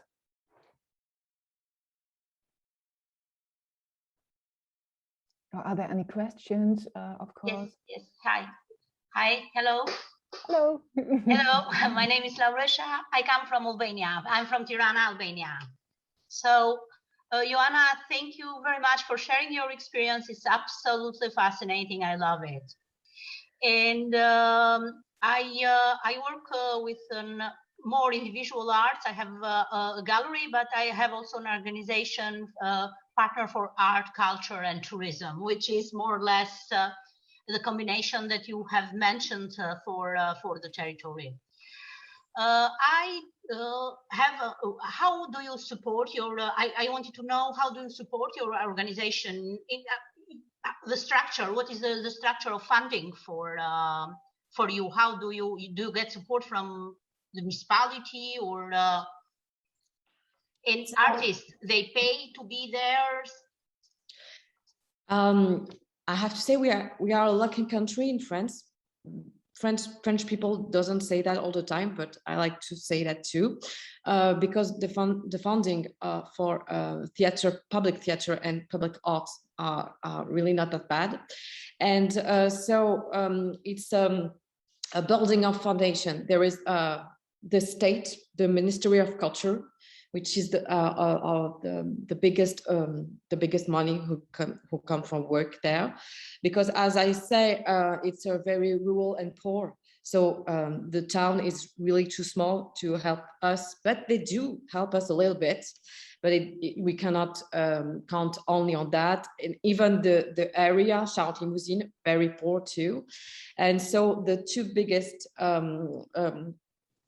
institution, it's the Ministry of Culture and the Région Nouvelle-Aquitaine. It's like the lender there, but it's more, it's not working exactly as Germany. But we have 80% of our budget, 80% of our budget, it's from public funds.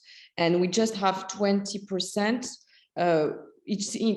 We have to increase it because with the summer festival, and we rent the place now for weddings, for seminary, for private events.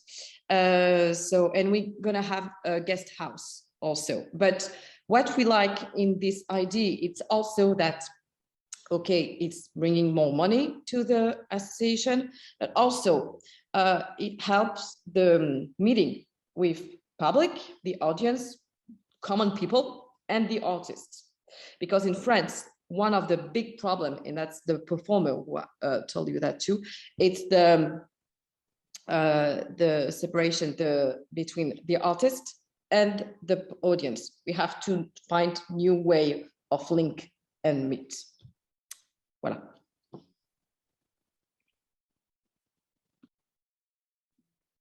I hope it's answering.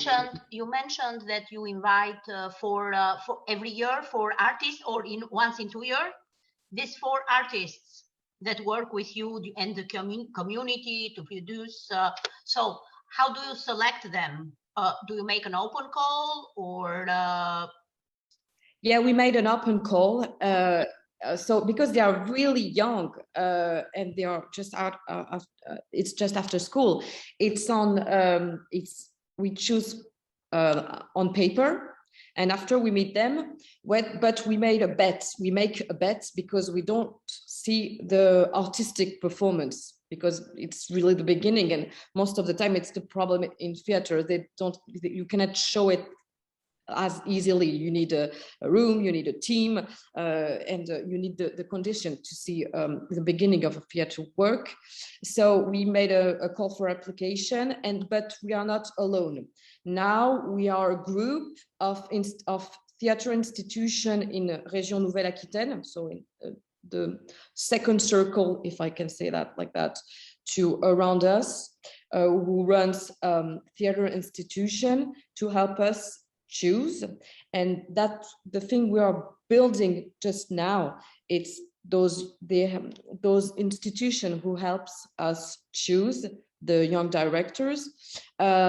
They also gonna help those young directors on their process by other residency or choosing to show the performance when it's finished in their theater. Because we are, Mathieu and I are performer, and so we have our own theater aesthetics. And we didn't want that to be, we didn't want us to be the only one to choose, because we were scared of ourselves, if I can say that like that. We want to be more open on that. So now the thing for choosing those young artists, it's, yes, they're artistic tester, but the more important thing, more than anything, it's the philosophy behind. Because working during 2 years in Maison Maria Casares, you have to be involved in public theater and in the thought of theater can choose the society, if it can be. Voilà. Thank you. I think one of the very, very interesting things about your concept is that you train the directors to work with people. And that's what we find is missing in the German programs. They're expected to work with people as well, but there's no training. So it's very hard for them to do their artistic work and develop their projects and to work with the people in the sense of cultural education. And I think that's very important that you have these trainings for them and this supporting structure. So I think we can learn, and the programs in Germany can learn from that example. Yeah, we are very new in France too. We are very new in France too. But I think really what we like to show, not to show, but to make them feel for the young director, because we experienced that, Mathieu and I too, as artists, that all those workshops can be really enrich your research, your artistic research. It's not like, okay, I have to do workshops, but I would like to prefer to be on stage. But the thing is to be really the two things, workshops and teaching and research, artistic research can be really linked and could enrich each other's. Mm-hmm.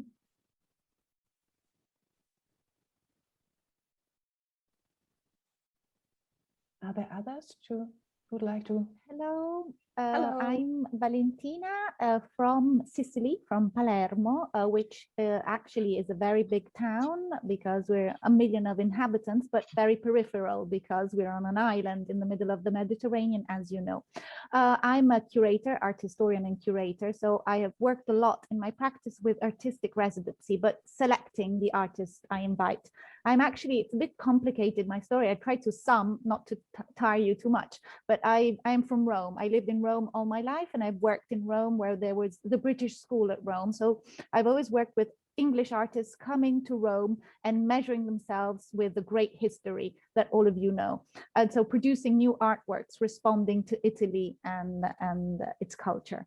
When I moved to Palermo, my husband is from Sicily, and he is actually a farmer. So I'm linked to the rural areas as well, because I've worked here with various artistic residencies, both with private and public institutions.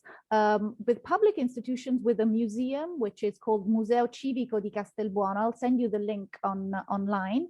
It's a museum an hour from Palermo in the Madonie Mountains, which is a very interesting area. It's UNESCO National Park. And in the museum, we always invite artists to come and work with the artisans of our territory, because in Italy, you know, we have this amazing tradition of artisan, and that a lot of, you know, contemporary artists, if they live, for example, in New York or even in Germany, if they want to work with a certain type of ceramic, that, you know, they come to the center of the Mediterranean.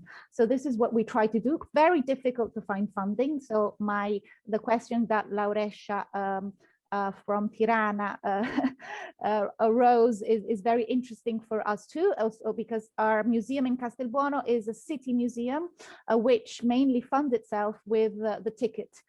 with the tickets. So with 2 years of being shut, this has been quite dramatic. So last year, all we did was present projects for national funding. And luckily, one of these projects we won, and so we will work with an artist opening an exhibition in May. He's Sicilian, but he has he lives in Holland and will come in residency to work with the community. As you were saying, Joanna, this is very interesting. For artists, sometimes the fact that they, in the project, they have to do workshops and engage with the community is always something that some of them tend to, open and they like to do, but others, it's a bit taking time off their own artistic research. So we try to work with artists who have this within their personality as well, that they are open to collaboration and don't find this as a drawback.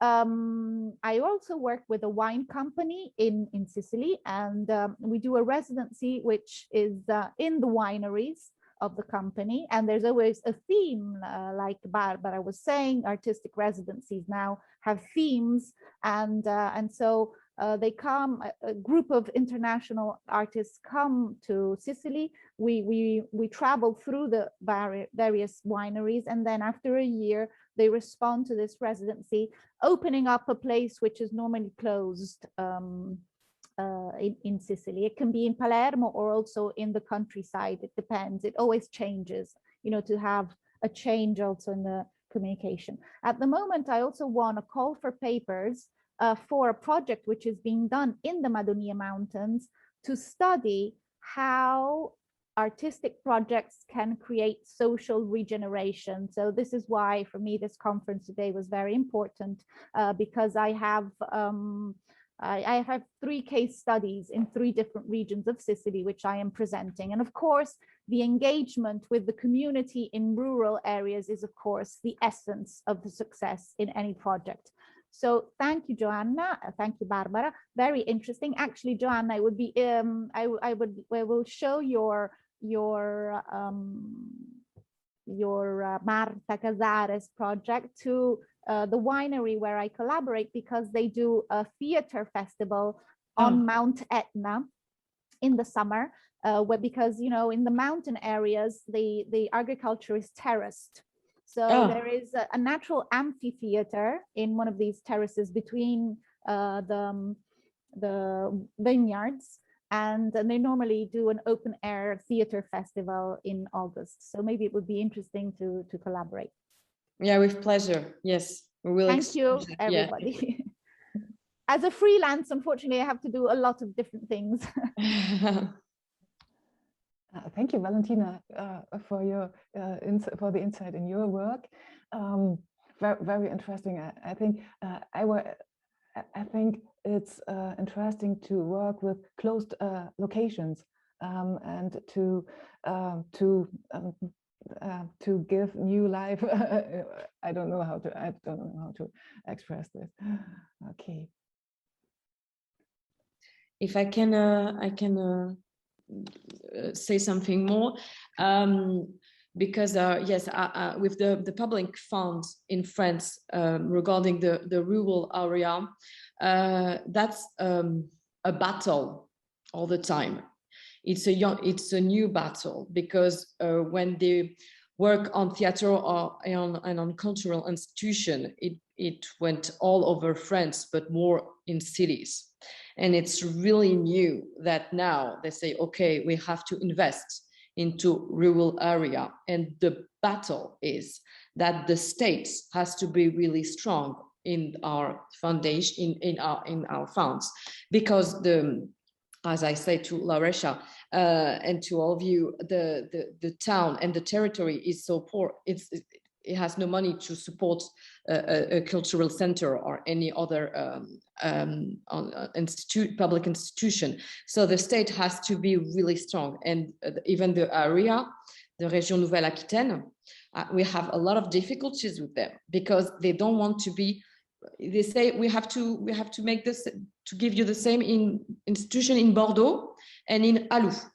And so we say, no, we are not Bordeaux here, we are Alou. So that's a kind of battle and making to understand those rural territory in France.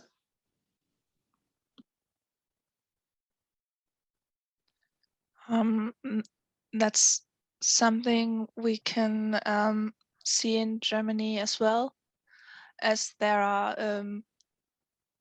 well, there are many, but for the Bundesland itself, it's less funding programs. So they have to battle for these fundings, and they have to give good reasons to the state for funding these programs. And I think that shifting the focus from the artist to other focuses, to the population or to the rural areas, is but a strategy for these funding programs. And it's an antelope between those two different views on one problem. So the artists have to be funded, for the freelancers have to be funded by the open hand, and the rural areas are at the politics in this time in the focus of politicians' networks and interests.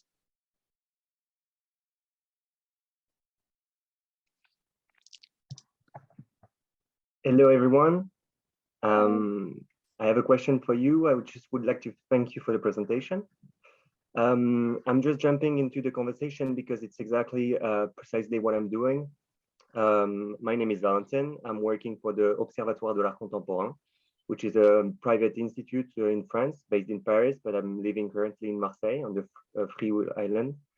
And precisely, I mean, among other tasks, one of my main topic is to convince the politician and convince the private institution to invest in the territories and to invest in the rural areas. So I just jumping because I have a question for you, which is, are you part of a bigger or broader network, which means linking different initiatives like yours, or are you feeling like an island at the middle of the ocean? So thank you for answering. It's for me, the question. Well, no, c'est Valentina. Sorry. Sorry? Valentin. Valentin. Who is the question? It could be you, Joanna, if you want to answer. Yes. For me, I'm a freelance. This is what you were asking. I'm a freelance here in Sicily, so it's very complicated because in the institutions I collaborate with, there's no funding for projects. So we pass a lot of time writing these very complicated projects, which all of you know how much time it takes. And if they, if they pass, then it's great because we can be paid for the time spent in producing these projects. If they don't pass, then all our time and money has been lost. So it's actually quite complicated. So I have to do various different jobs. There's none of these institutions which can hire me, as a full-time, which would be my dream. I'm a bit tired of being freelance, to tell you the truth.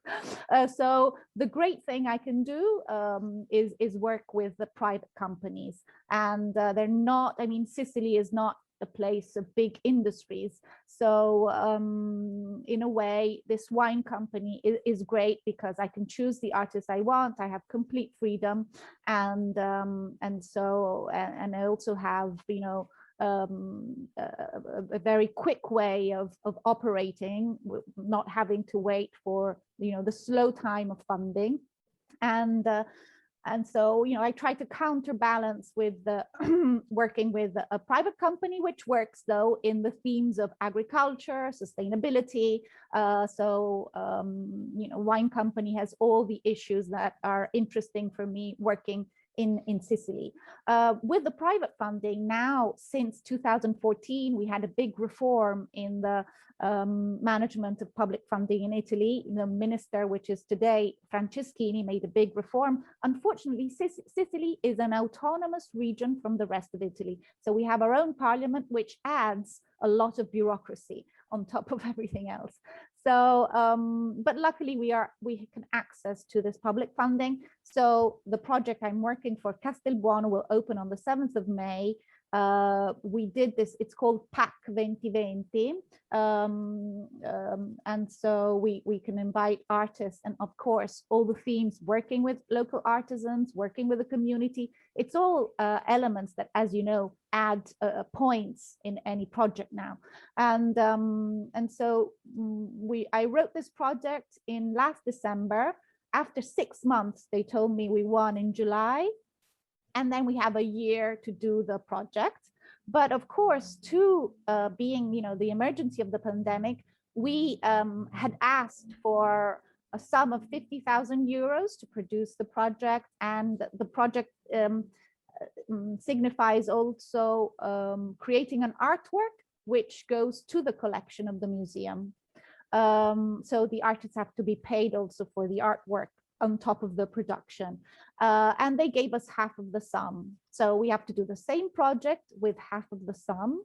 So that means remodularizing, the different activities you can do, from the publication to the public program. Instead of inviting people to come over, then, you reduce the number of speakers and so on.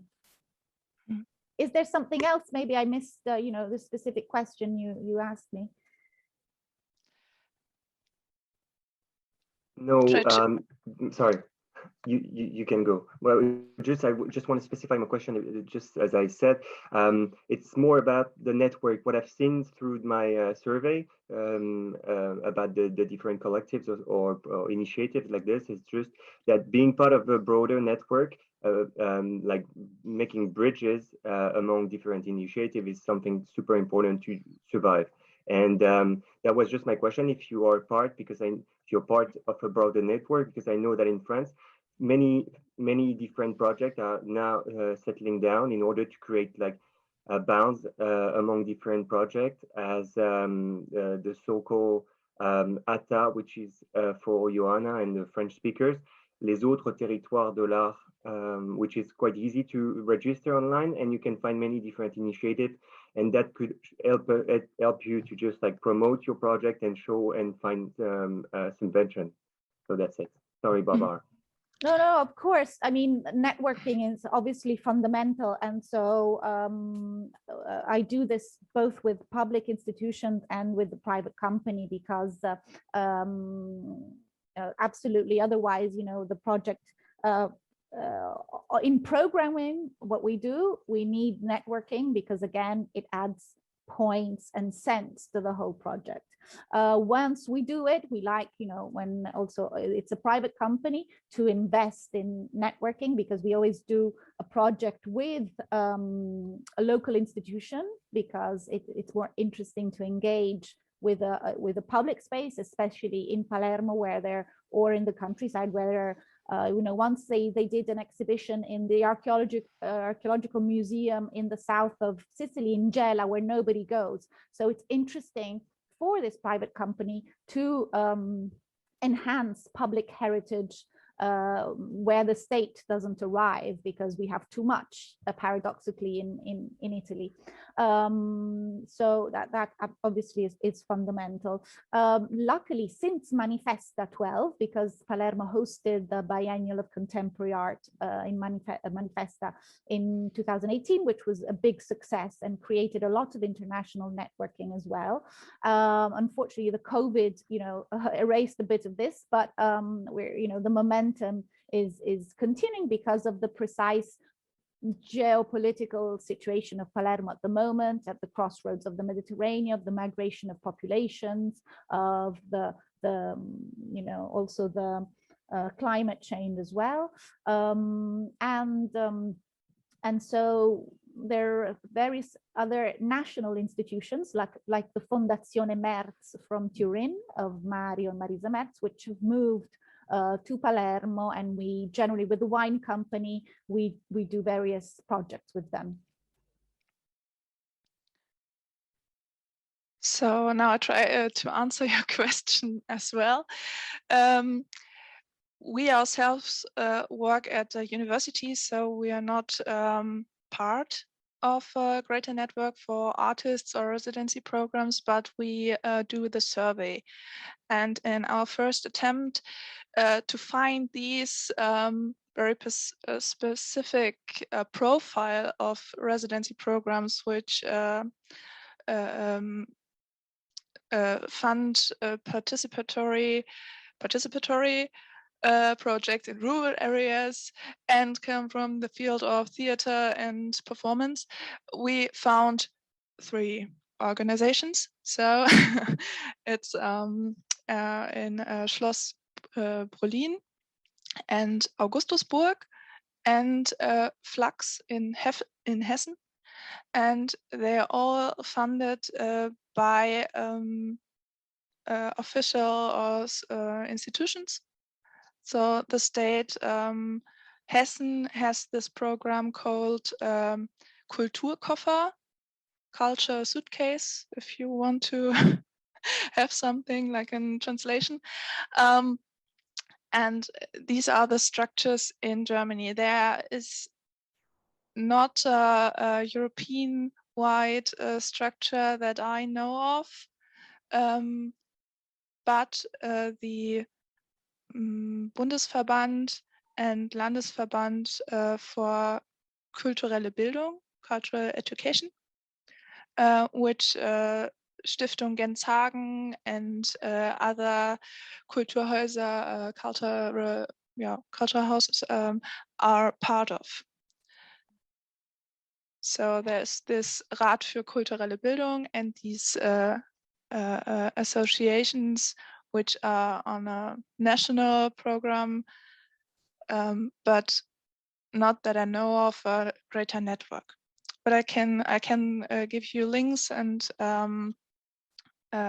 mail addresses to some of these networkers who work on this local areas. Just thank you for raising this issue of networking, Valentin. One of the programs that is currently mainly discussed for culture is Creative Europe. I don't know if any of you has been previously working with Creative Europe. In general, it requires organizations from at least 3 European countries to participate. Albania is part of this network. So just in case anyone, they open calls content and I mean, the subjects are free theater. I have seen that is important, residencies and everything, but you need a strong lead partner to build up a reliable project. But I know Creative Europe, and it is another program. I don't remember networking. Okay, it is mobility. This is mobility for artists that supports mobility and residencies. I applied to the last one, but I was not selected. But okay, this is done by the European Cultural Fund in Holland in partnership with Goethe Institute, as far as I know. And this was called, it was something for residencies and mainly for visual artists. So if you hear anything and you'd like a partner, please, I'll be wishing. And if I hear anything, I'll let you know. So, and Joanna, one last question. Are you open, just in case there is a possibility, are you open for international traveling for short, I don't know, 1-2 days workshop or something like this? Absolutely. Okay, thank you. Yes, we are ready for that. I mean, at the very beginning, 5 years ago, we have to be really, really in the territory and be there all the time and to work with the inhabitants. But now that the thing is on, we can open on more Europe, and we will love to I think it's the good time for us now that we travel and share what we do and have artists moving to other countries too and coming to us. Very good. Valentina, one last thing, considering that we are neighbors with Albania, I know that the Italian Institute in Albania, the Cultural Institute, they do organize a lot of things. They are focused for sure in bringing Italian culture to Tirana. So definitely, and I think Palermo, it is, we are very Mediterranean. So it is certainly something to check because they organize the week. They just are organizing, you were talking about food and winery. They organized last week the discovery of Italian food in Albania. So there might be great possibilities to cooperate in this part of Europe. Okay, we get in touch. Thank you. Networking at its best. Thank you very much. I think the time is up. The lunch break is on. And food was something, it's very important for all the residencies.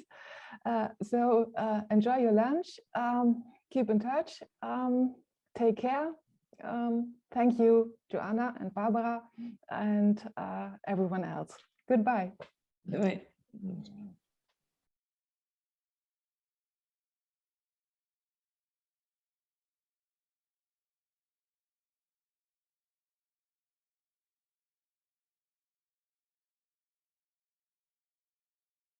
The idea was that we will give a really brief introduction in the research project, just to have some kind of a horizon. And then we want to get into three topics which are central for us in our work, which is first Heimat, homeland, and to make some sort of a concept and also a perspective, which is necessary for us to work with this term. And then the second will be space and the glocal, which Stefan will talk about, which I think relates quite good to what we've heard about already, also from the first input by Mr. Breik, the question, what is the glocal actually? How can we frame it? How can we work with this term? And then Dorothea will talk about all these questions about transfer, which comes to us when we work with people from PReTuS, which is in our case amateur theater groups. And then there will be the presentation of Andrea and Erdmutter and Václav of their work. So they will have time to talk to us what they are doing in detail, and then we will have a discussion. So maybe I think it is not that bad that we are a small group, because I think we will get into a discussion in detail and can exchange our point of view, so to say. And I mean, I like it in a way very much that it is informal in this very small group, but I have to admit that I'm not that fluent in English. So I think it is okay for all of you when I make this first statement by reading my text. And I hope that we nevertheless can stick to this very relaxed situation. Yeah. And first, because before I start, I will send to all of you, maybe Václav and Erdmutter, you know him in person, when you know already Misha, Professor Günther Heg, who is the leader of the research project, and he sends us apologies and warm greetings for health reasons. It is not COVID, but yeah, he decided not to take part. And yeah, so I have to switch a bit in the text because a lot of things we've already done. Okay, and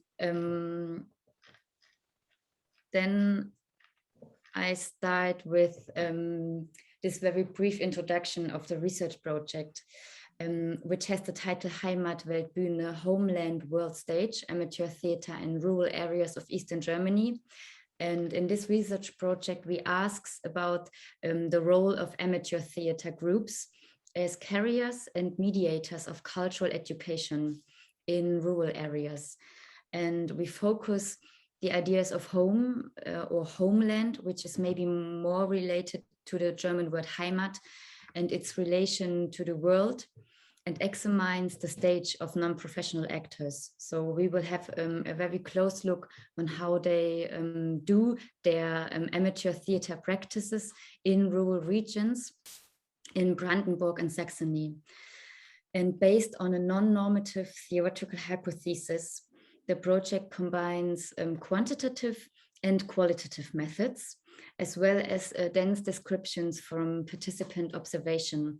And if you like, we can later have a closer look on the methods. I will start with the topic 1, which is Heimat, homeland. And it investigates the notion of home as a spiritual, mental, and native space of belonging, and its relationship to world in the context of its staging by non-professional actors on the scene in rural regions in Brandenburg and Saxony. So the concept of home, homeland, Heimat, at least in German, is not only associated with this idea of a regional location in a limited space of origin and socialization, but also with some phantasms, unfortunately, of a tradition-oriented and homogeneous community that clings together through time. So that means that this symbolic space of a homeland world, which is phantasmatically and literally connected with rural regions and the possibilities of transforming into the direction of an opening towards the world and the foreign, build the focus of the study. So the concept of Heimat with which we want to work is by no means to be cast under a spell, but to be transformed into a historically reflected idea of home, instead of stick to this just tradition-oriented and homogeneous community. So within feelings and knowledge about one's own supposed history, about homeland are combined with an openness and receptiveness to the world. So from the perspective of a socio-cultural practice, we understand the term home that is open to the world as a historically reflected relationship to origins, childhood, and the immediate living environment. And within this concept, a curiosity and interest in the world go hand in hand with a distance to what is familiar and believed at home, without giving up on the potential of memories, what has been learned, experienced, and felt, which has grown in from home. So we try to think of home as a multi-layered concept, encompasses the relationship to history and tradition, as well as changes in local structures and practices that are subject to globalization dynamics, and in turn to active undertakings to connect the local to the world. So with this in mind, home can become a key concept for transcultural negotiation processes of the so-called globalization. Yes, now it's my turn to continue, and I will talk a little bit about our concept of spaces. And like Helena, I will stick to my notes and read them. This concept or notion of home is based on a certain understanding of the relation between space and time. First, there's no doubt that differences between rural and non-rural areas can be identified in terms of density of settlement, share of agricultural land, socio-economic situation, and so on. But it's a quite popular opinion, like Helena already mentioned, considering rural areas as peripheral spaces to be radically different from urban centers, as if they were closed entities.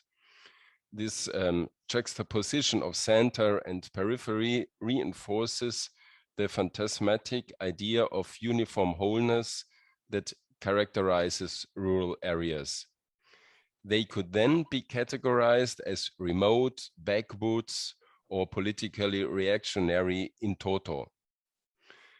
In contradiction to such concepts of space as a container and the continuum of space and time, we consider space and time as objectivations of human practice.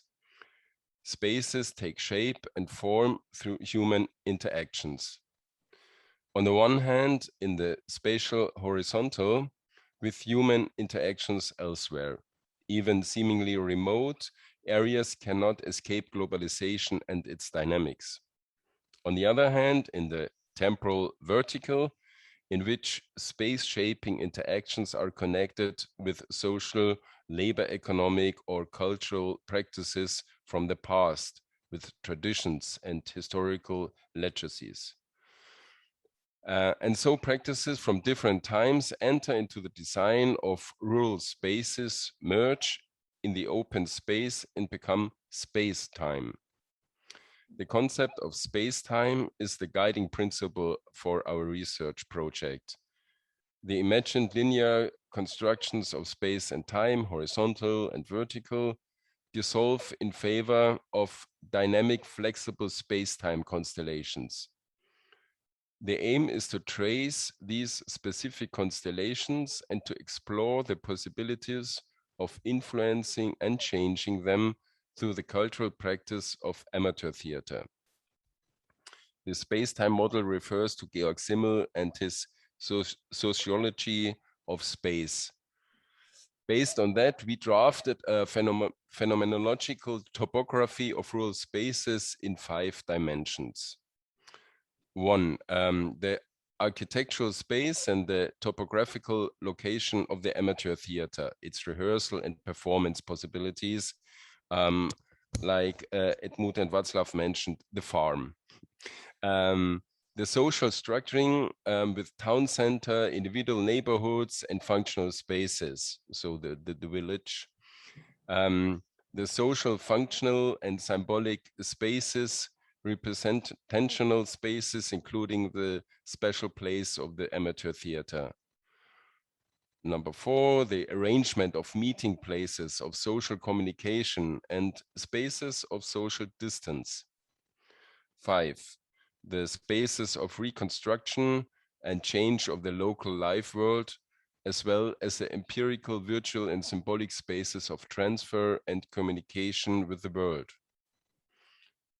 If one reconstructs the rural space of amateur theaters along these criteria, one obtains a series of gradations between historical, empirical localization and locality transcending opening and transformation of rural space.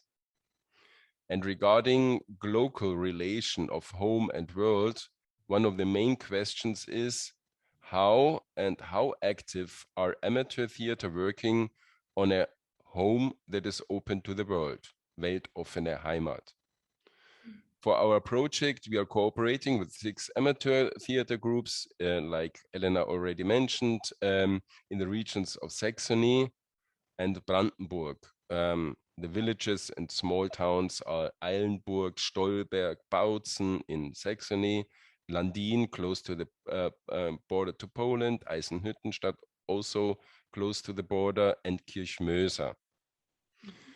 How this cooperation, the transfer between theory and practice takes place will be explained now by my colleague Dorothea, by the example of Theateratelier der Alten Fleischerei in Kirchmöser, which is actually just 75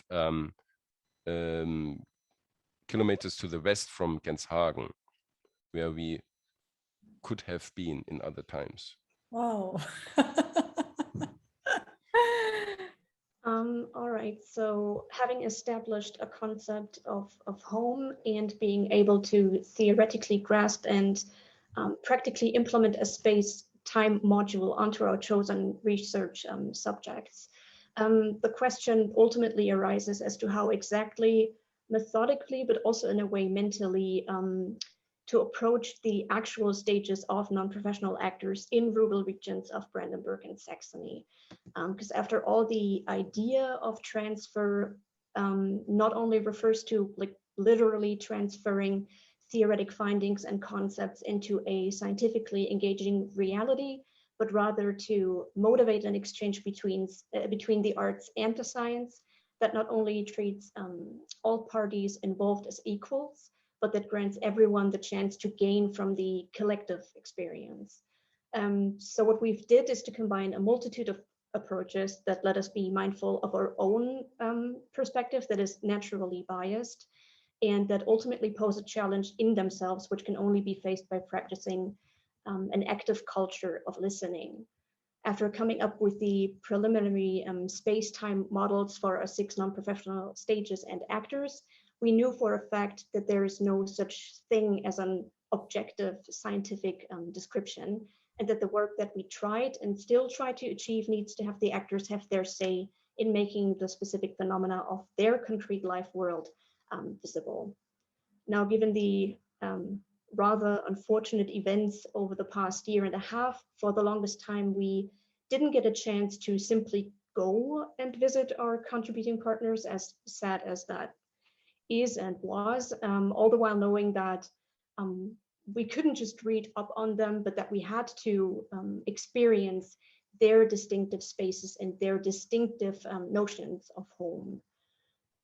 We've got a first idea of how these homes might transpire by conducting a series of narrative interviews, posing the double questioning impulse of how did you get into theater and what is your connection to theater?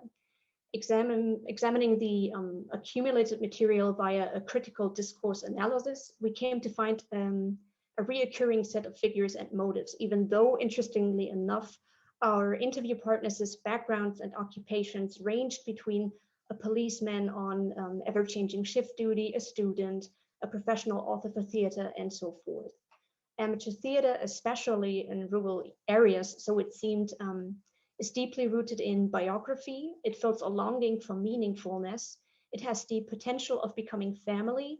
History and locality are of vital importance, as well as networking and the exchange with other amateur players, and last but not least, with their own respective audiences. Giving the critical discourse analysis, you can't help but notice and single out how a specific question is answered and what might be left out in the process of narration.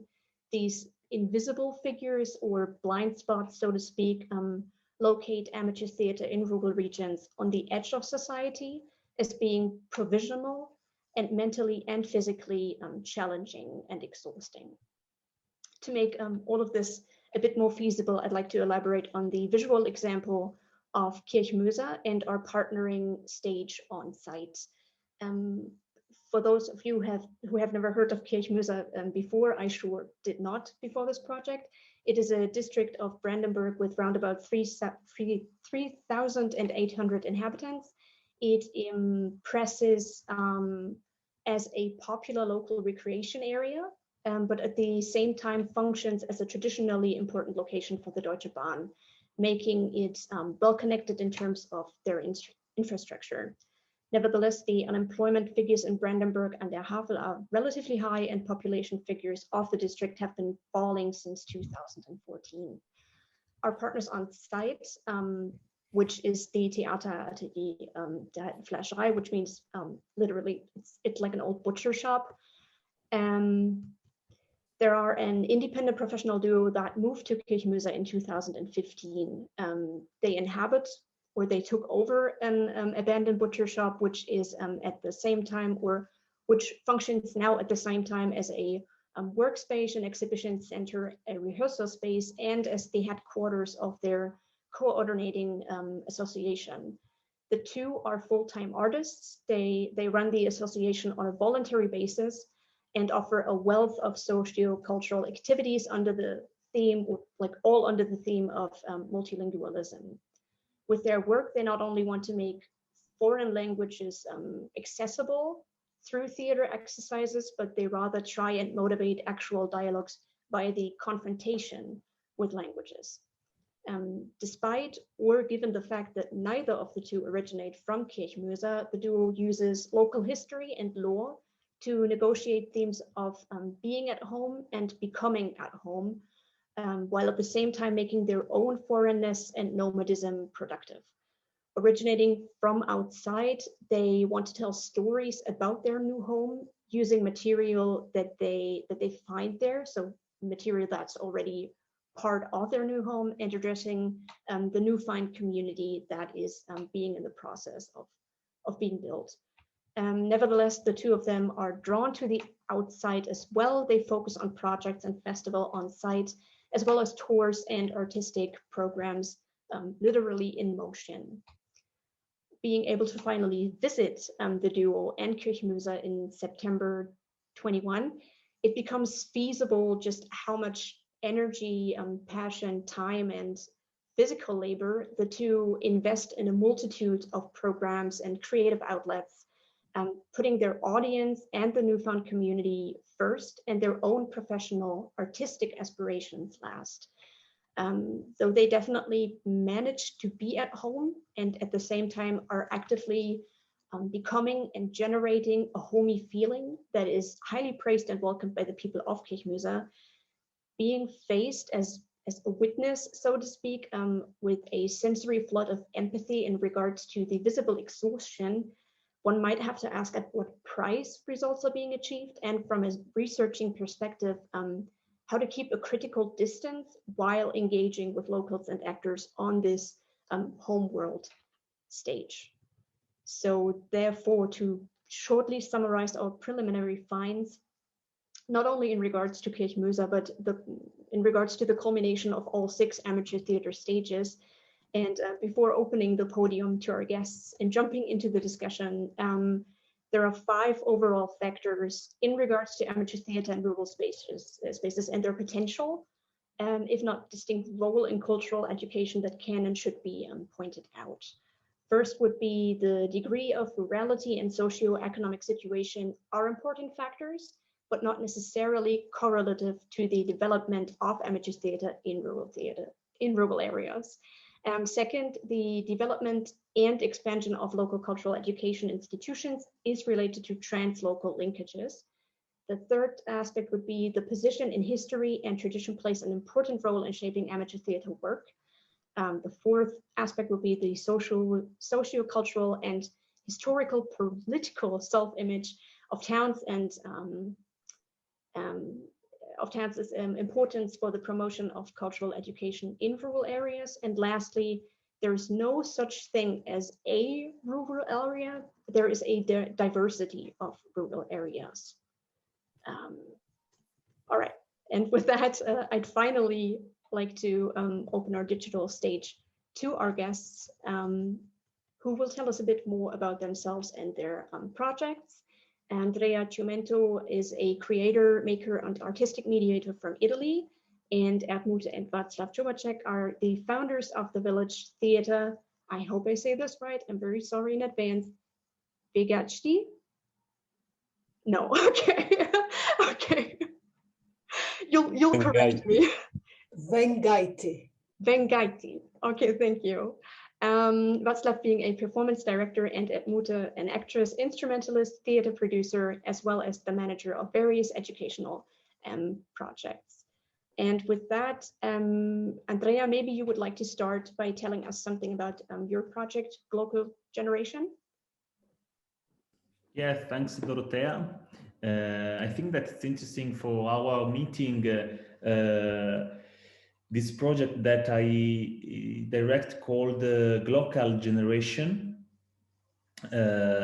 It's a performing art project with a creative workshop with non-professional actors, teenagers group, and the creation of live performance with Wi-Fi headphones and the interaction with the non-professional actors and the audience. If you want, we can start with the introduction of the performance with the simple paper for the spectator. Welcome to Global Generation. For the entire duration of the show, you will receive Wi-Fi audio headphones. The protagonist of this story will be you, the audience, and us, the young actors. One team will be the reflection of the other, a mirror, a clash, a difference, an identity battle, a generational class struggle. We will ask you to act, but without speaking. In this show, you can freely respond with gestures and movements. You will be able to approach or move away from us. Keep the right distance or stand still if you don't know what to do. We will only be divided by one line. In other words, we would like to build with you a place where almost anything can happen. Almost, otherwise it would be utopia. Now it's your turn. What are you doing? This is the beginning of the live performance, and if you want, we can share I can share some images about this live performance and the involvement of local community. Elena, I can send the link. It's better. Just a moment.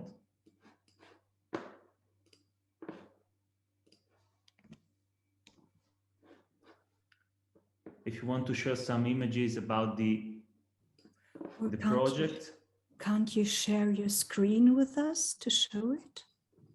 I think that now, for me, it's impossible because I'm not the host. Oh. But it's the same. If you want to share the screen, Elena or Dorothea or Stefan or... I will do it. I will do it. Thanks. So I can explain the Perfect. Okay, fine. Yes, there is a presentation on my website, and I think that in this project there are the three ingredients of your presentation: home, words, and the final word is transfer. Home. No, stage. Home. Home. Yes. Yeah. Yes. Home, word, and stage. Yes. In other words, we try to ask questions to which we do not already know the answers. We make an identikit of local tribe through the experience of teenagers, and we can trace the connection with the global tribe. This is the relationship between the two visions, local and global. We have discovered that there is no difference between a teenager of a metropolitan area like Milan. This project was born in Milan for a production of Zona K, a cultural center, and the Ministry of Culture in Italy. But we have discovered that there is no difference between a teenager of Milan or a teenager in a no-urban area like Friuli Venezia Giulia or Emilia-Romagna. They do the common things, buy Nike shoes, eat in sushi restaurants, and see the same TV shows on Netflix. The real difference is in the battle with the past generation. But for the same generation, there is no difference. And we can imagine this type of project like a creation of tribe. And we can describe this project like the creation of tribe, the local tribe. So for this reason, home, for me and for this project, is the local vision. And we have three words to identify the home. Three R: relation, roots, and rituals. in the part of workshops, in the first part of workshops, we can try to respond to a few questions like I would that my city is full of, or I would like that my place is full of, or I would like that my place is plenty of. Or another question, incipit, is my neighborhood is beautiful because, or it's bad because. It's the same, my place, my urban place, my rural place is beautiful because, or bad because. Or other starting point is tell about a hidden place in the city or in your place where you would take someone.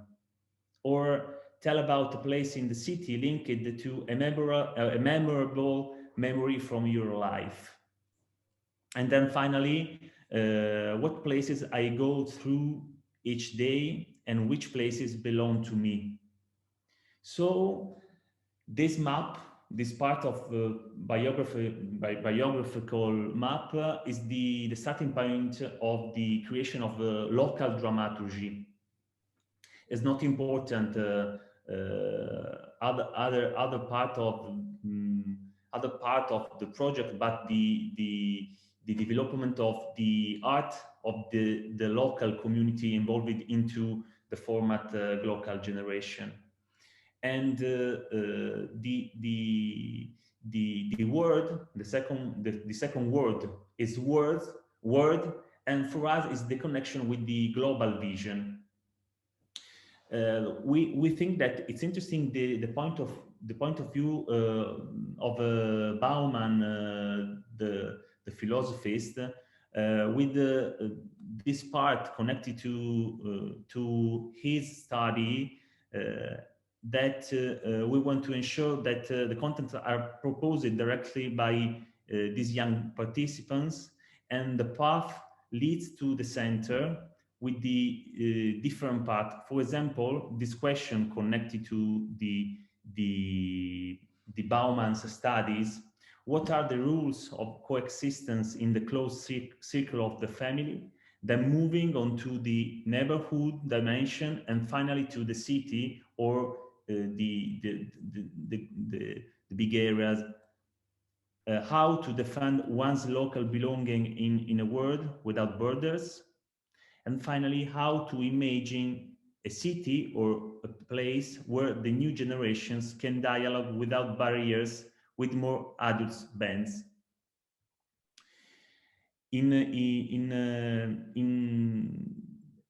On this discrepancy between reality and its representation, Global Generation Project intends to work trying to reveal falsifications, mystifications, fears, ideologies inherent in each of us, and to make their own contribution to the composition of a narrative, a constructive society. At the end, there is the creation of the just a moment. Okay, Elena, if you want to find the part of photo gallery below, there is. I think at the moment Stefan is sharing the screen, so okay.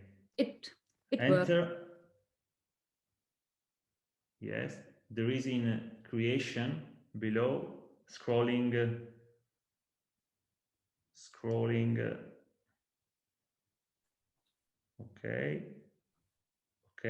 Okay, stop.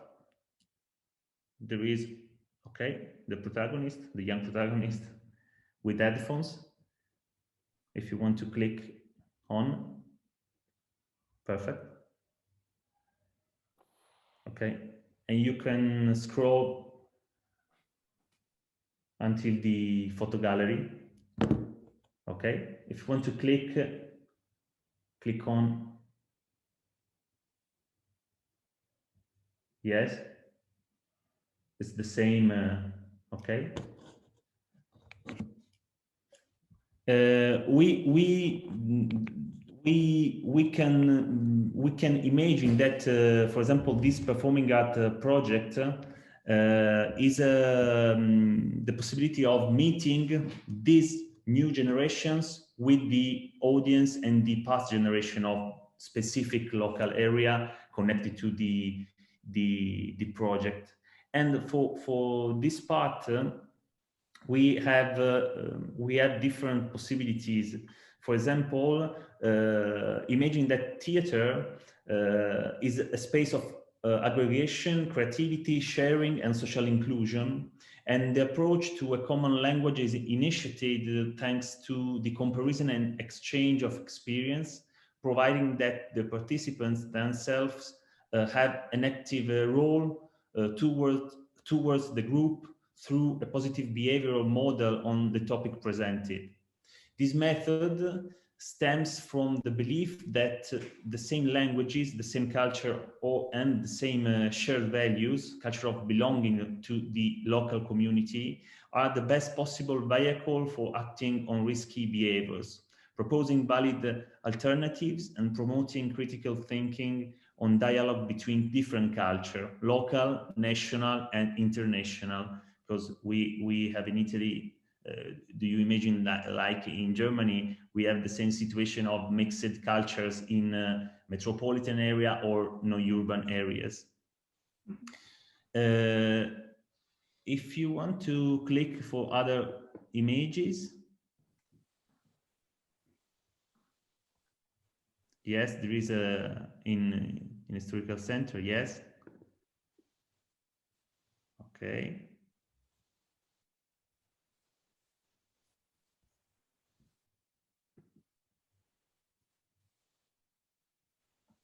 Okay, perfect. If you want, for the end, I can share the approach of the involvement of non-professional actors inside this type of project. But I don't know that there is a duration. There is the time for this part.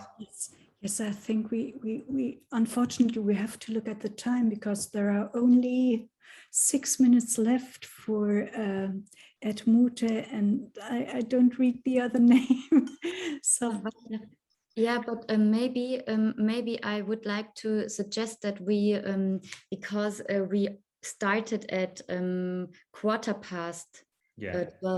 So I think we should to have this full hour in respect of Erdmutter and Václav, and in respect of having time for discuss at least that the workshop will end at 1:15. 1:15. Yeah, perfect. We have 20 minutes left, and I would like to ask if there are direct questions, immediate questions on Andrea so far by now. Then we will take at least a few minutes to discuss what he presented. Yeah, I think that it's interesting. One thing about the involvement of non-professional actors inside this project, because these young participants are paid for the project. Okay, it's interesting. Yes, it's interesting because this part is for us. It's interesting because the role in this type of project is in the idea that the young participants are co-creators and not only participants of the process or in educational project. Okay, it's interesting this type of approach that it's true the young participants are not professionals, but there is an important time, an important duration of involvement inside this type of project.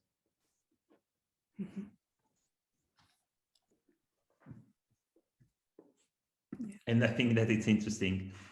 Yeah, of course it is, because, for example, the groups which we are doing the research with, they are completely not paid.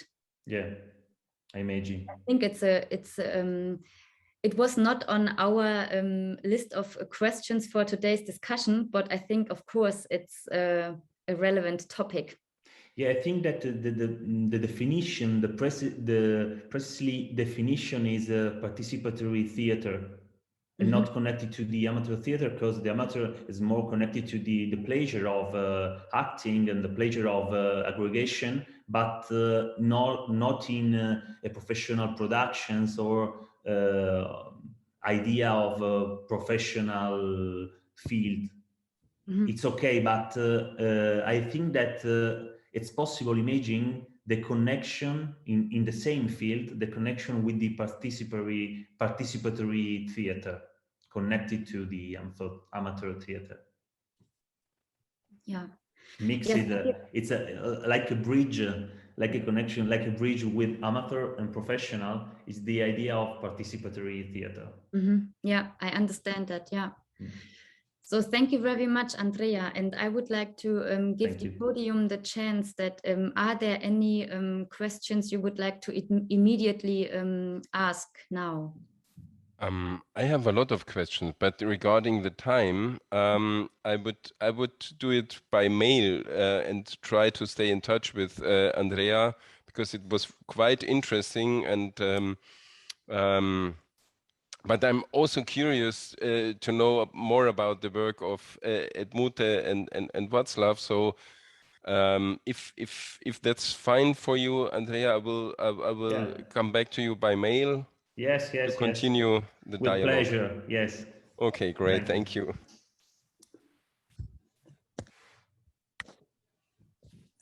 So let's start. I will start and then Edmute will continue. Well, we are very glad to receive the invitation. We are very interested in this question, which is the main topic of the conference. Does art change social life? Does a cultural activity make any difference?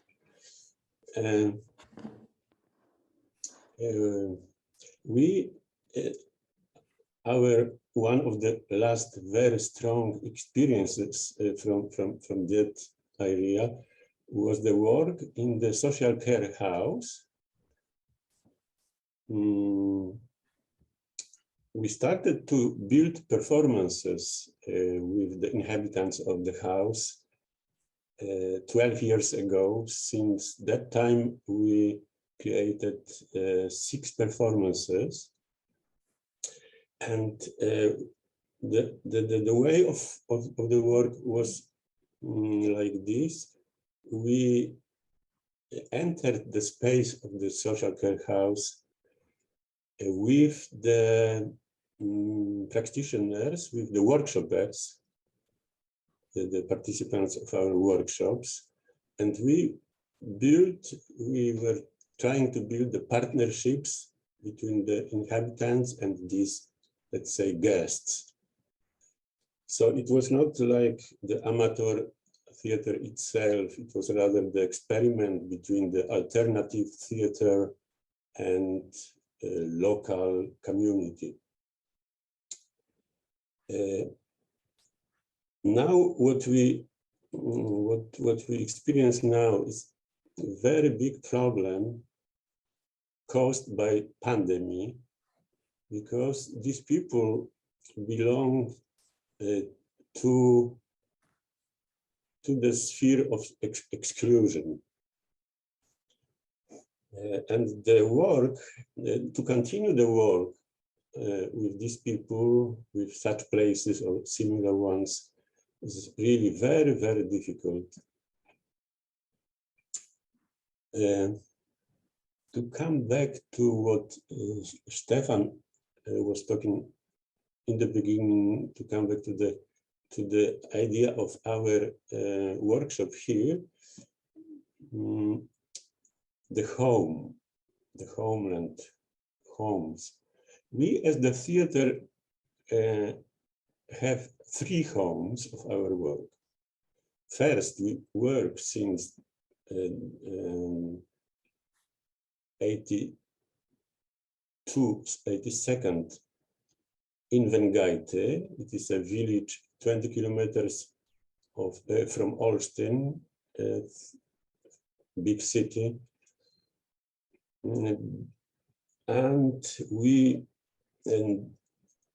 But we are very much connected with one village in the south, in Carpathian area, and one village on the borderland between Poland and Lithuania, and also Belarus. And we really work already 30 years with them, with these populations. So we are at home. When we are there, we are at home, as we are here during the year. We visit these southern plains in the beginning of January, and this place in the north in April. We explored the Easter time customs, and we built a kind of theater based on these forgotten customs. Now, the crisis we are confronted with is a humanitarian crisis on that area, because Dziadówek, this village, is our village, the village of our work, is 3 kilometers apart from the Lithuanian border, and it is maybe 30 kilometers or something apart from Belarus border. We prepare now this April project we do since 30 years already. Each year we are there with this theatrical project. And at the same time, you have to think what to do now, because it is very, this question is really very, very difficult. We experience in Poland now very big tension, you know, probably from the news, what's going on. It's a kind of the war almost, but it is a kind of phantasmatic war.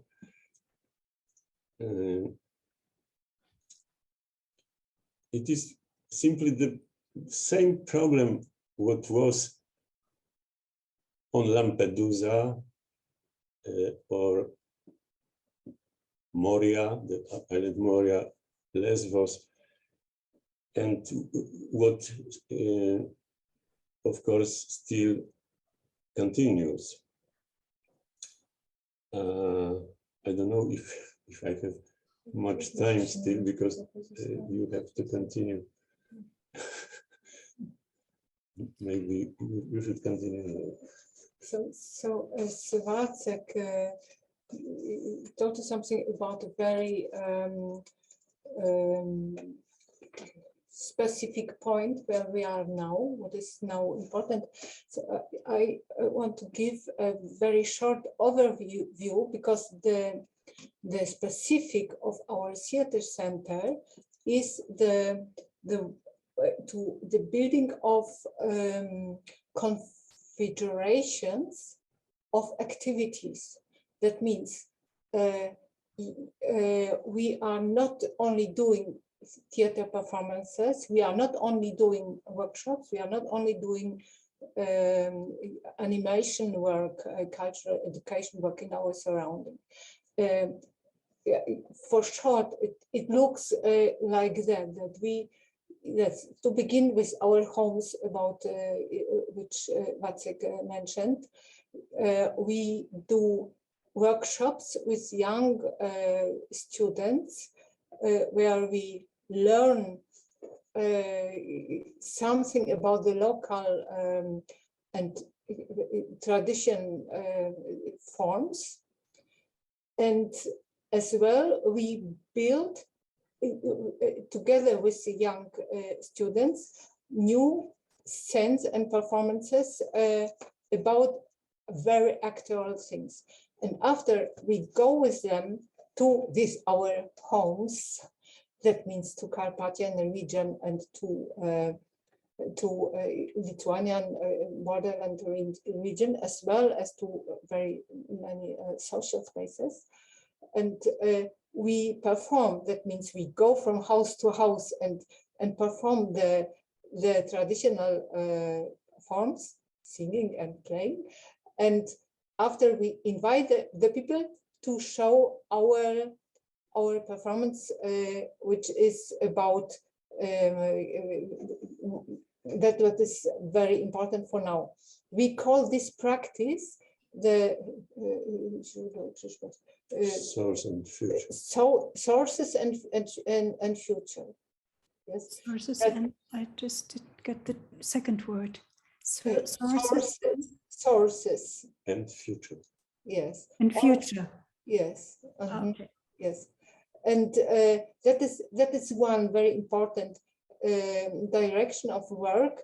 And these young students, they afterwards help us not only to build a theater performance, but also they are participating in our local activities around us in Vengaiti, in the village, 17 kilometers from Olsztyn, Allenstein in the north. And here we work somehow like a culture center, but a specific one based on a very seasonal and volunteering work. That means we are working in this old people home, making these performances.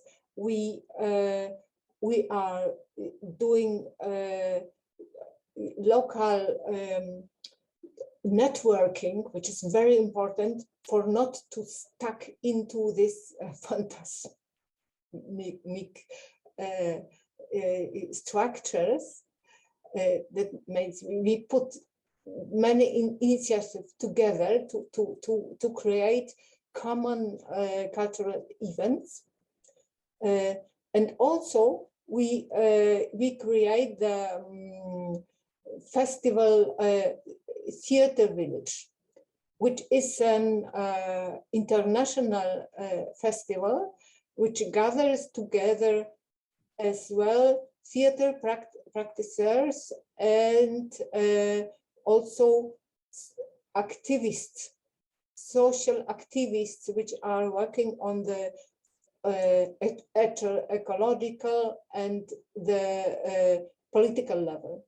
So it is really, we have really very little time, but I think the most important about our theater center is that we make a configuration. It is not one project. It is a whole year's configuration of very different activities. In between them, there is they are working together, and only together they make sense and help us to build the bridge between something which is connected to very local context and to the global phenomena like the refugees problem or climate change or other very wide problems. So for short about us.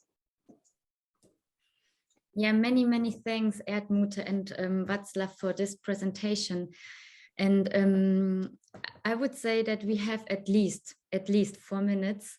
And if it is okay for all, for everybody in this round, then I would start with questions to you, Erdmute and Václav, and also to you, Andrea, because I was recognizing now that in your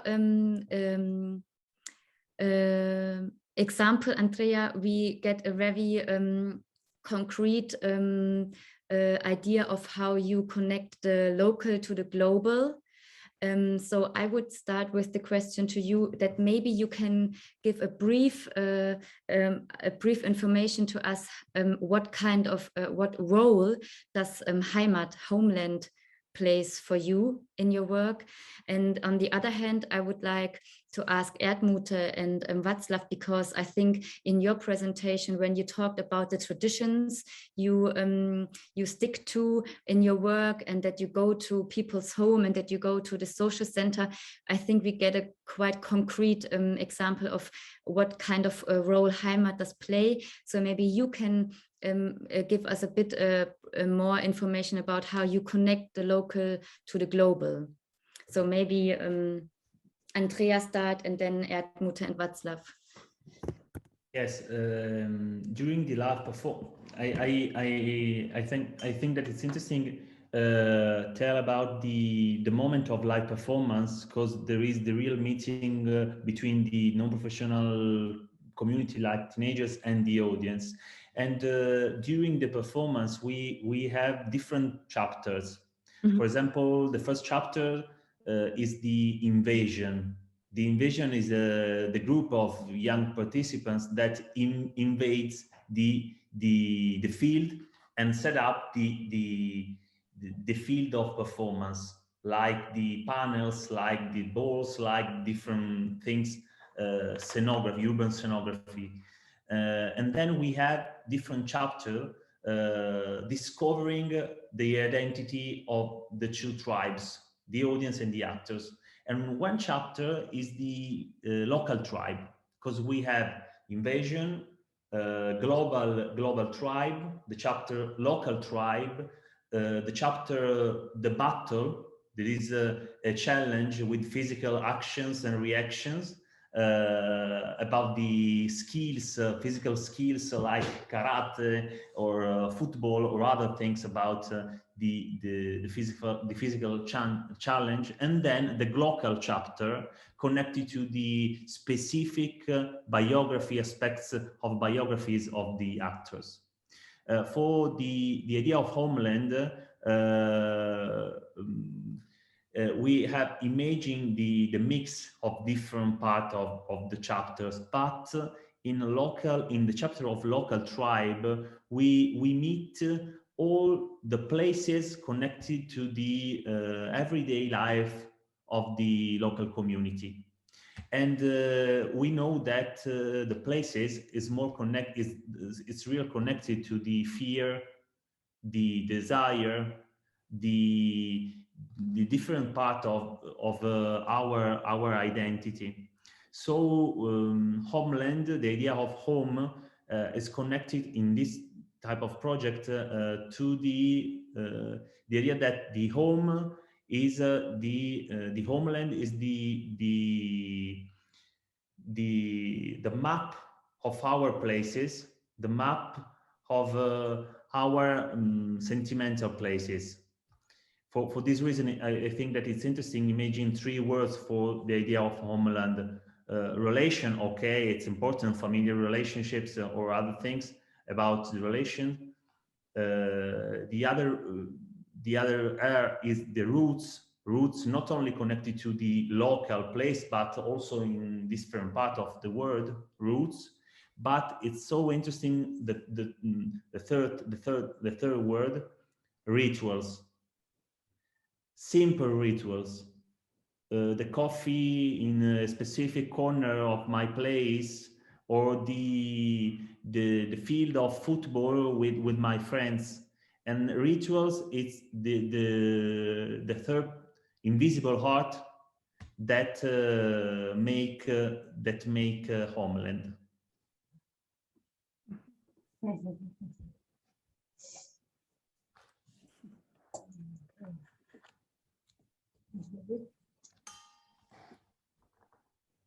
Well,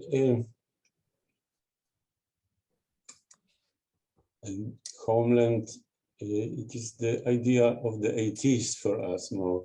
We built up our first performance by Stanisław Vincent's text, which is in Poland. It is the name for this concept of the homeland, bliższa ojczyzna, mała ojczyzna. And we had very much discussions about it, seminars, and it was also something which influenced the democratic turn in the late 80s in Poland. But then, as you probably know, very many problems with the identity at all arose. The problem of the homeland is the identity. For me personally, the homeland cannot exist with one identity. The homeland is always multicultural. And now let us jump back to this small talk about things happening on the corner between Poland, Lithuania, and Belarus. As probably you know, this green light action, you know, there is the situation like this. Many activists from all Poland would come to the place and organizing the help, the aid for the refugees, which are really suffering and sometimes dying in the forest, in the wilderness of Puszcza Białowieska. So, but still, at the same time, many activities happen among the villagers in the villages quite near the border. It is not like this, all of them would be against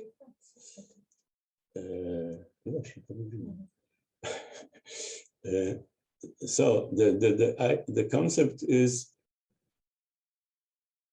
I put a green light for the night in front of my house, and it is a sign everybody can enter. And it is something which is very near to our work. For example, Mutka was organizing last Saturday in Olsztyn the March of Green Lights. We built the lanterns, green lanterns, and we had quite a number of artistic and cultural activities on the way. So it was a kind of autumn ritual.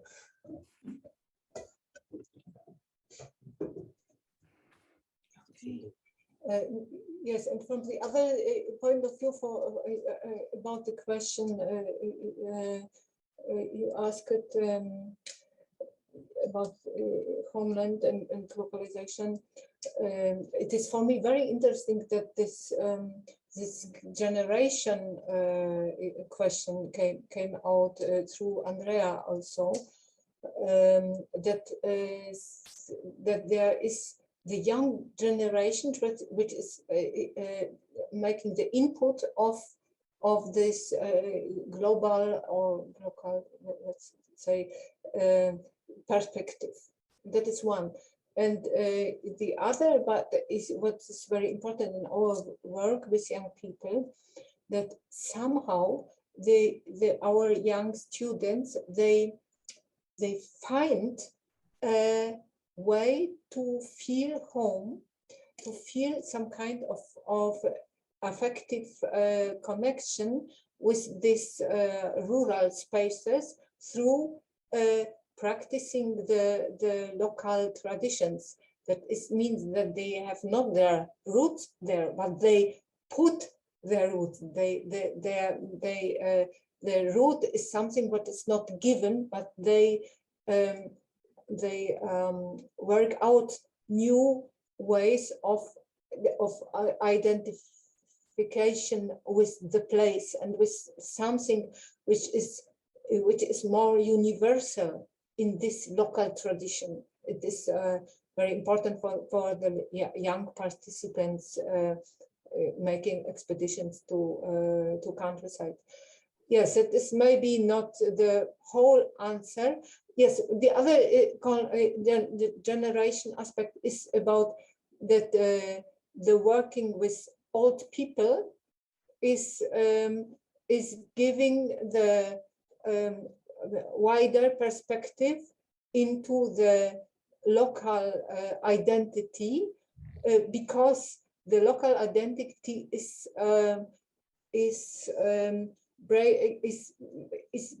getting full through the presence of disabled people, of people who are normally marginalized on the margins, and making theater with them and showing them in a public way. The theater, it builds wider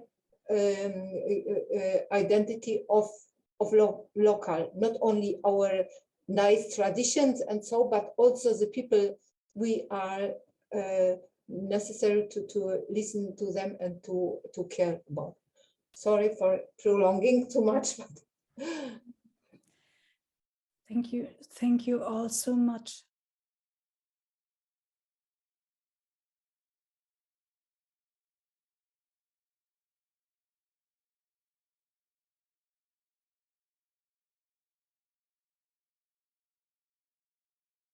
We're very much looking forward to your presentation now. The stage is yours. Yes, thank you so much. I'm really glad to be here and present our research. So our research, creative industries in small towns, potential and contribution to sustainability, focuses on evaluation of the role of the cultural and creative industries in sustainable development of small cities. Our research explored resources and territorial inventiveness traits of the selected small town case as the preconditions for creative industry development.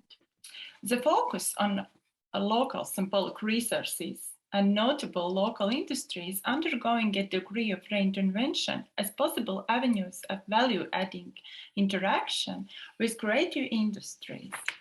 So the goal of our project is to analyze those avenues of creative industry contributions to sustainable development in small towns within their distinctive set of resources, including symbolic capital, amenities, and connections. We explored the ways in which the activities of creative industries further or hinder the social and cultural sustainability of the case study location, and opportunities for retaining human resources, the local skill base, and traditional production sites. As you can see, our research project is still ongoing, and so any discussion is very helpful and valuable for as well as data interpretation, questions raised, and also some final conclusions.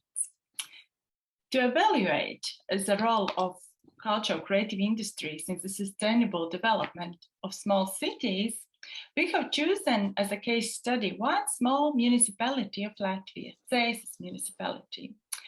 The center of this municipality is a small city, Cēsis. The problem arose during our study because it was administrative territorial reform which took place in the middle of July 2021. We started our research before the reform, and now Cēsis municipality is bigger, with more population and also huger territory. There were approximately 100 up to 150 enterprises and self-employed persons of cultural creative industries in this region. Concerning methodology, a qualitative approach included semi-structured interviews with a selection of creative industry entities typical for the case study location profile, to develop a typology of linkages and contributions to sustainability. The literature review shows that cultural creative industries are important to local communities. So the survey of population was conducted to obtain the data and verify the validity of this conclusion in Latvia. The quantitative research in the form of internet survey was done, and a target group of this survey was residents of Latvia aged 18 to 75 who live in small cities of Latvia. You can see here the general population and sample size of 667 respondents we achieved. And we asked two main questions in the survey. The first one, how important it is for you to have such services and facilities in your city? And another one, please indicate to what extent are the following services and facilities available in your current place of residence? So the importance availability index was calculated to compare the data obtained.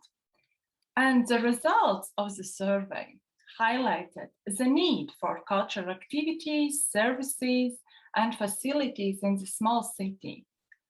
The residents of Latvia who live in those small cities value cultural content from theater performances, concerts, exhibitions, to large-scale international events, which are more important than available. That means those opportunities to attend events are more important than it's really possible to achieve.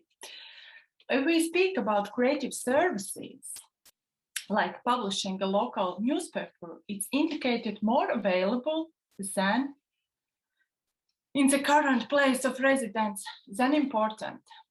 Meanwhile, IT companies and creative portals have been seen as more important than available. It leads to the conclusion that residents of the small city are looking for the global trends and creative places in their location. In the last decade, there has been increased interest in exploring the ways in which cultural and creative industries function and develop in regional small city settings. The underlying rationale is that cultural and creative industries represent vast reservoirs of creativity in broadest sense that may stimulate both other economic sectors and overall quality of civic life in small city settings. Our analysis showed that even small, local, creative entrepreneurs are active in their local networks. As you can see here, green circles are local CESIS region partnerships, and yellow circles are outside CESIS partnership, sometimes also international. Green lines are regular cooperation, and here you can see just one blue line. Those are new contacts established. And this is one type, local lifestyle businesses, where we can see those strong local connections. Very fabric of small city life is made of networks of individuals and non-human elements as places, as well as institutions that facilitate these networks. Thus, to understand and foster the creative potential of small cities, one must understand the functioning of these networks to active city dwellers. Those networks expand from the local resources to outside based on connection within the industry. Those contributions and trade-offs in the practices of creative industry actors regarding economic and environmental sustainability includes the orientation towards the use of local resources. They are, as well as here, specific business contacts outside region. And you can see here a lot more new contacts and also new connections outside this region within industry connections, strongly working in a broader context. Those identified practices contribute either to 2 or 3 pillars of sustainability. The first joint pillar is economic environmental sustainability pillar, which compiles practices of circular economy, zero-waste lifestyle, and creative do-it-yourself approach. Entrepreneurs are creating products with a sustainable life cycle, with minimizing waste. For example, new products from carrot pommes mixing with other vegetables and seeds, taking a circular mode of production, for example, as a small mini zoo fed by companies' customers on eaten food, or using innovative technology of the production. As example, environmentally friendly garden furniture by using bottle caps. The practices used by greening product creation chains are innovative or practical, but mostly based on an economical approach. The second joint pillar is economic and social sustainability pillar. There are a lot of practices promoting a better quality of life and well-being for their employees. With the social responsibility and preservation of local knowledge, practices shows a focus on high quality and personal engagement. Local creative entrepreneurs are creating jobs with responsibility for the quality of communities. As they are deeply connected and involved in the community life, their practices are balanced. The last but not least joint pillar stresses culture value as a driving force for economic sustainability. Economic and culture sustainability pillar. Entrepreneurs are integrating local values, way of life, history, and traditions in the design of the products and creating products with symbolic value of the place. Practice stresses the relevance of place, landscape, and territory where the local entrepreneurs are acting like ambassadors of the region and its national scope as well as international one. One of the main challenges is to safeguard and sustain cultural practices by promoting continuity and financial sustainability. The research has shown that local creative entrepreneurs are oriented to community as a value. Meanwhile, they are business oriented and they know where their customers are. All this leads us to the concept, and one theoretical concept for the fourth place, emphasis on creative and culture industries' role in the small city. If home is the first place, the workplace is second place. Then examples of third place includes churches, cafes, clubs, public libraries, bookstores, and parks. The new social environment and the knowledge city can combine elements of the first and second place as co-living, of the second and third place as co-working, and of the first and third place as co-gleaning.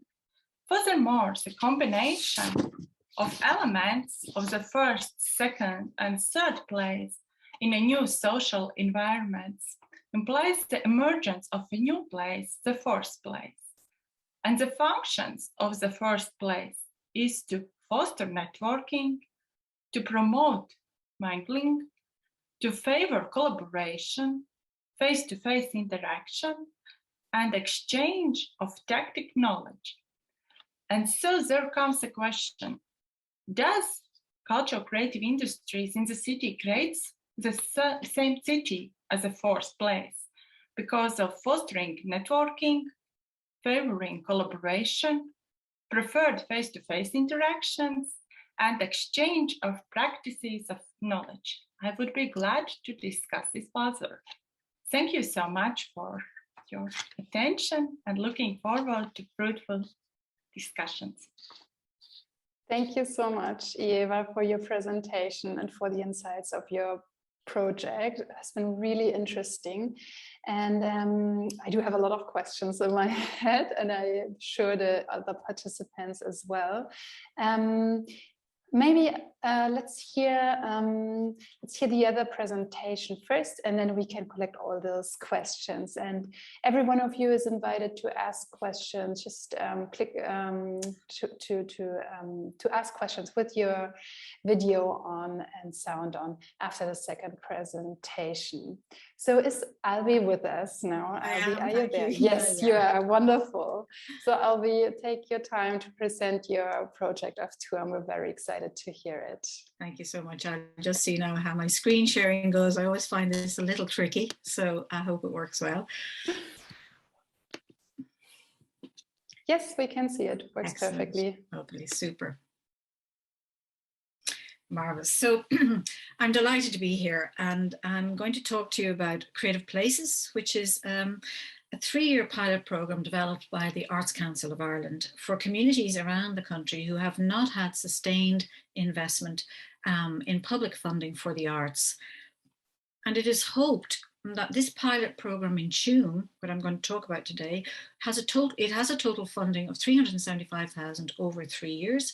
And its aim is to encourage sustainable grassroots approach for creativity and arts development, and also to create new opportunities for local communities to choose, design, and take part in really brilliant arts experiences. It's based on the understanding that people have ideas, that they have relationships and resilience, and the ambition is to develop and sustain their own creative change. And this is what the Arts Council are signalling in relation to the Creative Places programme. The Creative Places programme in Tuam, and I'm showing you some images of the town and the hinterland, is going to run it began in 2020 and it will run until 2022. So it's a 3-year programme, but we do have an option, we hope, to extend for a year. It's a small market town in the west of Ireland with a population of just under 10,000 residents. Its nearest city is Galway, which many of you may know, particularly in the context of being City of Culture in 2020. A major city and a major city associated with arts and cultural practice. So the Creative Places Tuam programme is developed and managed by ourselves, Create, and we're the National Development Agency for Collaborative Arts. So we're what we would call a resource organisation in Ireland, and we develop collaborative arts by supporting artists and communities to work together over sustained lengths of time to develop significant projects of relevance to those communities and indeed to the artists. So I say this because I just want to emphasize that our work through the Creative Places programme is really embedded within the strategic goals and the strategy thinking of the organisation. And in particular, in this context, in relation to arts education, our third goal is very much around research and learning. And we do a lot of that work in both formal and informal settings. So this, of course, Creative Places Tuam is very much an extension of our work. And Tuam is very interesting in the context of schools, for example, and keeping to the broader theme of education. It has 5 what we call DESH schools, and DESH are delivering equality of opportunities in schools. So these would be traditionally schools that would serve more disadvantaged and marginalised communities. It's interesting because it has quite a large population of young people, 30% are between the ages or up to the age of 19. What's very significant as well about Tuam is that it has a large traveller population, and the traveller population in Ireland, the traveller community in Ireland, after years of campaigning, was formally recognised by the state in 2017 as an ethnic minority. So the equivalent might be the Roma community in the broader mainland Europe. And we also have, there's also a strong percentages of new nationals in the town. So it's an interesting context. So what does the programme look like? So these are the broad areas of work that we've been involved in: research, ongoing community consultation.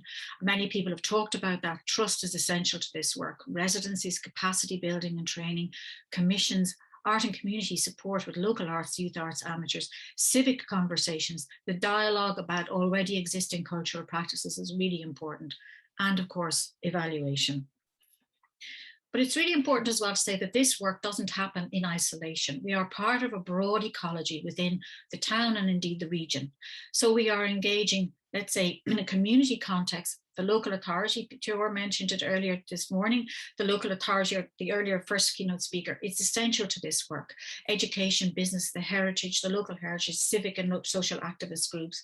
In context of diversity, obviously the traveling community are essential to our work here over the next 3 years. New migrant communities as well. Also in terms of arts, there's already existing very high level of activity in Tuam, which we are connecting with, and which we want to add value to. Cultural organizations, the Regional Arts Centre, Galway as a broader context, if you like, and a point of connection. And also in terms of bringing our own capacities and our own connections as an organization to this work. So we are very much situating it both within the national program of work that we're involved in, but also internationally. And so, for example, a forum like today is so important to us because we can test and explore and reflect on the work within a broader European community of thinkers and cultural practitioners who are also trying to figure out these very essential questions around how to develop arts in rural areas.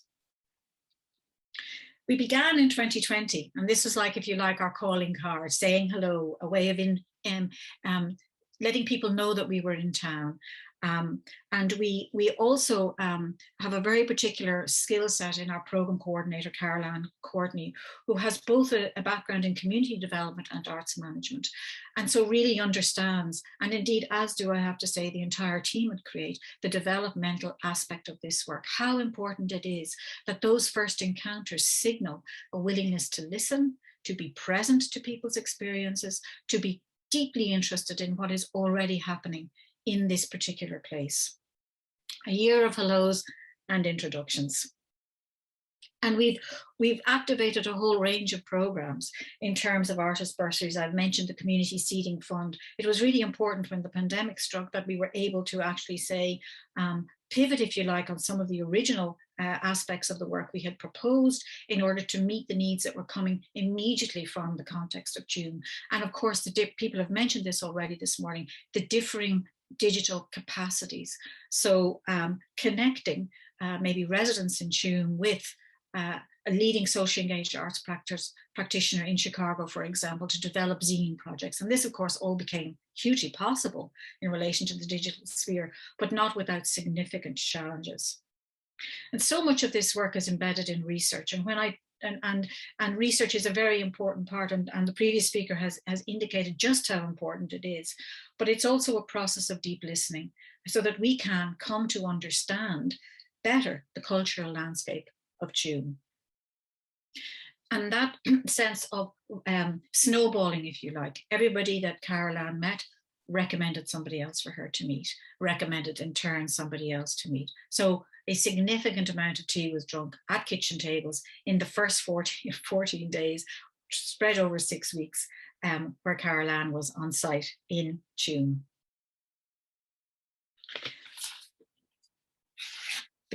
I want to just come back to the question of young people in particular in relation to Tuam, and also because it's a broader question within the conference.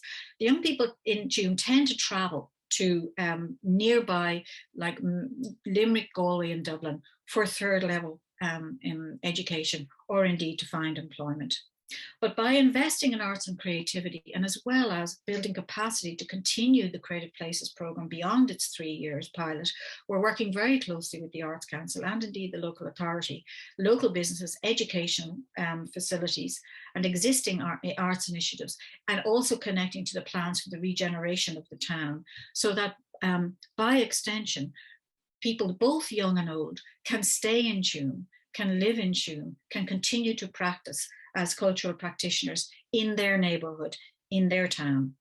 And we've also seen a reverse of this trend, and also because I think it's true of perhaps all across Europe, people who were living in cities or certainly satelliting to cities, the pandemic has taught us that actually it is possible to work more remotely. So we're seeing a number of people returning, certainly in Ireland, to rural areas to be closer to the place that they actually grew up, because they can be facilitated to do that.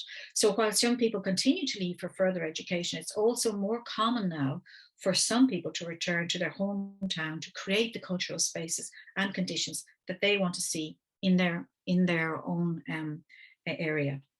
So we are looking at creating the conditions for young people and transgenerational as community members to access and explore their creative selves in meaningful ways, connected to a deeply held sense of place. The Cooperative Commission was a major call out that we offered as a major way, let's say, with a budget of some €60,000 for artists to come, and indeed local artists, to begin to build their own capacity, to be able to perhaps be in a situation and be in a position to take over when inevitably our initiative will come to an end. And linking with international initiatives similar to this project has been absolutely essential to this work. So we are linking with the US, with creative people and places in the UK, speaking at their major conference in a couple of weeks. And indeed, PReTuS, sorry, I can't pronounce the pronunciation, PReTuS, the second keynote speaker, spoke of the wonderful IETM report, but equally we were also involved in the Voices of Culture, brainstorming and dialogue on art in non-urban urban areas. And this connectivity across Europe is really essential because it allowed us to reflect with like-minded people on some of the challenges and opportunities in this work. So what does some of this work look like? On Culture Night last year, we worked with a local, with a Tuam-based, Tuam-born traveller, writer and activist called Owen de Verdun, who devised a walking story through the town. We delivered it in partnership with a local coffee shop, so residents of town could pick up a free coffee, take off on the walk, and all you needed was headphones to hear about significant traveller sites within the town. Residents of the local nursing home were facilitated. They put up a huge screen, brought everyone into the room, and they could all listen and engage. So that sense of intergenerational, transgenerational engagement with the programme, the engagement across cultures, because travelling culture is very particular, and the settled community is also a key tenet of this programme. And we profile the work of creative places at not just in terms of, let's say, gathering statistics in relation to what happened as a result of this event in Culture Night, but also in the broader sphere that we can bring as an organisation, our networking day, and bringing the work that we're trying to do here to significant national and international audiences. And actually, previous speaker mentioned the local paper. This is a very important dissemination platform for the Creative Places programme. It has a local circulation of 18,000, and it's essential to how it is that we get out the work. So the question here is, how does one advance place-based programming in the context where you cannot be in place? Because the pandemic meant that we all had to retreat, we all had to move, and movement across the country, and indeed across even a particular area and neighbourhood, became very problematic. It meant that actually in the first 6 weeks, the coordinator was only on site for 14 days. And here's some of the statistics of what she managed to do across those 14 days. This time of remote working and physical distancing, the coordinator held over 300 meetings from her kitchen table, using online digital platforms, messaging apps, and letter writing as methods of engaging with residents of the town. We had to very quickly recalibrate our proposed programming. We worked very hard to offer bursaries to local artists so they could take time to recalibrate and reposition their practice when they could not be working in the way that they would most normally do so. Online workshops with artists and community members to build capacity in digital platforms and social media. The notion of informal art education really had to come alive in a very particular way in this sphere. And in this time, the website, obviously, hugely important platform for the work that we're doing, and a point of connection between ourselves, the broader arts sector, and indeed residents of the town itself. And we have been invited to sit by the fireside of a local artist practitioner and indeed a champion of the project. And we're hosting a series of conversations online with leading arts and cultural practitioners and significant members of the town to create an informal space for people to meet the CREATE team. And I might I'd skip the next slide just because it is a short film, but I'm just conscious of time. There we go, it's going to show anyway. Hello, Ori staff. What's the story, Tuam? We hope you will join us for a series of discussion events by the fireside, with artists, residents, community groups and business people from Tuam and beyond. Our Ori Staff Talking on Tuam series will be the space where Tuam and Craig get to know one another, for the voices of Tuam to take centre stage and introductions to strategic allies and partners can happen. This is a space for real conversation and listening to take place that can and will directly impact and inform our programme of work. We would like to thank the artist Pádraig Stevens for allowing us to virtually gather around his fireside for these conversations.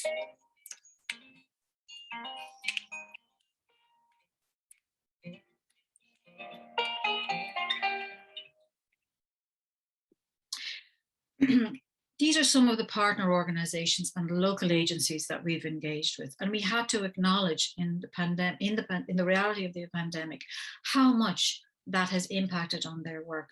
Any of us who are involved in the youth and community sectors will understand just how delicately positioned a lot of those organizations are, and how their absolute focus had to be on their own constituencies. So we did not want to be annoying people or being perhaps seen as a distraction. So what we did was, as much as we could, was to bring the resources to help them in their work. And of course, we're currently in a fourth wave in Ireland. We can't predict. We were just coming back into Tuam to be there fully present. So we're hoping that we can do that again in the new year. And only yesterday we recorded a fourth Ori Style event in the town, but we're just not sure how much we can actually engage directly in person, as we're all trying to figure out. But we're naturally very conscious of the digital divide, if you like, and how we are all very, well, some of us, not necessarily me, but are all can be very fluid in the digital space. But actually, that's not true for everybody. There's different points of access and different levels of capacity, and not least the large traveller population in the town. So this is a very important consideration. And we're currently actually working on the idea of what would a nomadic art school look like, because the travelling population, travelling community are nomadic people in their essence. So what might this idea look like based on the idea that's been developed by a local artist? How do we, in other words, how do we meet the already existing cultural interests and practices and honour and respect traditions that already exist there? The coordinator has spent a considerable amount of time mentoring and supporting artists, community groups and residents to think their way through the pandemic. And this is very important work, that sense of support that we can offer. These are some of the statistics that we gathered at the end of September of this year in terms of the kind of levels of engagement that we have managed to maintain and to continue over this. We're midway through the programme now, if you like. How is it that we can build meaningful and appropriate and sustainable frameworks for diverse artistic practice and meaningful cultural participation in Tuam? The Arts Council, this is some of the work that we're hoping to do and we're doing involved actually now as we speak in terms of training and development, and I can speak to that in more detail in the questions. But the Arts Council have since rolled out the National Creative Places programme. So there are now 8 other Creative Places programme in Ireland. 3 of them are in research phase and 5 of them are place-based, larger programmes. They range from the West Cork Archipelago to housing estates on the outskirts of Dublin City, to rural towns and the Gaeltacht area, which is the Irish-speaking area in the southwest of the country. We are now the Creative Places Network support providers, so that we, in addition to running the pilot, we are also involved in supporting the broader programme. I'd just like, by way to finish, to maybe signal some of the key features as we see them in relation to this work. The importance of connectivity. The importance of connectivity in terms of the local, the regional, the national, and then the broader international. So hence the emphasis, if you like, on connecting across Europe. Scale is a question and scope is an important consideration. But at the heart of this work is trust. This is essentially relational work. It is durational work. Time is one of its greatest resources. The time to develop the relationships that amplify already existing cultural practices and test and challenge so that it moves into, if you like, broader spheres and can help to realize the ambition that already perhaps rests in an area but just simply has lacked the resources. The question of how to avoid forms of cultural extraction is really crucial in this work. And this leads to the question of legacy. CREATE's program, the pilot program, will end in a year or perhaps 2 years' time. We are already building or trying to build frameworks that would allow a sustained level of activity and resources to come to the work in the Creative Places Tuam area. It is a broader question for the Arts Council as it rolls out a national program. But what we are seeing in Ireland, and let's make no mistake about it, is a new form of funding local arts and cultural initiatives. And the question of evaluation and critical analysis in relation to what it is that we're actually achieving is really crucial. And maybe we can speak to that a little bit in the discussion. So thank you very much. Thank you, Alvi. Thank you so much for taking us to Tuam, to this beautiful place. And thank you also for making this breakout room very cozy with the, with the fireplace. And yes, we do have time for discussion and the questions you mentioned, or the question you have as participants. I would just sum up quickly for the ones who maybe joined us later. So we heard 2 projects, one from Latvia, a research project from Latvia that Eva presented to us of creative industries in small towns. And then we heard Ivy Murphy from Ireland, a project from the PReTuS of Tuam creative places in a small town of Tuam. So I would ask 2 questions, one to each of you, and then I really leave the stage to the other participants to ask questions.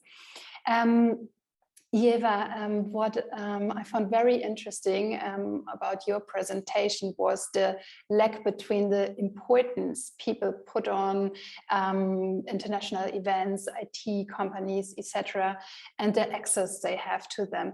What surprised you most of your study?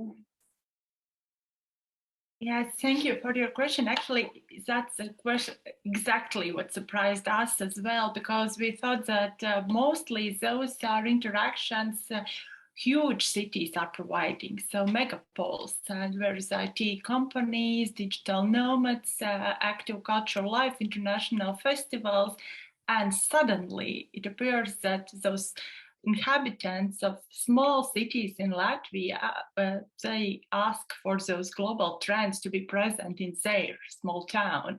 And that surprised us. And we thought that there is yes, of course, those creative industries are been in a while already and notable, and we know what we are speaking about, but like it's still our hypothesis was that people are moving to rural areas for a quiet life, for more balanced and with a connection to nature, and so somehow they express themselves through those like more personal, not this vibrant, active global trends. And now it may a little bit confused us, and those are surprising results, I would say. And now we are looking forward how we could really describe the situation. That's the reason why I turned to this theoretical approach of the fourth place. So maybe there is an opportunity that we can see all the small city as this vibrant, connective, knowledge transferring place. You. And yes, I think we can continue on that. There's your first question. I might ask one more question to Alvi quickly, and then Angelika Eder has a question. And all to the other ones, do it as Angela Eder does it. Go on reactions and raise your hand if you have a question. Alvi, just quickly to understand, I found it interesting that you mentioned that there are now 8 more places like Tuam becoming creative places, and that there is investments of coming in for that. So how comes? Is this something regional where Ireland shifted, or does this have to do with the pandemic, or is there a broader appreciation for the arts, and also maybe this is something you realize in Europe?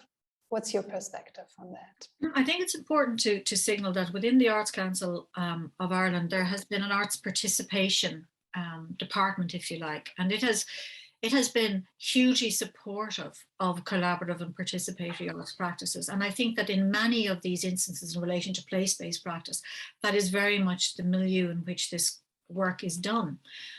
So the Arts Council are orientated towards this. But of course, with the pandemic came additional resources. And this was a long-term plan of the Arts Council. It's not just something that they thought up in relation, and deep, like very extensive research was done at a national level to see where traditionally the lack of investment had happened. So this was extremely thought through, if you like. The pandemic probably accelerated the national rollout of the programme. And it's important to say that the awarding of the Creative Places funding is only possible if there's a very strong buy-in from each of the local authorities, so that there is a signal coming back to the Arts Council that there is a commitment at a local level to support this initiative.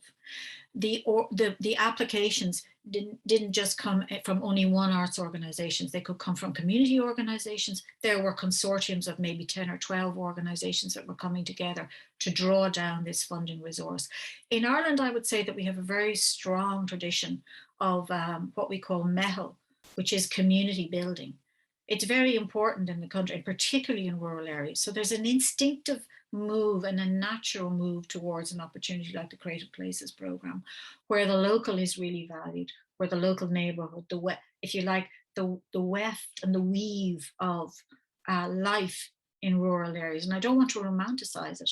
This is precisely, in fact, the lack of investment in arts and cultural practices, what the Arts Council are trying to rebalance. As we know, it very often goes to the urban areas, and the urban areas, because of their arts infrastructure, are very good at accessing it. So this is why I think the Creative Places programme has rolled out in this very particular way in Ireland at this time. Thank you.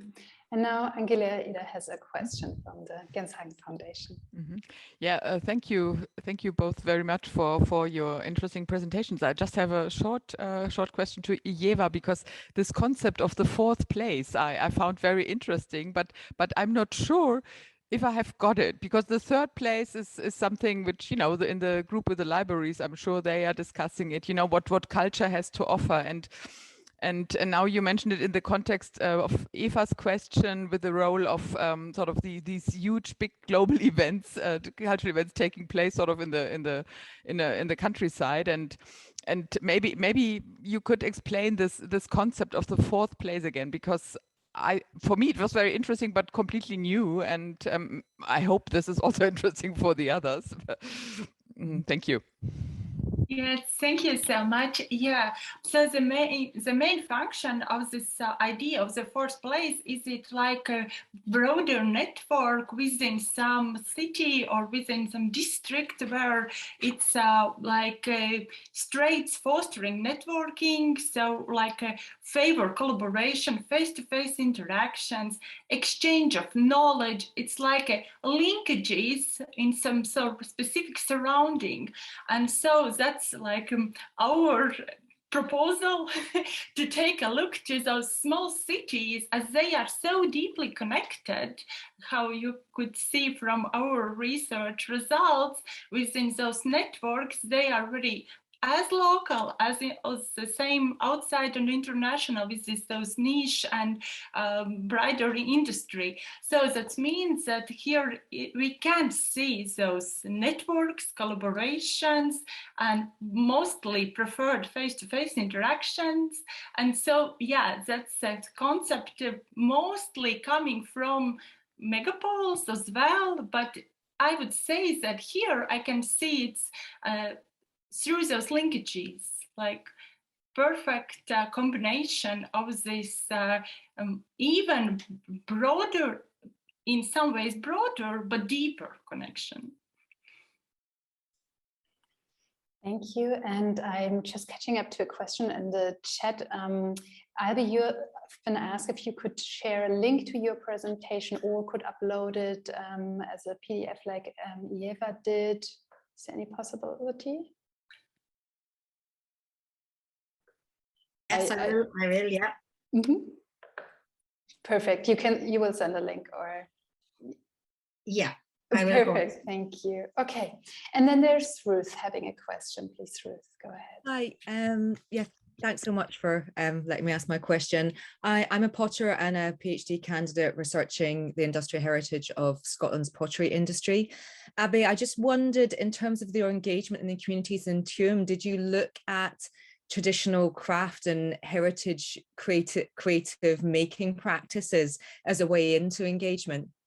That's a great question, Ruth, and very interesting in the context of Tuam, because absolutely that's absolutely what we're doing, because there's a very strong tradition, both within the traveling community of making, craft making, tinsmithing in particular historically, but also there's a really strong craft base in the town. And actually there's a very particular type of chair. It's a three-legged stool, a three-legged chair of Tuam, and it has a very particular symbolic importance, and they're made locally. And so it's kind of become one of the symbols of the project. But yeah, no, that it's really important to do that, and we're engaging with that work on site.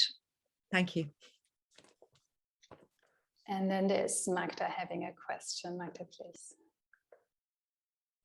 Yes, hello. My name is Magda Zakrzyska-Duda. I'm from Gdańsk, Poland, the Baltic Sea Culture Center. My question is somehow a follow-up question after this question about the craft, because we are now engaged in the project which is called Creative Waves Baltic Sisterhood for Change, and it's about female creatives and connecting traditional art with the digital art, and with the engagement of the young people. But I wonder, Eva, because you mentioned in this Irish Creative Places project that there was some cooperation with that there were some international also projects that somehow, how did they contribute to the program, and do you foresee any further cooperation with international partners?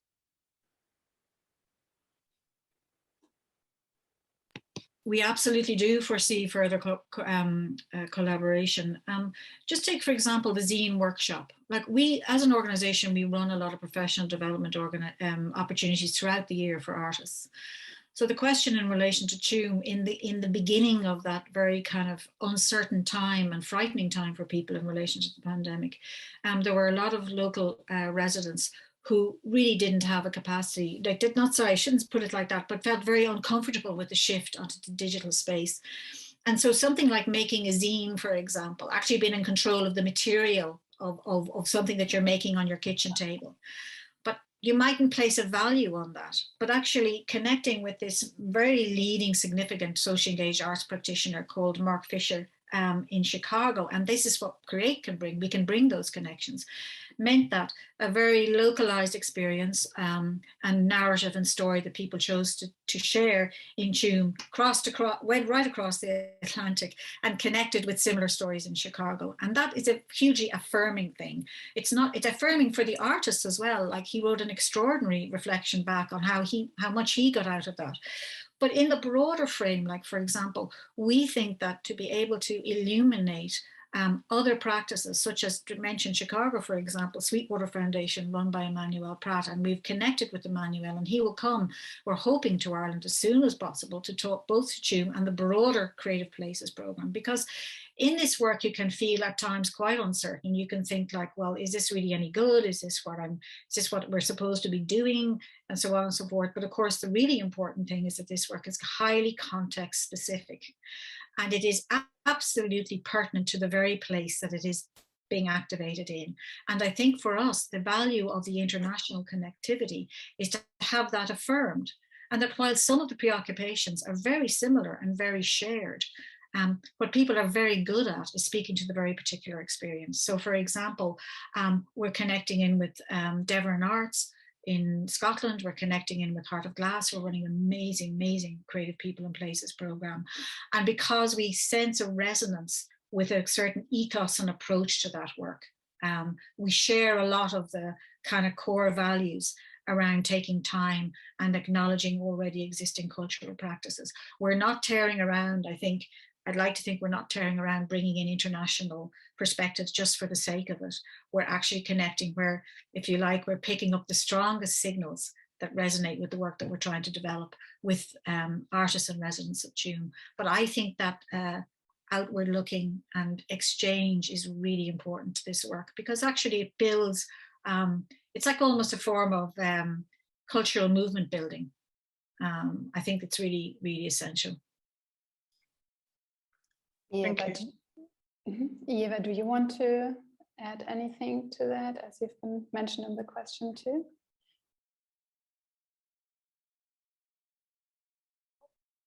Sorry, I missed the part. No, I just wanted to give you the chance to add anything if you feel like it, or if not, then we could have 1 or 2 more questions from you as participants if you want to ask a question to them. And Albi is just, okay, great. Thank you, Albi, for sending that presentation to make it available. Yeah, I just need to, I'll get that organized and send it on to you now very shortly afterwards, immediately afterwards. Perfect, we'll do that. We'll do that. May I ask a question to Ivy? I would like to know knowledge more about non-collaborative artists. What do you mean by those? Did you say non-collaborative or collaborative? Non-collaborative. Oh, did I say that? Okay. Yes, it was written in your presentation. No problem. Okay, so our work is very much working with artists who would not necessarily see themselves in the traditional gallery system, if you like. Their work is about connecting to communities of interest and place. So this takes a very particular set of skills, I believe. It's also about being ready and able and prepared to negotiate and to relinquish what we might call authorship. So in other words, it's a co-construction of arts practice. And this is not for all artists. And this is not to say that collaborative practice is way better or has the moral high ground over any other type. It's rather that actually artists, many artists that we work with, collaborative and socially engaged artists, believe very strongly in being embedded, situated, connected to broader range of spheres of activities and experiences, such as maybe women's groups or youth and community development. So I'm not sure that I've said non-collaborative, but that might be a clumsy term in the sense that actually other artists' practice is just as valid, but they prefer, their preference and perhaps their better set of skills is to work on work that is studio-based. And this is, I mean, this is perfectly reasonable. I'm not suggesting they shouldn't do this for a moment, but rather what we would argue for is a parity of esteem between both spheres of activity. So that traditionally in this sphere, in this area, maybe collaborative community-based practice has often been seen as the poor second cousin, but actually that is probably no longer the case. And as a long time artist myself and collaborative arts practitioner in social engaged work, I've often looked to the work of studio-based artists for inspiration. So it's the dialogue, perhaps the potential dialogue between the two. But I don't know that we should assume that all artists are made for the kind of work that involves tremendous patience, tremendous trust, deep listening, an absolute essential interest in the potential for art to have a role in social change. And that's where we firmly wear our heart on our sleeve. We believe in the potential for art to create the conditions for social change, to have a role in moments of absolute criticality for any community group or a set of individuals, a form of expression, a form of speaking out into public about an issue that they particularly care about. And to do that, and to do that well, you really have to work alongside and with people. Thank you, Albi. And there's one last question, I think, before we all can go on that lunch break, although this room will stay open. Henry, you have a question. Yes, I have to put my, you hear me now? Yes, we can hear you. Great.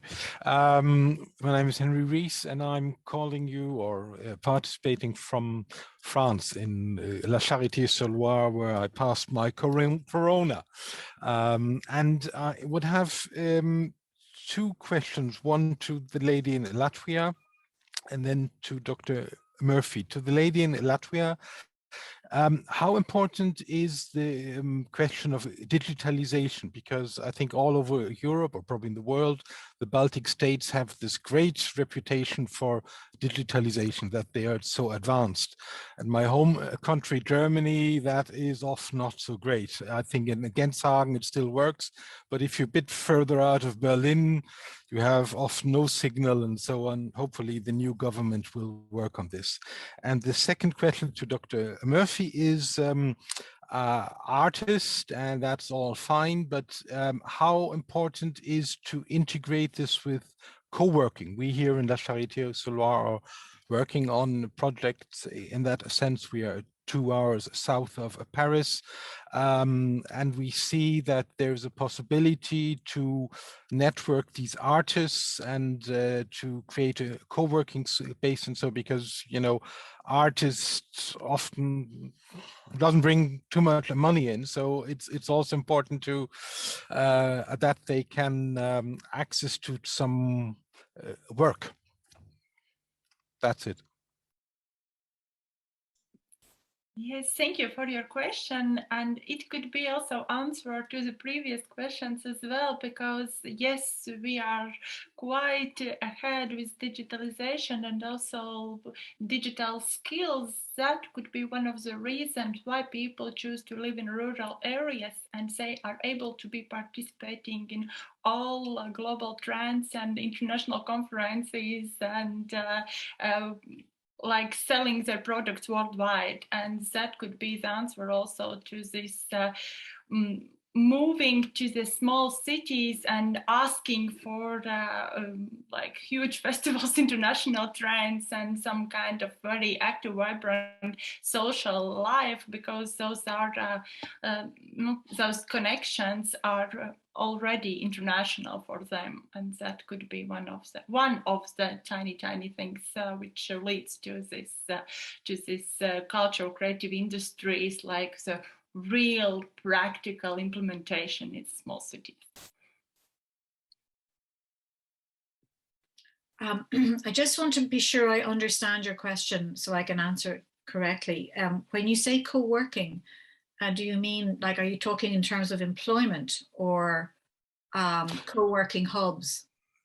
Yes, I'll explain myself. For example, we're doing this co-working space here, but there are also other projects because we, you know, Paris is very expensive. Atelier, you need some space and so, and we've got fantastic artists. La Charité is about 6,000 people and has been around for probably over 2,000 years and so. But these artists, they sit a bit out in the field, and they've got the most fantastic diplomas of École du Louvre and this and that, but they lack a center where they can meet and then also have a, you know, a meeting point with people coming down from Paris and so on. So we want to create this meeting center. And we see also that now, for example, if the winter season, we've got some art and craft shops, but with Corona, I mean, they really have difficulties, and co-working can help them to find some other work and so on. So you could be in the same. Okay. Yeah, that's really helpful. I really understand now. We have just secured a space in the town because we were sort of literally nomadic, you know, meeting in coffee shops and so on and so forth. So we're now based, we have an office space in the Tuam Town Hall. And this is a very significant building right in the center of the town. We also have been given access to the boardroom, which is a very large space, and with the largest table I've ever seen that can probably sit about 25 people around it. But nonetheless, what we see here is the potential to do exactly what you're describing, which is to gather. Now, let's hope that we can do that safely, obviously. But I think this question of co-working spaces is really important. And it was something we've been arguing for since we came, if you like, to Tuam. And what we're ultimately going to be looking for is an empty, disused shop front, a shop space, so that we actually have visibility on the street, because the town hall is, to go up the stairs and so on. So we have an administrative space, but what we also want to create is precisely the kind of space you're talking about, where community members can simply drop in. It doesn't have to make an appointment so much. It's actually part of the fabric and the busyness of a normal day. It's a market town, so it's traditionally been always very busy on particular days. And it's also exactly what you're describing. It's a place for artists to be in the town, rather than always kind of coming in and coming out in that sense. And I think that often in this sphere of work, and I was talking about studio spaces earlier and studio-based practice, there can be a misconception that actually collaborative or social engaged artists don't need a space. That's not the case. They actually do need a space, but what they like to do is make the space highly social. And so that it becomes exactly what you're describing, a co-working arts and cultural hub.